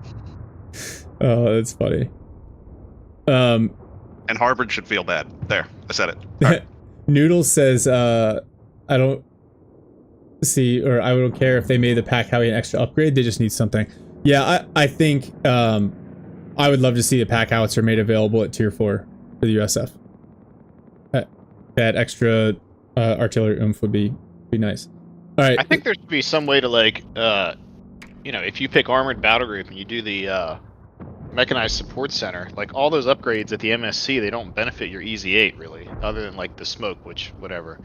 So like, why can't we make like a super Easy 8 or like just give it something to make it more viable? You know what I mean? Like the P4s get armored skirts, like you can give them the veterancy boost. There's no way to buff those Easy 8s. You just kind of get what you get. First off, Fox, I didn't know you snuck in here. Oh yeah. So climbing in your lobby, snatching your people up. All right. So I think we're gonna do one more here. And it's gonna be fun because we're gonna make fun of me throwing a game really hard. And what we're gonna do, I'm gonna send you guys this replay. I'm gonna go get a beverage because it is now the afternoon and it's a Saturday and I am an adult.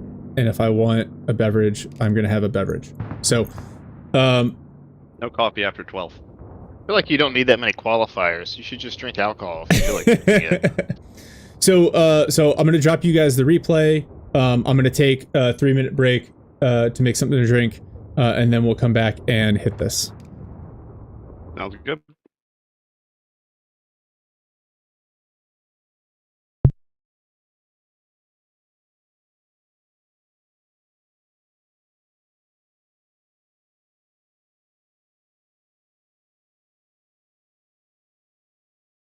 I am beside myself with those P-Grens. I dropped it in the Legends chat for you guys. Got it. We actually watched him play a Brit earlier today, and it was the same. It's abusive. I mean, look how much manpower and fuel he had stacked up. He's not losing models. Once you get your critical mass of P4s out and upgrade them, there's literally nothing you need to spend fuel on. You're just stalling for your Tier 3 and Tier 4. That's it. I have a feeling that the next patch is not going to address that. To all you Wehrmacht enthusiasts, get on out there and you show Relic why that's so good. Everybody make P-Grens. Gren it up. The best way to show that something is, not okay is by abusing it. Like L6 Guasta spam. I forget where this is every single time. Documents. And you don't need to restart your client. You can just dump it in there and then you're good. Why Why are you like this? Do I need to go into CoH3 dev? Is it co-dev or is it playback? Should be documents and then my games, company arrows, and then playback.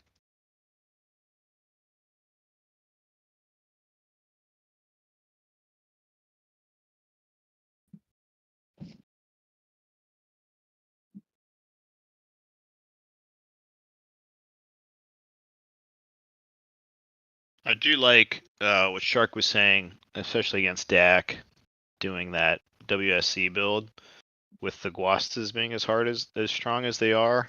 Or the yeah. Berthas, then you can get an MG out, which even though the American MG sucks, it's all you're gonna do to help counter the blob. And then you back it up with the quad 50, that'll help you with some manpower bleed. I think USF just requires a little more like micromanagement is the issue. And like the ability to manage multiple different types of units instead of just I'm gonna crank out 4 of these overpowered units and throw them at you. Been exclusively playing Brits for allies and ones recently, and I find myself making life-deciding decisions as to whether or not do I spend my muni on putting a mine in my base entrance for when the L6 decides to drive into it because there's nothing I can do about it based Just on the stop timing. it. Yeah. And it doesn't even mean I'm going to get the kill. It just means that I'm going to make him walk away for a brief moment while he thinks that I have snares teched. Or let's say that I get the mine and I get the snares. That means that I don't have enough for, say, AT rifle upgrade, or that I have, since I paid for the, upgrade for snares, that means I don't have enough to make the building to get the AT gun, which can be easily overwhelmed. And it's like, the question is, based on the timing and how successful the early game is, do I have enough time to not only have snares, but also have an AT gun? And you could go with the Brit AT gun column, which is, in my opinion, your best bet as Brits to survive that. But the problem is on the back of this is that you have these infantry immune L6 vehicles that you're trying to prepare for, but what you're not preparing for and what you're giving up the ability to defend against is the Guastatori infantry destroy all, button, where they don't have to pay any muni for their L6s, so those munis go right into the 80, muni cost for the flamer upgrade that just wipes the floor with the rest of your infantry. It is such a powerful timing. I don't know personally like what to do. 90% of my losses in ones with Brits is against Dak L6, and I don't know what to do about it personally. Yeah. I mean, it doesn't mean that better players can't easily. I'd say 1700 plus ELO. I noticed that it kind of goes away, but below that, it's prevalent. It's so rampant. Yeah, it doesn't take a particular amount of skill to just let a Terminator squad with flamers just march across the map that doesn't drop models. Like, yeah, no not the L6, but the Guasta. It's that you get them all down to 1 HP, and then either they all die or nobody dies. Right. Yep, and they get off scot-free. Well, and so to me, I'm like, that's a perfect comparison. Like, let's compare the timing of the Guastatori and the cost of the Guastatori to Rangers and Commandos. Rangers cost, it's like 260 plus 200, right? So at least 400 manpower. And then you've got to roll the dice and hope you get the care package that you want, which that care package is more expensive than the double flamers.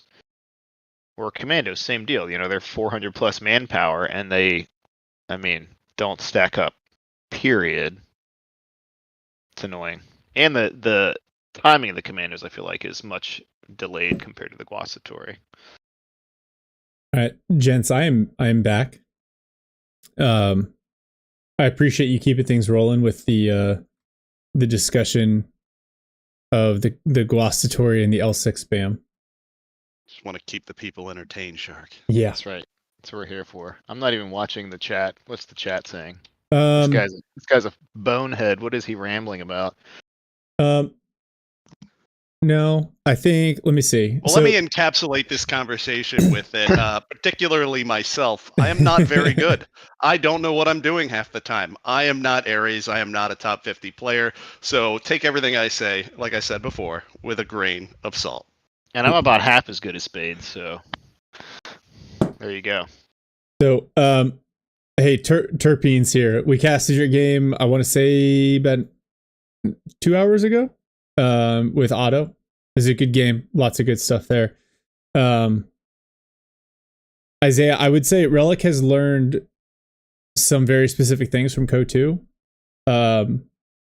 I have to give them more credit now than I think I had in the past. Like the way they think about things is really good. You just got to keep in mind they're an extremely small team at this point from a development perspective. So making changes quickly is really difficult. And I think they're focused on like the big releases, like the stuff that's coming in February, the 2.0 update, I think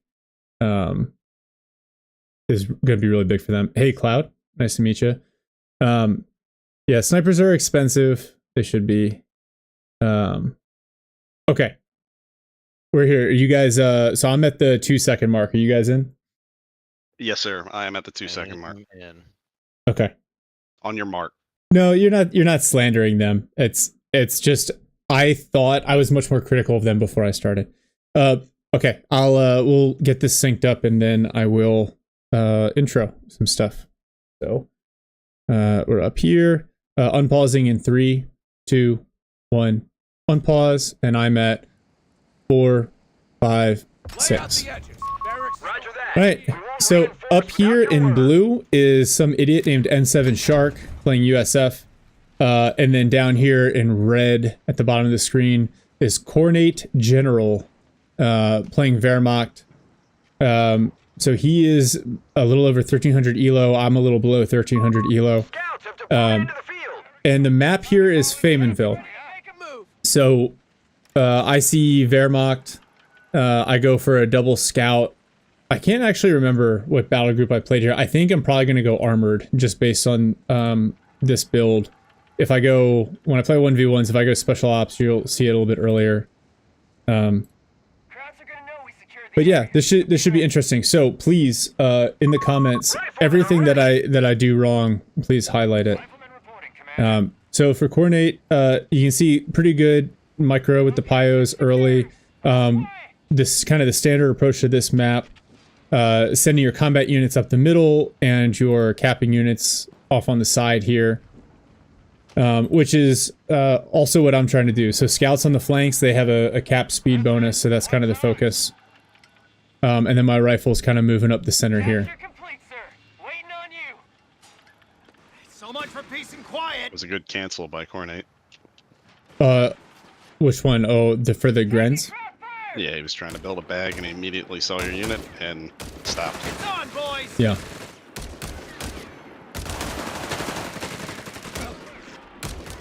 So rifles, I close here, try to force off the pioneers, and then I'm pretty sure like you generally want to use the scouts for capping, but I want to keep my units in cover with these Grens here. I probably could have chased that pioneer. And then scouts versus pioneers on the side. Pioneers are now, they do pretty decent damage up close if they don't bleed too much. So the scouts are forced off. Ritsu says, double scout isn't a good start if you don't play airborne with Pathfinder. That's a good point. And I think I kind of like went halfway between strats here. Because I didn't want to decide, but then committed to one thing but didn't commit to the battle group. Rifles bleeding down a little bit, as are the Grens. So one squad forced off.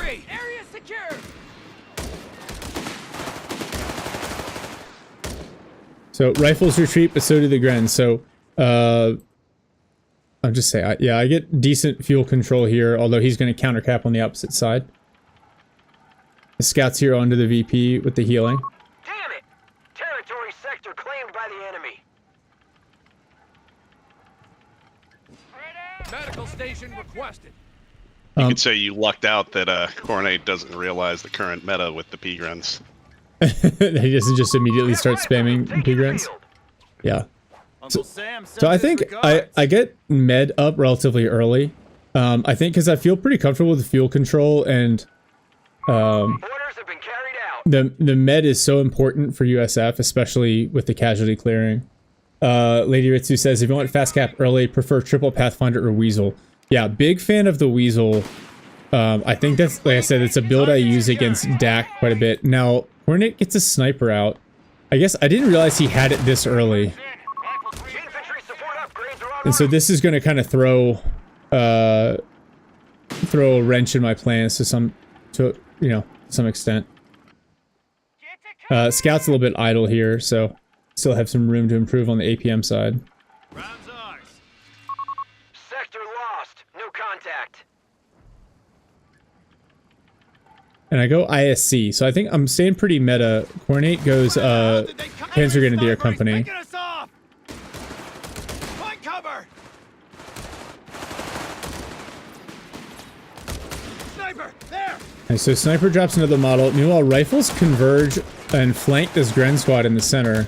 And so the Sniper's forced to back up because I think he's worried about getting flanked. Although, this Gren squad, I probably should have continued to chase. That wipe might have been a big deal, and I give it up. Commander, ISC upgrades done. Assemble. Yeah, and we're continuing to trade fuel points here back and forth. Although in this point, I'm just going to try to cut him off with the scouts. I have a captain out now as well, and he's going mechanized. He doesn't really show it initially.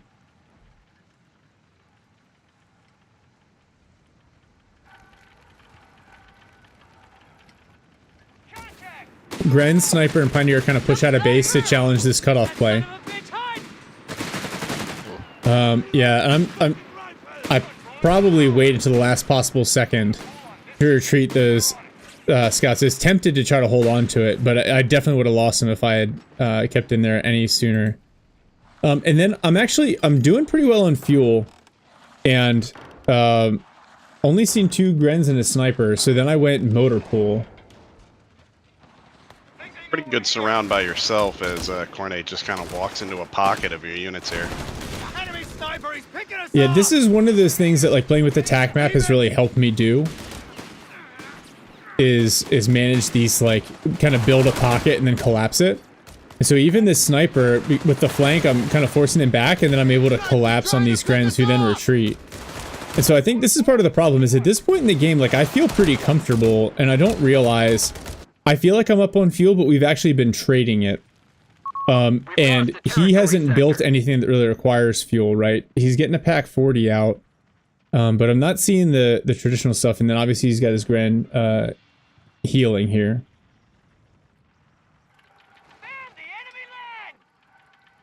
And basically, From a scout. strategic perspective, an interesting conversation for us to have here is when to build the AT gun. Do you build it reactively or preemptively? In this case, you both build it preemptively, with no vehicle on the field. And the question is that worth the money? Obviously, you both cancel each other out because you both spent money on the same thing, so it doesn't matter in this case. But in the event that he decides not to ever make a vehicle and go with, say, a P-Gren instead, that puts you at a disadvantage.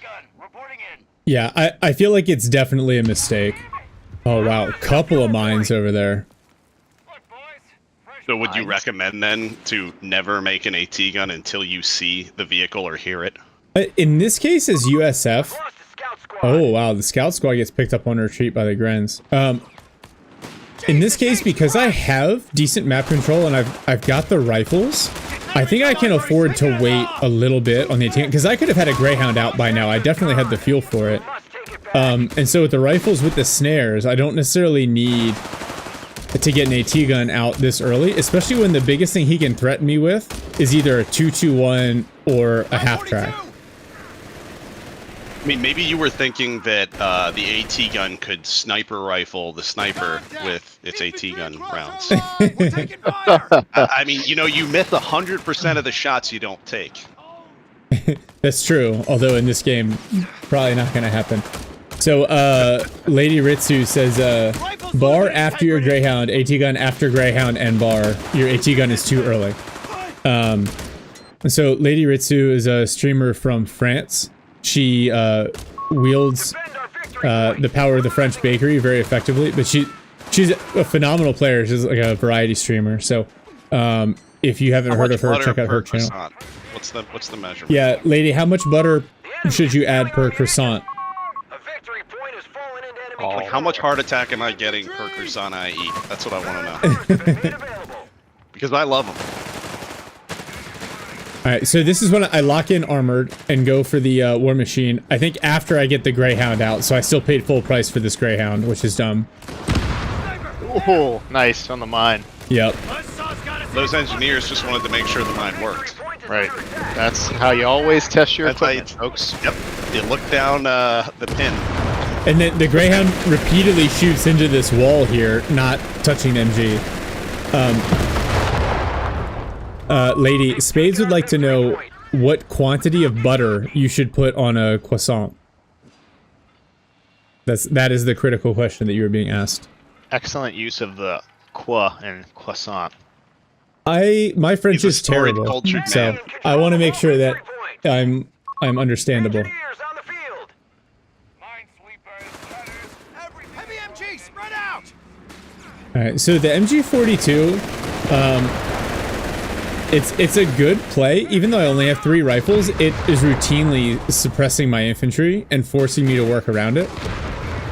Well, the MG42's effectiveness is highly dependent on the map and the amount of players. And for this particular map, it is supreme. For so many open fields, for being very close to the opponent's base, you know, it's like it's a long and skinny map.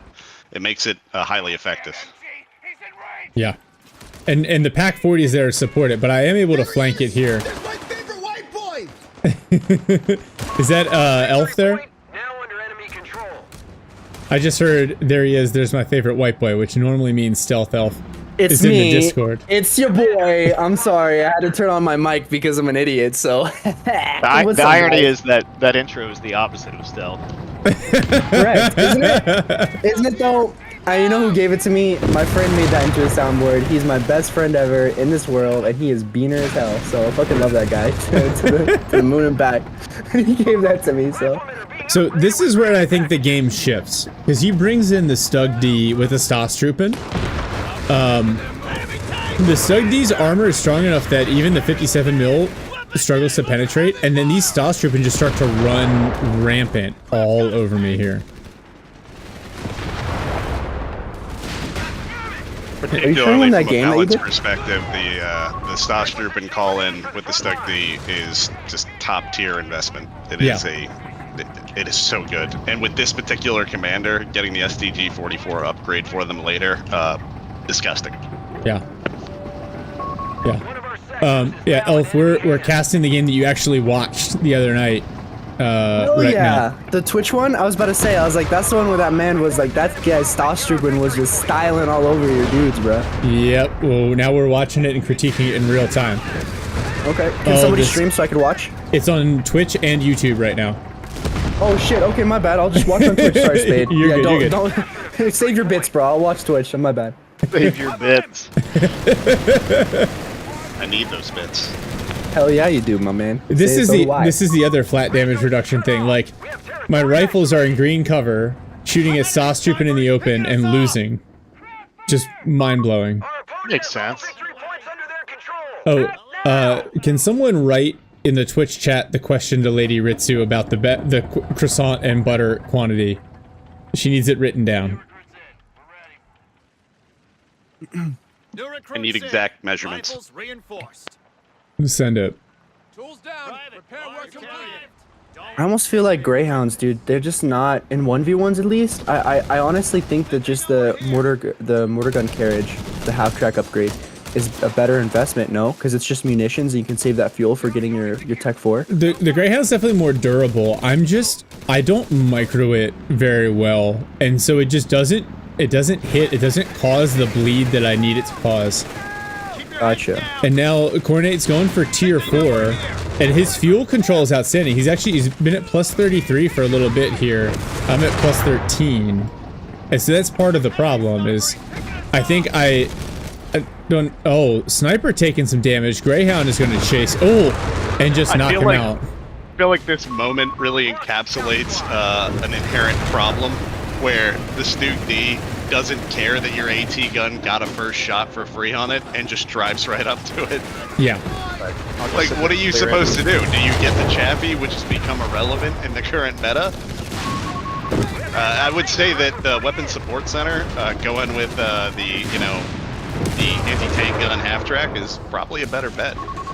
Oh. It's just so much fuel. Like, it's so much fuel investment for, like, vehicles that, like, don't scale very well against late-game vehicles, you know? And it's a huge investment as it is. Vehicles that die after one hit. Yeah. The Stug D. High micro investment. The Stug D is so durable. That's the Captain Mark vehicle on this. Yeah. And even with that, the AT guns just suffer. I have 2 AT guns, but I obviously don't finish off the Stug D here. And now you can see, like, the Stug D hitting the field and those Stas Troop, and he's able to convert this into a ton of map control. And then he's laying mines everywhere. Which part of it is this particular Wehrmacht build doesn't have a ton of munition sinks. But, like, you can see there are mines all over the place, and I'm just finding them left and right. And I actually have a squad of engineers with sweepers, but I'm just constantly... so he does a really good job laying mines out and using the spare munitions that he has.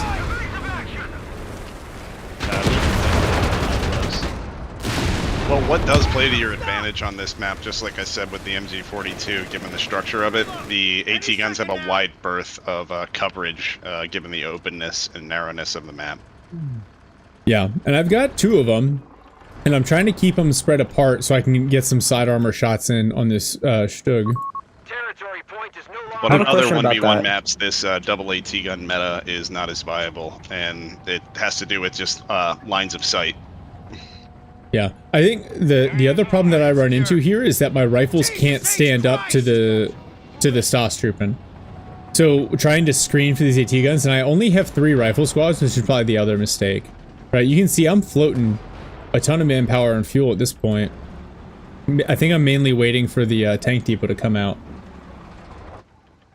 And so that becomes another issue. And I think maybe a poor choice on my part, maybe go Scott, because I have the 2 AT guns and I've got rifles with grenades. So maybe the Scott is what I need to kind of bleed these Wehrmacht infantry to force away their team weapons.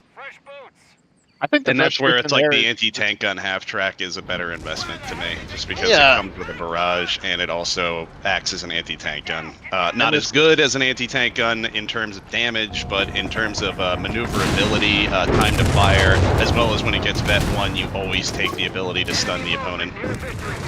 And the Scott is so squishy, too. I mean, against, like, Fausts and the Pac-40, I think it's a gamble.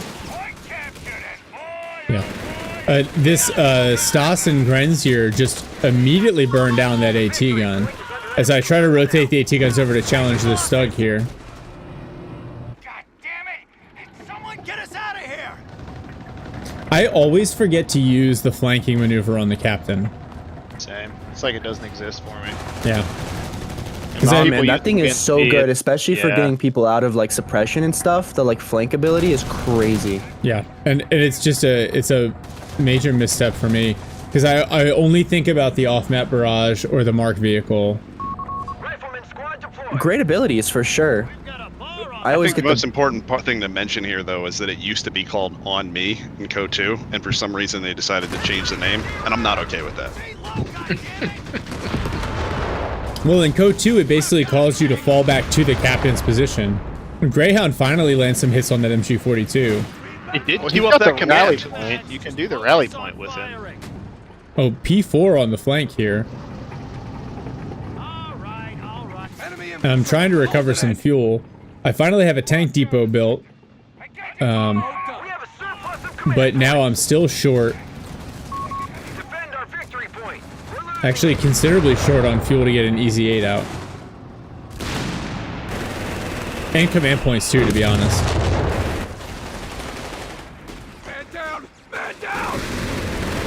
P4 is just abusing engineers while I try to capture the fuel point. Yeah, my rifles, like, this is where you see the difference in APM between me and some of the really good players. Is I have some units that sit idle entirely too long. But at this point now I have the Easy 8 unlocked. Meanwhile, I'll coordinate getting another Stas Trooping squad out.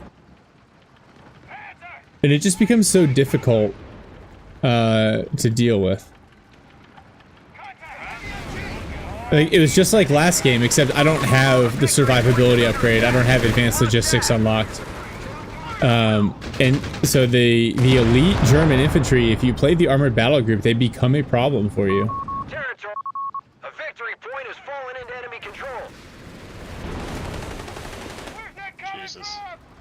As great as the Stas are, after seeing that last game, I still think the P-Grun's a better investment. Yeah, at least the Stas require you to get tier 4, right? Like, the P-Grun's are such a problem. Oh, the AT gun just stops and backs up. Could have had a shot off there. Part of the problem here is I don't get a wrecker out, which, I mean, should be a requirement. Shark! Shark! I know you love it, my man, but it's not always that great. I just love how every time you get so excited when there's a wrecker gameplay, you're like, guys, the wrecker's out. I fucking love it, dude. It's my favorite part. Oh, dude. The wrecker or the whiz bang? You have to have it. If you get the man. 88mm cannon upgrade for the wrecker, it becomes a really viable unit. On God. And so, to credit my opponent here, he's doing a fantastic job. Like, he's spreading out, sitting on the VPs. And then even on the flank, he has Grenadiers capping. So he gets the triple cap up here. And then good use of the skill smoke here to get the Stug D away. Yeah, you had to press a button for that. Quick side note, I just noticed that all of your infantry have mohawks. Yeah, they're my infantry. What would you expect? It's called grooming standards, okay?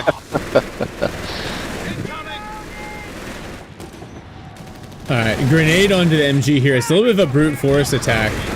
Just chunk down the MG. Missed opportunity to keep the AT gun in on the Stug D here. And at this point, like, I'm fully on the back foot. Right, like he's got the map under control. I'm trying to relieve pressure from the triple cap. But the 2 squads of Stas, combined with the damage from the Stug D, he unlocks the Vespa, the spotting scopes. I don't know if he ends up upgrading them, but those are super valuable. And then this P4 is just going to continue to vet up. And I'm still behind on fuel, even with the fuel cache that I just put down. Grenade comes in on the Stas, which he fails to dodge. Wow. But that one is going to get away. P4 takes around Grenadiers 57. sitting back at base, it'll merge into them just to make sure they're super cheap. Yeah. There we go. Oh wait, no, they got free casually clearing reinforced. Even better. I mean, that's smart, right? The bunker, the medics for casually clearing, it's what you should absolutely be doing. Rifle's just bleeding to the Stug D. The MG42 doing a great job suppressing, and look, he micros MG42 here to suppress multiple squads. So he's not a slouch. And I think I got lulled into a false sense of security because I was winning in the early game. And then these Stas, man, just shooting the LMG on the move, knocking models away from my AT gun, which are right now, both AT guns are like merged. There's some like interstellar stuff going on here. They're copulating. Oh, Greyhound, the Grenadier Faust comes in. Greyhound forced to back up even more. Fortunately, he doesn't have anything in position to chase here. Here comes the Panther. Yeah, and now Panther, and I can tell you, I'm woefully unprepared for this. And I also, at this point, I'm not expecting, I don't think he has, like, I did a very poor job of understanding what his fuel control situation looked like. Oh shit. Red Wings is raiding with 31 people. All right, so the people that watch Red Wings, you're about to watch some real mid gameplay here. Stop, Shark. Stop. You're great, buddy. Stop it. You got to give yourself some more credit, my boy. No, but let's be real. So this is the end of a casting marathon. I'm casting a game that I played earlier this week, where I started out really well and then allowed myself to get railroaded by Stostrupen, a Panther, and a Stug D. So I'm looking for... Red Wing says, don't worry, I was giving mid gameplay. Well, brother... Thanks, Jess. Hey, any comments, critiques that you guys got, I'm game. Nothing can hurt me anymore.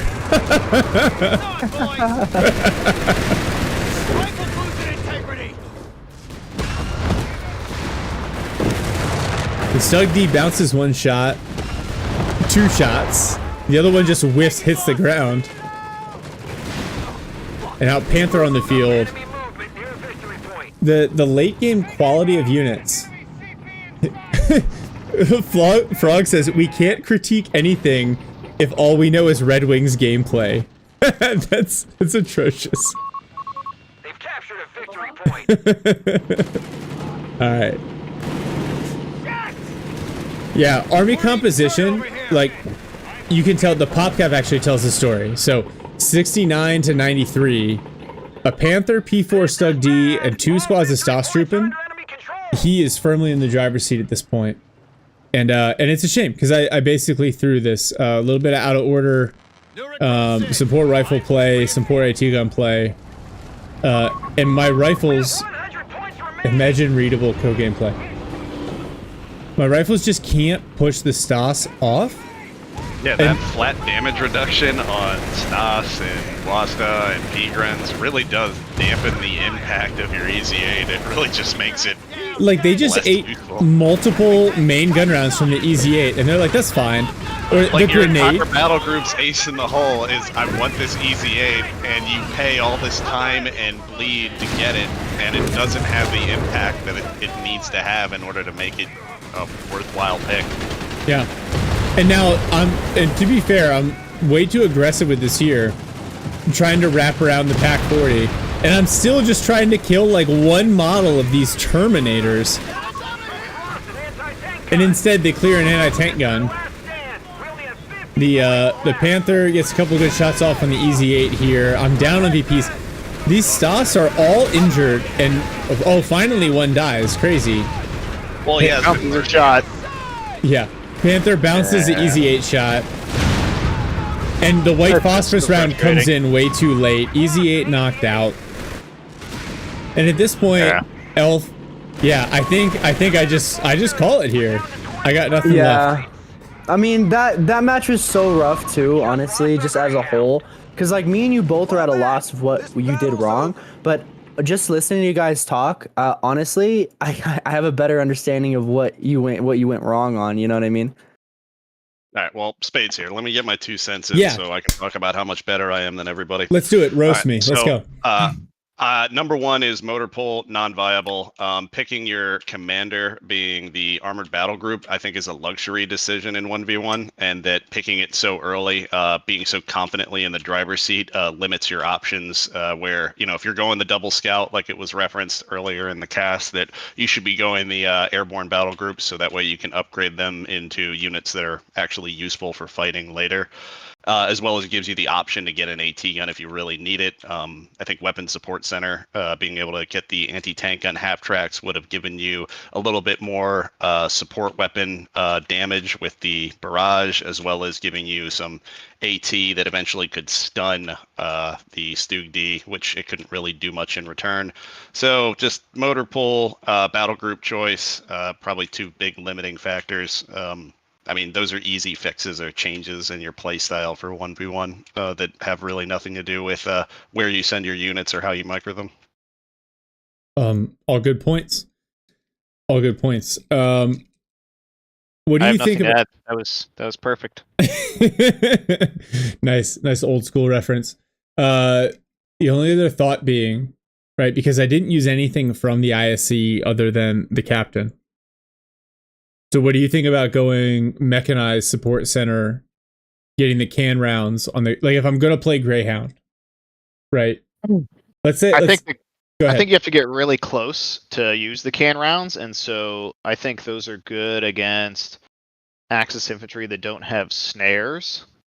But if he's still got Peagrens on the field, and then the timing of it, by the time you get a Greyhound out, he probably does have a Pack 40. I just think you have to really commit and push to use those can rounds, and it's kind of dangerous. Yeah. Now he only had 2 Gren squads out, and so that might have been a good answer. So I basically I had a bunch of half measures, right? I got the 4th rifle squad out late. I went the Greyhound, but didn't use it well. I went ISC, but didn't use it well. Yeah, I think, Elf, you watched this live. Yeah, man. And the best part of my game was the first 7 minutes. When I was honestly, you were saucing that motherfucker, dude. I'm gonna be honest, man. You were just styling all over him in the first 7 minutes, and then it was like whenever he started getting his other stuff out, like the stug, which honestly, like you said earlier, was like kind of like the king of the hill there for pretty much the entire game for him, because he just prevented you from doing anything. He just kept bleeding you, and it just seemed like it could shrug off everything you threw at it.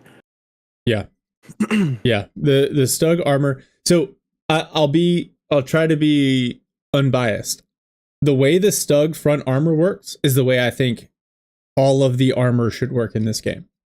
Like, I would love to see medium tanks have armor that a fucking 57, excuse my language, that a 57 mil AT gun can't penetrate 100% of the time from the front. I feel like that's reasonable, and you shouldn't need a Panther or a Brumbear or a Tiger to have that interaction. The buffs to the Stug side armor, I think, is maybe a little overkill. You should reward people for setting up flanks, but at the end of the day, this guy, shout out to Coordinate General, because he's basically been put on blast by me twice now.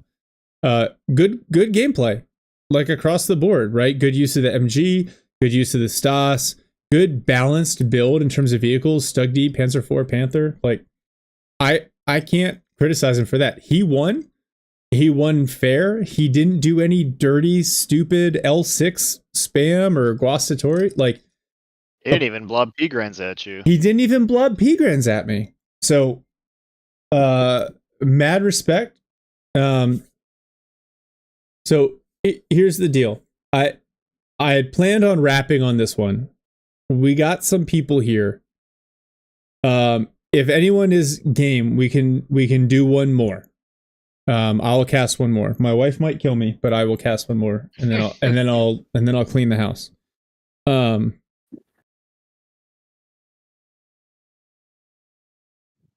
What do you guys think? I think that sounds like a great idea. I'm always gonna tell you to stay on the video game. Are you kidding me?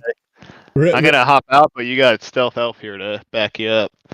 Red Wing says the wife versus Twitch chat. It's a hard decision. On God, it is.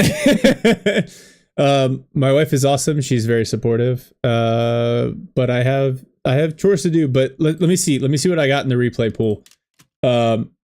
Because this is the last weekend of Onyx Shark, and Onyx Shark is about as cool of a name for an update as you can have. Although I am biased. Bit biased. No, I'm not biased okay. at all. It's not at all. Real. It's real. All right. You might have a thing for sharks. Let's see. What do we got here? I don't know that I necessarily want. No, there's a game where me and Jake play an in-house with Pie Eater and Panic. Actually, without do that shit. Do that. Okay. Yes, that sounds amazing. Okay. All right. Let me set well, up. given my relationship with Red, I will focus all my effort on criticizing everything he does. Okay, I'm gonna drop you cats the replay, and then I'm gonna set it up because I gotta do the 2v2 setup. So stand by. Wait, he's going by the call sign dumbass now. Never mind. Yeah, which I feel bad. All right, it's in Discord. But not that bad. I don't like calling people dumbass on stream. I feel like that is. I thought it was Dumas. No, like Alexandre. that is a different person.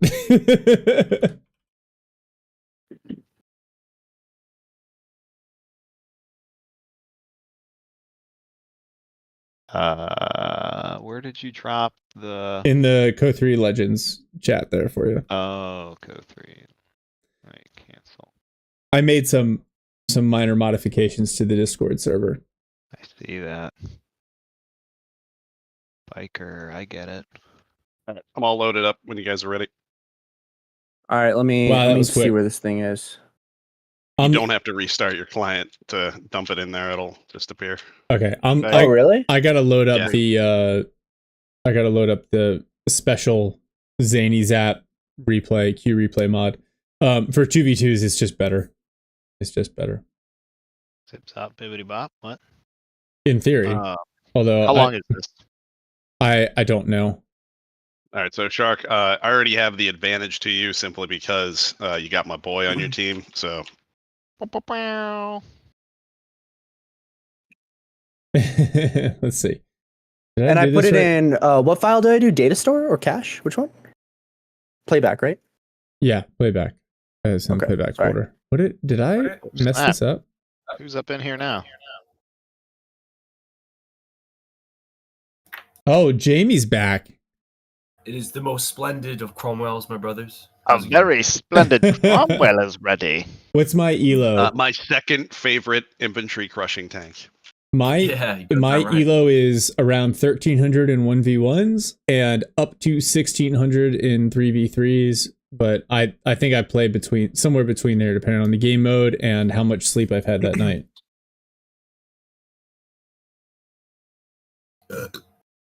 Solid infantry crushing. Is it on Pacino Farmlands? 900 to 1000 on a strong day. Sorry, my this is having a hard time. So this is Pie Eater, Panic, Dumbass, and Shark, yeah? Yeah. Okay, cool. Playback.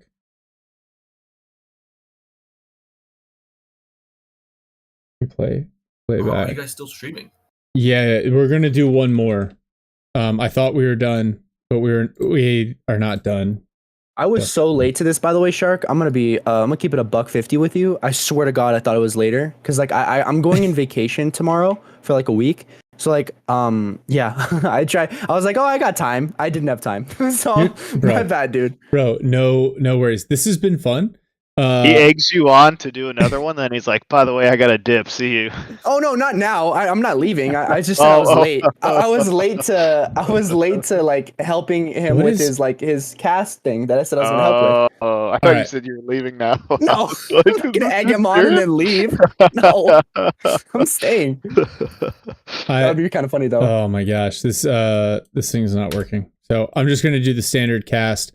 I'm very much looking forward to the observer mode, right? To be able to just like do this shit live. To be honest. Yeah. I mean, theoretically you could start casting live, right? Yeah. That'd be so sick. Yeah, and then it would just be. And that's when the money rolls in, baby. Tell your friends. Yeah, dude, you can literally start charging for this. You can give Sharks gameplay, be like, yo, just coach people. Be like, yeah, you should have done this here, and you're just live, you know? It'd be great. My Venmo is at GrayFox13, so just hit me up. I'll be sure to share this guy. Shark. Don't worry. This guy. Matchmaking Q. So I do. So I know my Twitch channel is how you say immature. But I do a fair amount of like when I play the game, I play it on Twitch. Forget about Venmo. Post your only. Hey, he wants your OnlyFans link, Alan. Oh, I got you. I hope you like hairy toe knuckles. Oh Jesus! Oh hell no! You are disgusting, disgusting human being. All right. Hey, so here's what we're gonna do. I'm gonna use this overlay, and because I'm lazy, I'm gonna leave the American flags up there. So sorry, you get to watch. Actually, I'll do the Kiwi flag for the other one because we're American and they are some combination of Australian and Kiwi. So there we go. Armand, he's a feet pick and drawer. There you go, Alan. You found your dude. Okay. All right. Everyone else, while you guys get loaded in, I'm at the 2-second mark. I'm at the 2-second mark as well. Sweet. Okay.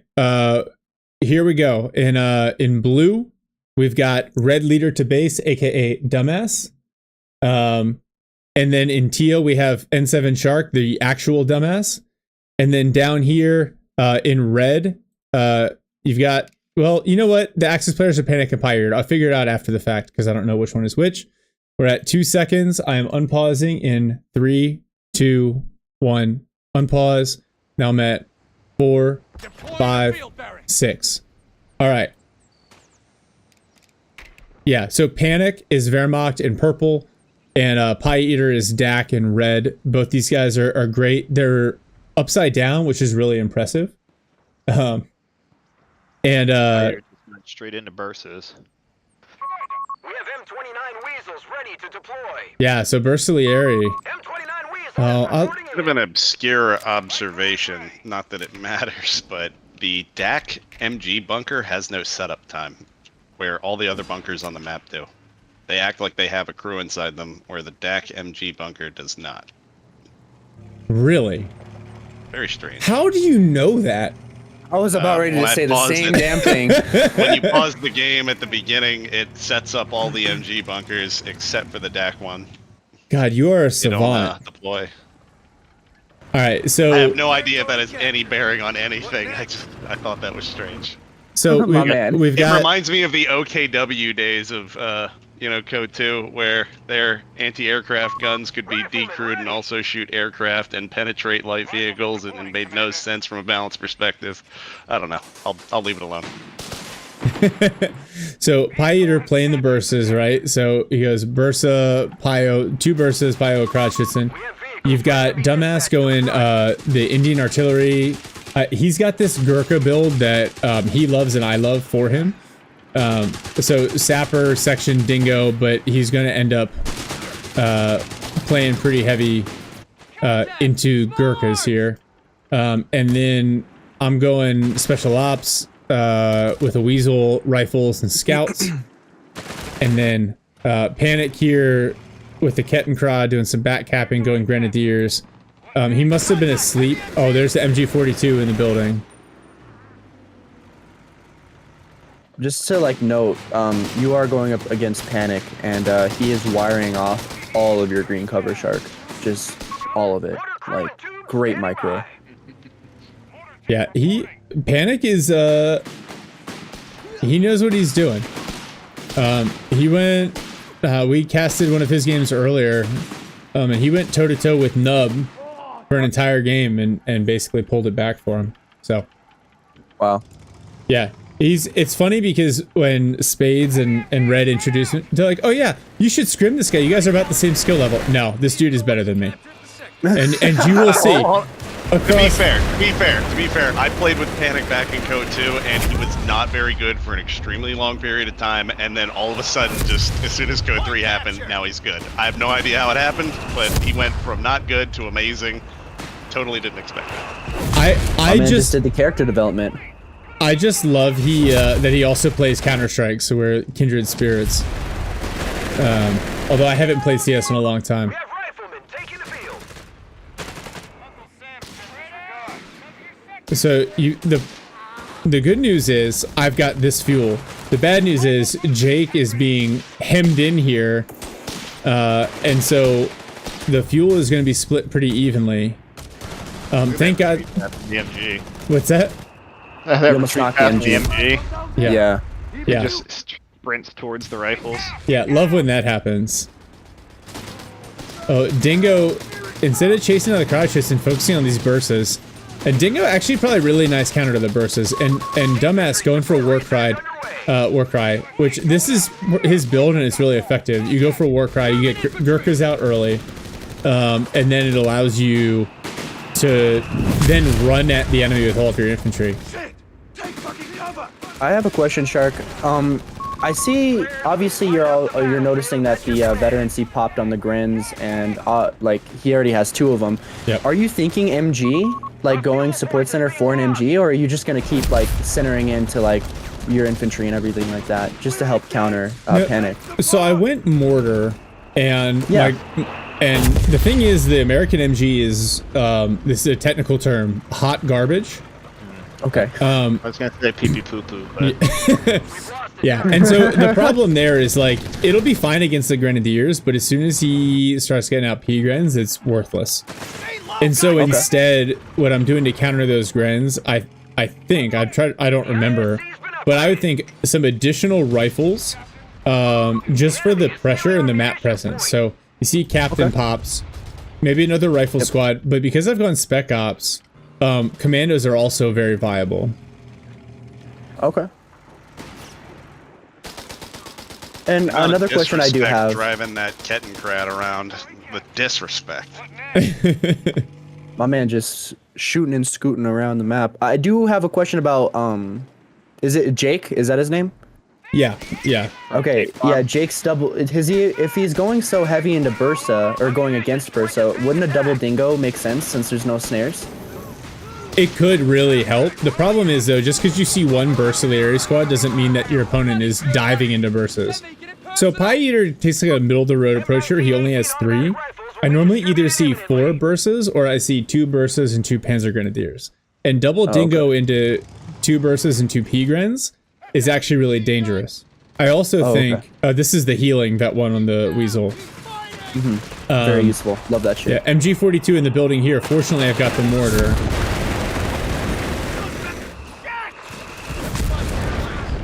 And then this is the combination. These Pioneers, the flamethrower. Oh, and then BARs pop. So this helps me deal with some of these infantry a little bit here. And the more I think about it, I think I only have 2 rifle squads out. And here's that half track that you guys wanted to see last game. Okay, Yeah, Armand man. says the double dingo build will get out capped by the Bursas. I think that's very true. The Bursalieri allow the DAC to be mobile with infantry in a way that other builds for them do not. Now we see that Did you see Panic's that in on Twitch breakthrough. chat? Yes. Or YouTube? In Twitch chat, yep. And now P-Grand's hitting the field as well. Damaging the armor on the half-track with their STG-44s. makes sense. To be fair, it's like just a truck. Yeah, but to be fair, like, if that's the case, all the rifles should do that, because the STG-44, what did she, like, 7.62? Yeah, I think 7.62, Yeah. yeah. Whatever the German equivalent of 7.62 is. The Mauser. And whatever, it's all fine. I don't know why I said that with an Australian accent. Oh, the dingo smoked by the MG42, and the Crotchetson gets away. 8mm Mauser, right? I think that's what it was. Thank you, Tony. Oh, what that No, was it's a hit 7. there. Kimbo says it's 7.92 millimeters. Thank you, Kimbo. Who's the Gurkha? Yeah, Red, our dumbass is going to be pretty upset about that loss. What did he lose? He lost Gurkha in the middle? to the P-Grens. Oh, I miss it. I'm a terrible caster. No one should watch me. He ate him. My boy. My boy. I'm gonna need you to calm down with that. You good. Hey, You good, my man. Just calm down. Just calm down. Nabcaster. Yeah. This is what happens when I've been casting all morning and then I start drinking gin and tonic. Oh, dude, that sounds so good. What the heck? Yeah, it is I know it delicious. don't sound like it, ladies and gentlemen, but I swear to God, I'm 23. The scouts, oh my gosh, they are just getting burned down. MP40 Grens and STGs, but they're gonna survive. Grenade comes in, forces the P-Grens to dodge, but that's about it. Another half-track out. This shark guy must be investing in the AT half-tracks. You were awfully damn Oh, the captain. confident that he The wasn't captain. about to spouse that thing. The captain. Oh no. Yeah. God He got damn the it, a captain's B-crew. been killed. I know. I Oh, hate that, and by the way. the It hurts P-Grens me. pick up the 1919. Those assholes. Grab that MG. They don't deserve such American Yeah. engineering. Rifles pushing on the Panzerjägers as well. Yoink the MG though. I think a captain's life for a German gun sounds so much better. MG42. The bundle grenade. Look at that bundle on retreat. Yeah. That was a good try. It was a Mommy good and try. It was Daddy's close. college graduate got killed. Oh Those man. poor Needed people that should have thing. died instead. You guys God. missed the greatest on-retreat grenade throw of all time. It was earlier today. I gotta go Really? back and clip it. It was like timed beautifully. It was like fucking Yeah, I agree. Aaron Rodgers threw that shit. That's absolutely. Oh, the V for victory button. And now, so the Axis team double teaming over here. Oh, you're off track. Oh god. Oh no. Oh no, the Panzerjägers. Oh my With god. the sight blocker. It like gives me anxiety, man. It gives me freaking anxiety. Yeah. That's the scary thing about them. They're so damn squishy. I mean, what else does the Americans have though? That's the counter argument. Like, I mean, obviously Greyhounds, they're also like stupid expensive for not that much more armor, even with the upgrade. And Chaffies are non-existent now. They used to be good, but not anymore. They're just too expensive for what they are. Yeah. A Hellcat's literally 10 fuel more. That American armor made by Mrs. Buttersworth. Mrs. Buttersworth. Must take it back. Oh, good. More bots in the chat. That's always fun. You guys think that they'll reduce the fuel costs in this upcoming patch? I do not think so. Oh, the Gren sprint in here for the Faust. The Panzerjäger's also doing some chunk damage, but they're gonna back away. 42 and was like, nope. That's because he didn't have the munitions to do the Faust. Wasted like, them on why the is- sprint. Why is this spending it? From Panic, the disrespect, just like so many false threats, like just scumbag. Scumbag. SSF commandos are available to deploy, Commander. Look at the Ketten and the crowd shoots and just like dancing together over there. Yeah, but they're about to. Well, Kitten Crowd goes down. Crowd shoots and dives super deep to get away.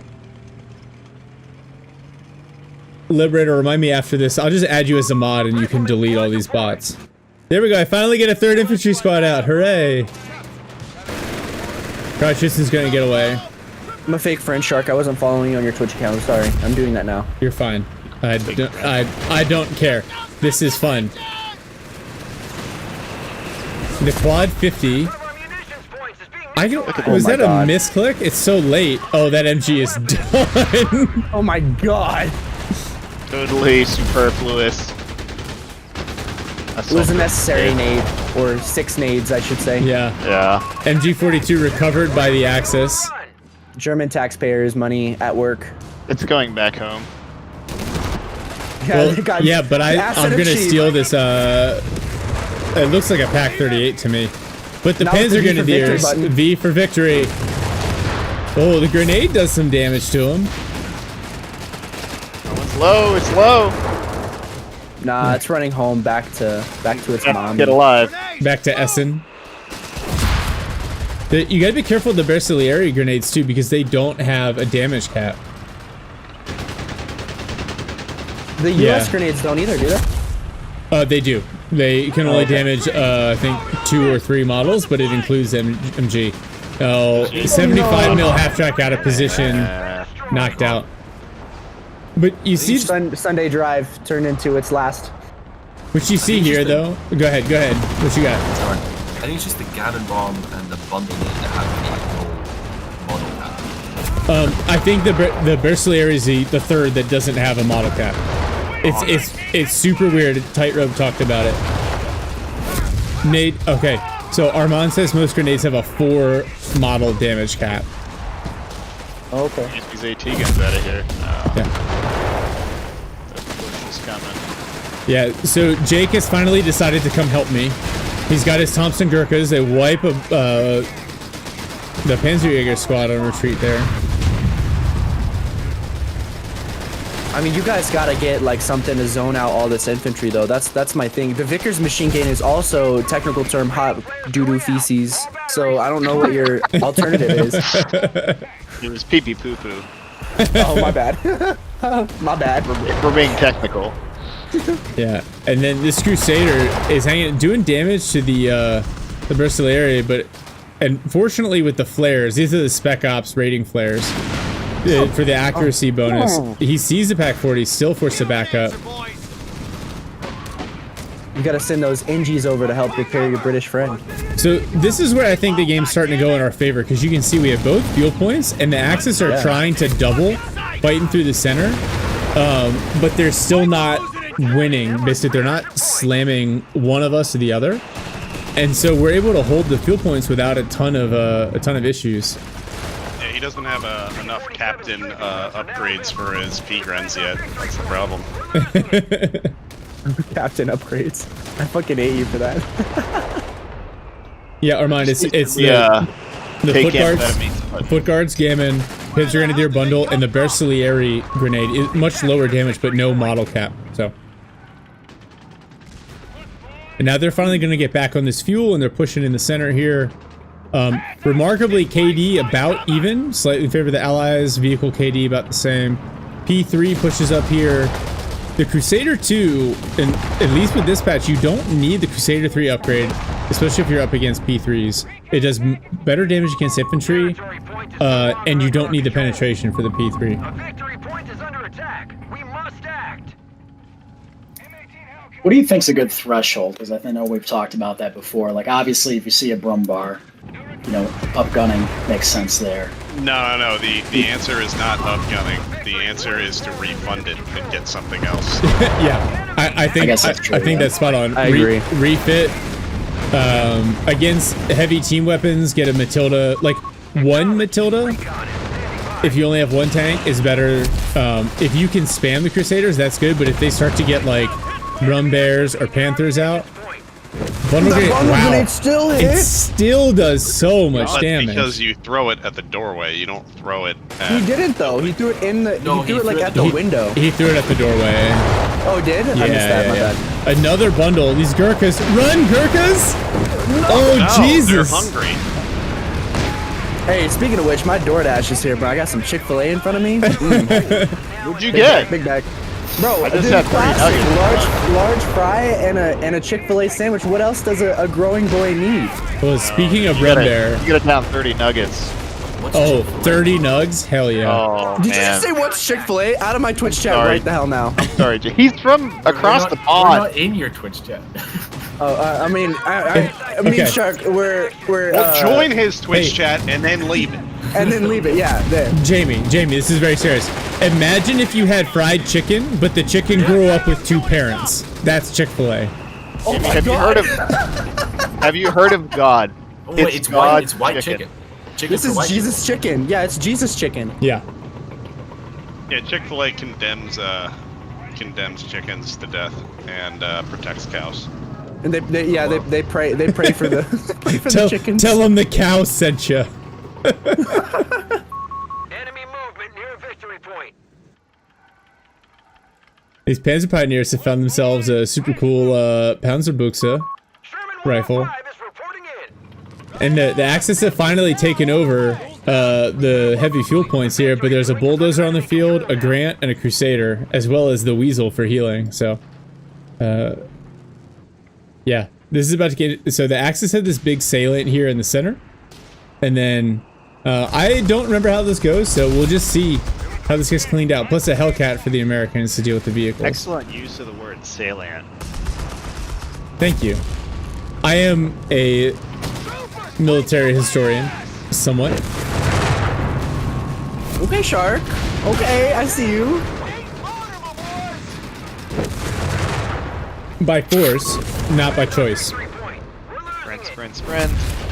Italian infantry. Sprint. Oh my god, I feel so bad. Grenade at it.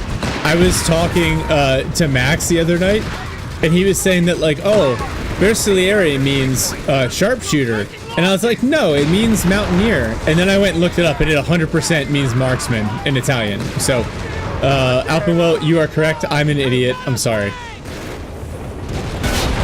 Big German, which is basically Italian.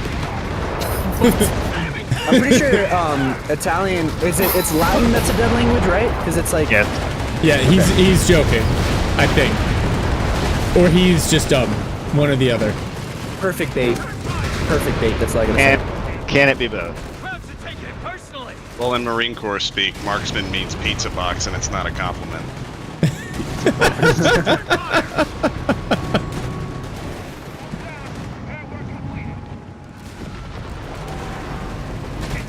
You gotta think, like, for us commanding these soldiers, man, the amount of bravery you gotta have to just charge at like a P4 and a P3 as a Gurkha, and then like have one of your friends that you went to training with just eviscerated by a shell. Crazy. Well, they only train the LCD, you know? That's all they train. They're not looking for mommy and daddy's college graduate. Hell no, they're not.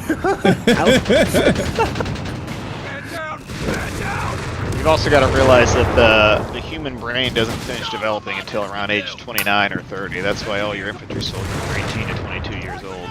Really? Because I thought it was 25 is whenever my brain finally stopped being so immature all the time. Maybe for females. No earlier. Takes men a good 5-ish years.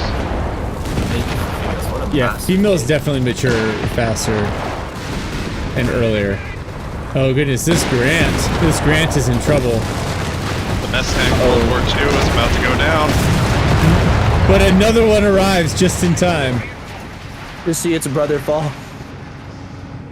And so Dumbass going for the BL 5.5 here. Where? Nobody knows, but it's being built somewhere. Dumbass's army composition is sorely lacking. He's lost so many units. He's got 45 pop cap and 4 units. Yeah, meanwhile, Pie Eater is going for the Armored Reserve, so we're definitely going to see a Tiger. If there's something to note about Dumbass is that him building this is not because it's a smart choice. He's doing it because he hates the meta and wants to do something different. It is not optimal. Anything that you see him do, it's not because it's optimal. It's because he doesn't like the meta and he wants to be different. Well, Brumbear engine critted from a double snare. Hellcat on the flank. What's that? Nice heat-seeking snare from that second squad there. Well, as you know, all encounters in combat are decided by a 20-sided dice roll, so. Spades. Armand says, your mortal mind can't understand his strategy. I've been around him long enough. I understand how he thinks.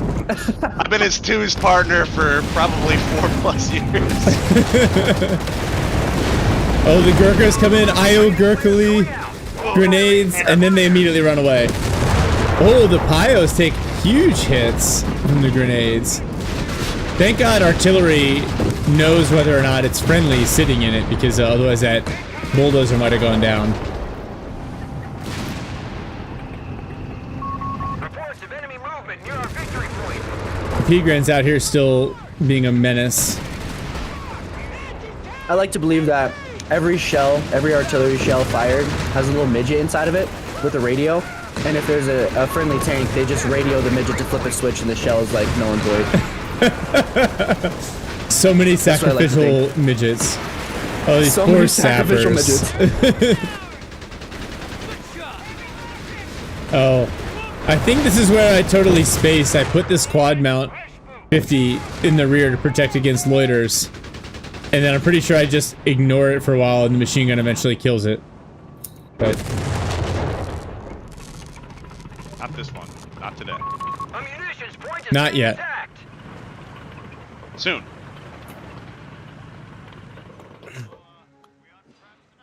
These It's bursts almost are... like you've seen this replay before. It's almost like I played this replay. A fuel point is being seized by the enemy. Enemy tank is cutting us up. Yes, more grants. I honestly don't know why we don't have more tanks with 2 guns these days. The Grant especially proved. with Command and Conquer. Yeah, the like Mammoth tank? Mammoth tank. Yeah. Or the Apocalypse tank in Red Alert 2. Like, obviously, it's the best tank, so why would we not make it in real life? And I don't want to hear about any engineering fallacies and logic. I don't want to hear that. No, I just want a double barrel tank. Now make it. Or if you get to, you know, it's Command & Conquer 3, they've got that Marv tank that's got the, like, rotating triple cannon, where it's like a Gatling gun. Oh, so it's like the Shermans from CoH3. Yeah, that bug was amazing, and if you were there to enjoy that, that was pristine meta. That's exactly how it went down in World War II. Well, Doug, I gotta say, this like bonsai charge you did in the middle with 3 infantry, with the 3 riflemen, they just bled for no reason. Yeah, thank you. I appreciate that. You're welcome. The Desolator They bled tank. for our entertainment. What are you talking about? Are you not entertained? I am. That's why I'm watching the replay. Great. Dak Tiger hits the field. Oh, yikes. Very scary. Best way to deal with the Tiger is to get like 3 Wolverines or Hellcats or whatever they are, and Wolverines! and like and dive it, right? Is that the best way? Yeah, you get on its flank armor. Yeah, hire Patrick Swayze. Just get him in there. Roundhouse kick to the face. Critical mass here of Hellcats. If he gets 3 of them, that's when you hit the magic number. Tiger does force them off, though. They're so fast, bro. Damn. I thought the Germans were the one on cocaine.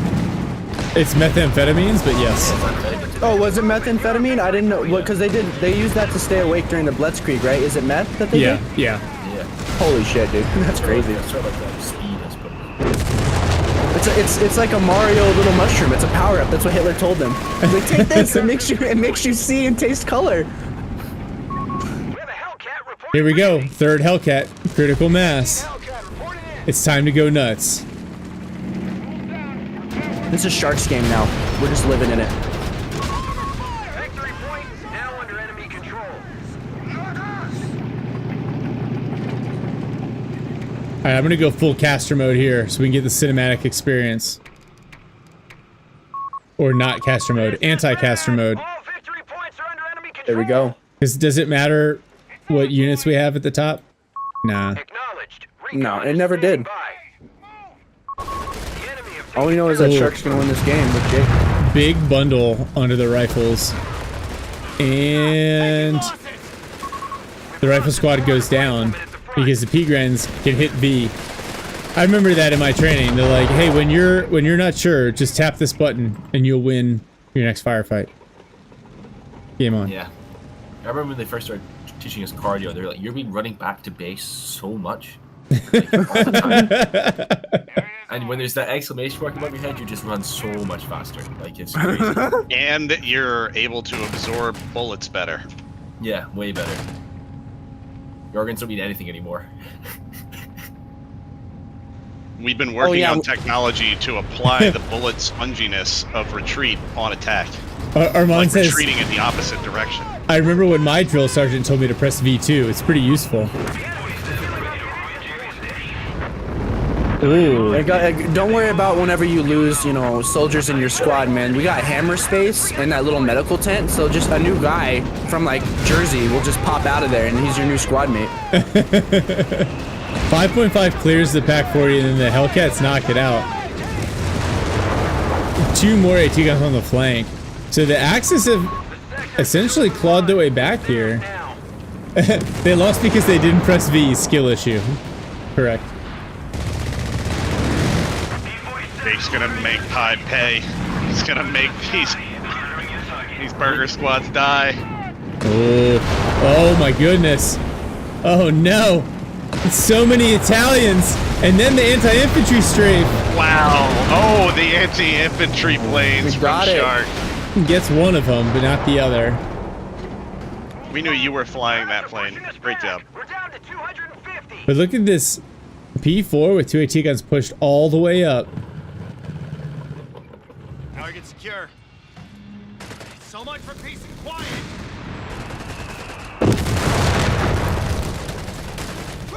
Where did this artillery emplacement get here, bro? What am I doing? I'm eating way too much Chick-fil-A, not enough casting. Do you have sweet and sour sauce or you got Chick-fil-A sauce? My man, it is my opinion that, oh my god, this guy's just baiting me. He's trying to rage bait me this entire time, bro. Listen, I feel like you can definitely have both Polynesian and Chick-fil-A. I personally like Chick-fil-A with my fries and Polynesian with my burger, but that's just me. SSF commandos has taken to the field. We'll let the Twitch chat decide. My You fate. sound like you put the chick in Chick-fil-A. That is the worst insult I've ever received in my life. That's terrible. Let's roll my out the God. aloe vera. We're gonna need I liked it, Jamie. Thank you, Tony. Americans 5 Guys. How would you rate Americans 5 Guys? Oh, I like those. Overpriced, overexpensive, it's crap. Now it's crap. It used to be good, but it's just way too expensive. It is really expensive. It is, but I do like it. And what I would say though is like the trick is you never order anything. You never order a large fry. Just get a regular. They will fill it in with more fries than you can eat. Yep. Plus, I love the salt. So I like the milkshakes. there are better milkshakes. Chick-fil-A definitely has better milkshakes. I agree. Chick-fil-A does milkshakes? Yeah. Oh yeah. This guy. Yeah. Oh yeah. Chick-fil-A does milkshakes. Yeah, they don't bring all the boys to the yard. Oh, they're not. All right. So now, dumbass has a 17-pounder out here. The holiday peppermint shake they have around every Christmas. Bro. That's, very It good. slaps. Dude, that is the pinnacle of Chick-fil-A. Oh, the peppermint Oreo one, That's so damn good. Yeah, or at Cookout where you can get it year round. that's Oh. true. I usually do Heath from Cookout. Heath coffee. Mm. Oh, the Heath Bar coffee? That's good. Or the toffee, the Heath milkshake at Cookout. At Cookout, yeah. Kimbo says they have Five Guys in Germany and weed is legalized, so Wow. So probably a potent combination. You're welcome.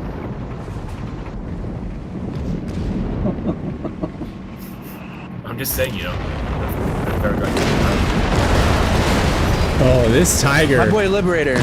Why? Two That's a lot of tigers. chicken and quesadilla. So Panic pulls another tiger out, but the Hellcats find the Wehrmacht tiger right away. Commando's on the field too. Johnny guns out! Liberator, I never had the Preserved. quesadilla. What's that? Well, I was gonna say you preserved your Hellcats well. You just need like an opening, and you can dive and take out at least one tiger. I mean, they're half health. Yeah. You know what would work wonders right now? What's that? Big mine. A big mine? The big loiter? Oh wait, the USF don't get that. Sad. Skill planes.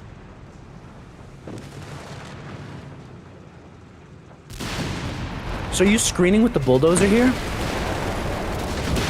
I don't know It's actually not a I bad don't know play. what I'm doing. No, it's probably really dumb, to be honest No, with it you. was a screen. No, look at that. That was perfect. Look at that. You're about to take out a tiger with you. You see that? No, I'm gonna say that was skill. Skill with a little bit of luck. I think any game I win, it's luck, and any game I lose, it's a skill issue. And I stand by that assessment. But see, here's the thing. So Pie Eater's gonna push this tiger up, and triple Hellcats against a half-health tiger on the flank. Oh, it bounces one shot, and so the Hellcats, they think about backing up, they change their mind, and the Dak Tiger knocked out. Man, who is this shark player? Somebody needs to sign him. Oh, Commandos get knocked out by the Stock Troopers, so don't sign them too soon. Oh, Brumbear advancing his Hellcats, that's a bad idea. Triple vet Hellcat needs to stay alive, man. That's so satisfying to see. Oh, looks like the Hellcats are gonna go for a dive here. Oh, the raiding flares in the back. There's the vision. Now a whiz-bang on the way. That's the shark quote, man. If there's no whiz-bang or wrecker, it's not a real CoH3 game. That's true. These are facts. Yeah, Frog, I'm right there with you, dude. I suffer from late game fatigue, where once the game gets over 20 minutes, I start forgetting about units. I think everyone does that, including me. The good players don't. Barton was the craziest. He, like, the longer the game went, the more likely he was to win. Wow. We've lost the territory sector.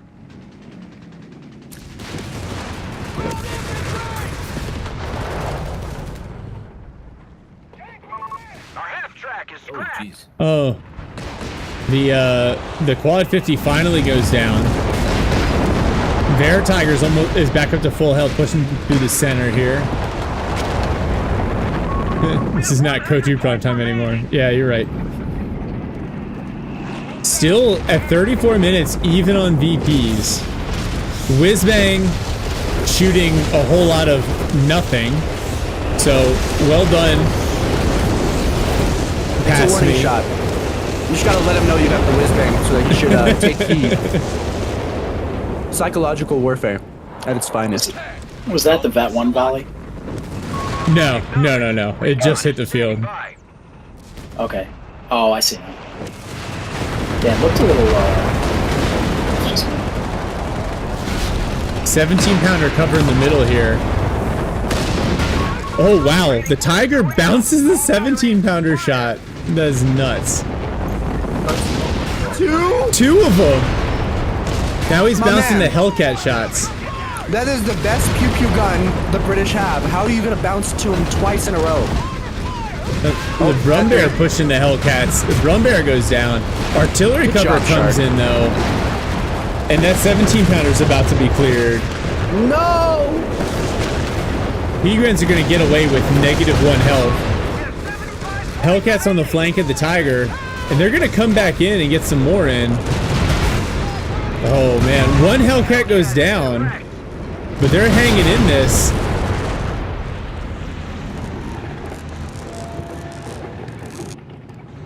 Oh man, and Panic has stolen the 17-pounder and he's turning it to face. Oh no!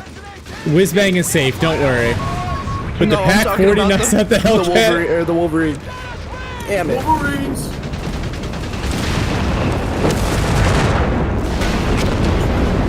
Wow, the 5.5-inch Artie from Jake is doing work. Whizbang comes in, I guess, aiming at the Pack 40, but not really doing a whole lot. Artillery It's cover just shocking lasts way off. too long.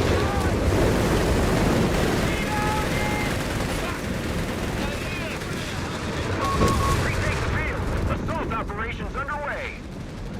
Assault operation triggered to cap the middle there. Oh! 17-pounder smokes a half track.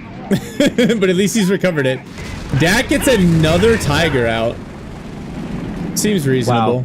That should get you back in the wall. Oh, this rifle squad is done. He did a great job. He almost took that Tiger out. Well, he wasn't shooting his 1911 at it, so. Well, no, he was going up to melee it. It's an insta-kill. Don't you know? Have you even played Call of Duty before? Melees Yeah. are insta-kills. That's fair. As long as you hit it from the back, right? Yeah, he was going to bayonet charge the gas tank. Wow, 17-pounder in the center here, just doing work against this Tiger.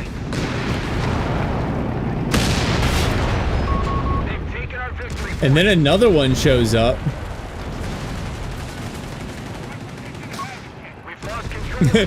Somehow it can't kill so many models, so the 17-pounder is time to turn and face. Yeah, only Tom Hanks can kill Tigers with the 1911. That is the reference I was getting at. Oh my god, yeah, you're Where right. the benefit of going Australian commander for the Brits would have really paid off. The Archer Yeah. and the over-repair. Can you imagine over-repaired Hellcats? I love that that's a co-opable thing. Yeah. Yeah.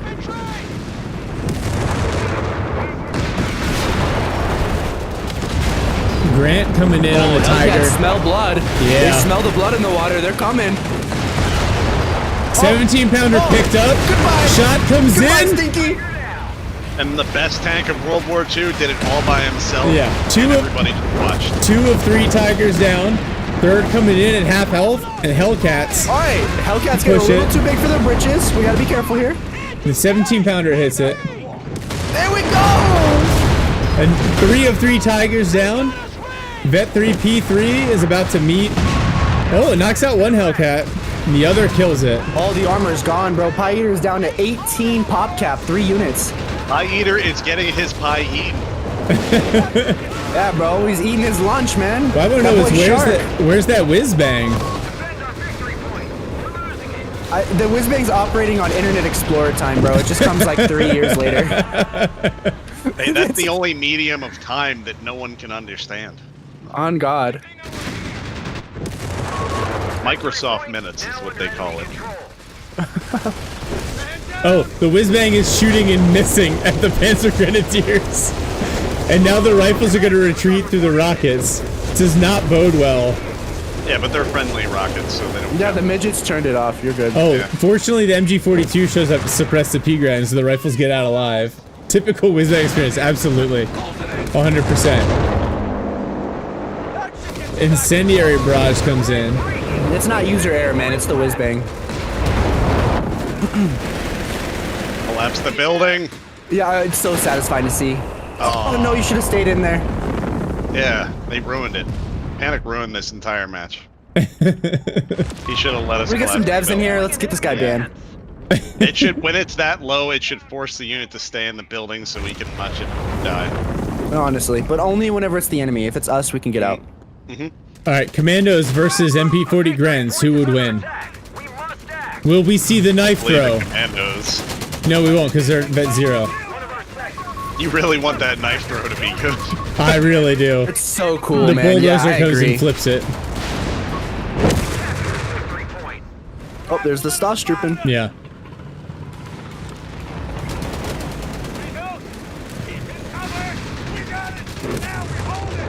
Don't worry, next patch coming out, the US will have the Pershing, and everything will be fine. Guaranteed. I have insider Oh my information. God. Everybody can believe me. Bro, the Pershing would be so crazy, though. I want the US to have a heavy tank so bad. They're the only faction that doesn't. Oh, and this is going to be it here. Axis down to 8 points. Womp Yeah. womp. GGs are thrown. I just want to shout out another content creator, because you said tightrope. There's this guy called Spilt Milk, and he is the funniest caster when it comes to casting his games. I gotta be honest.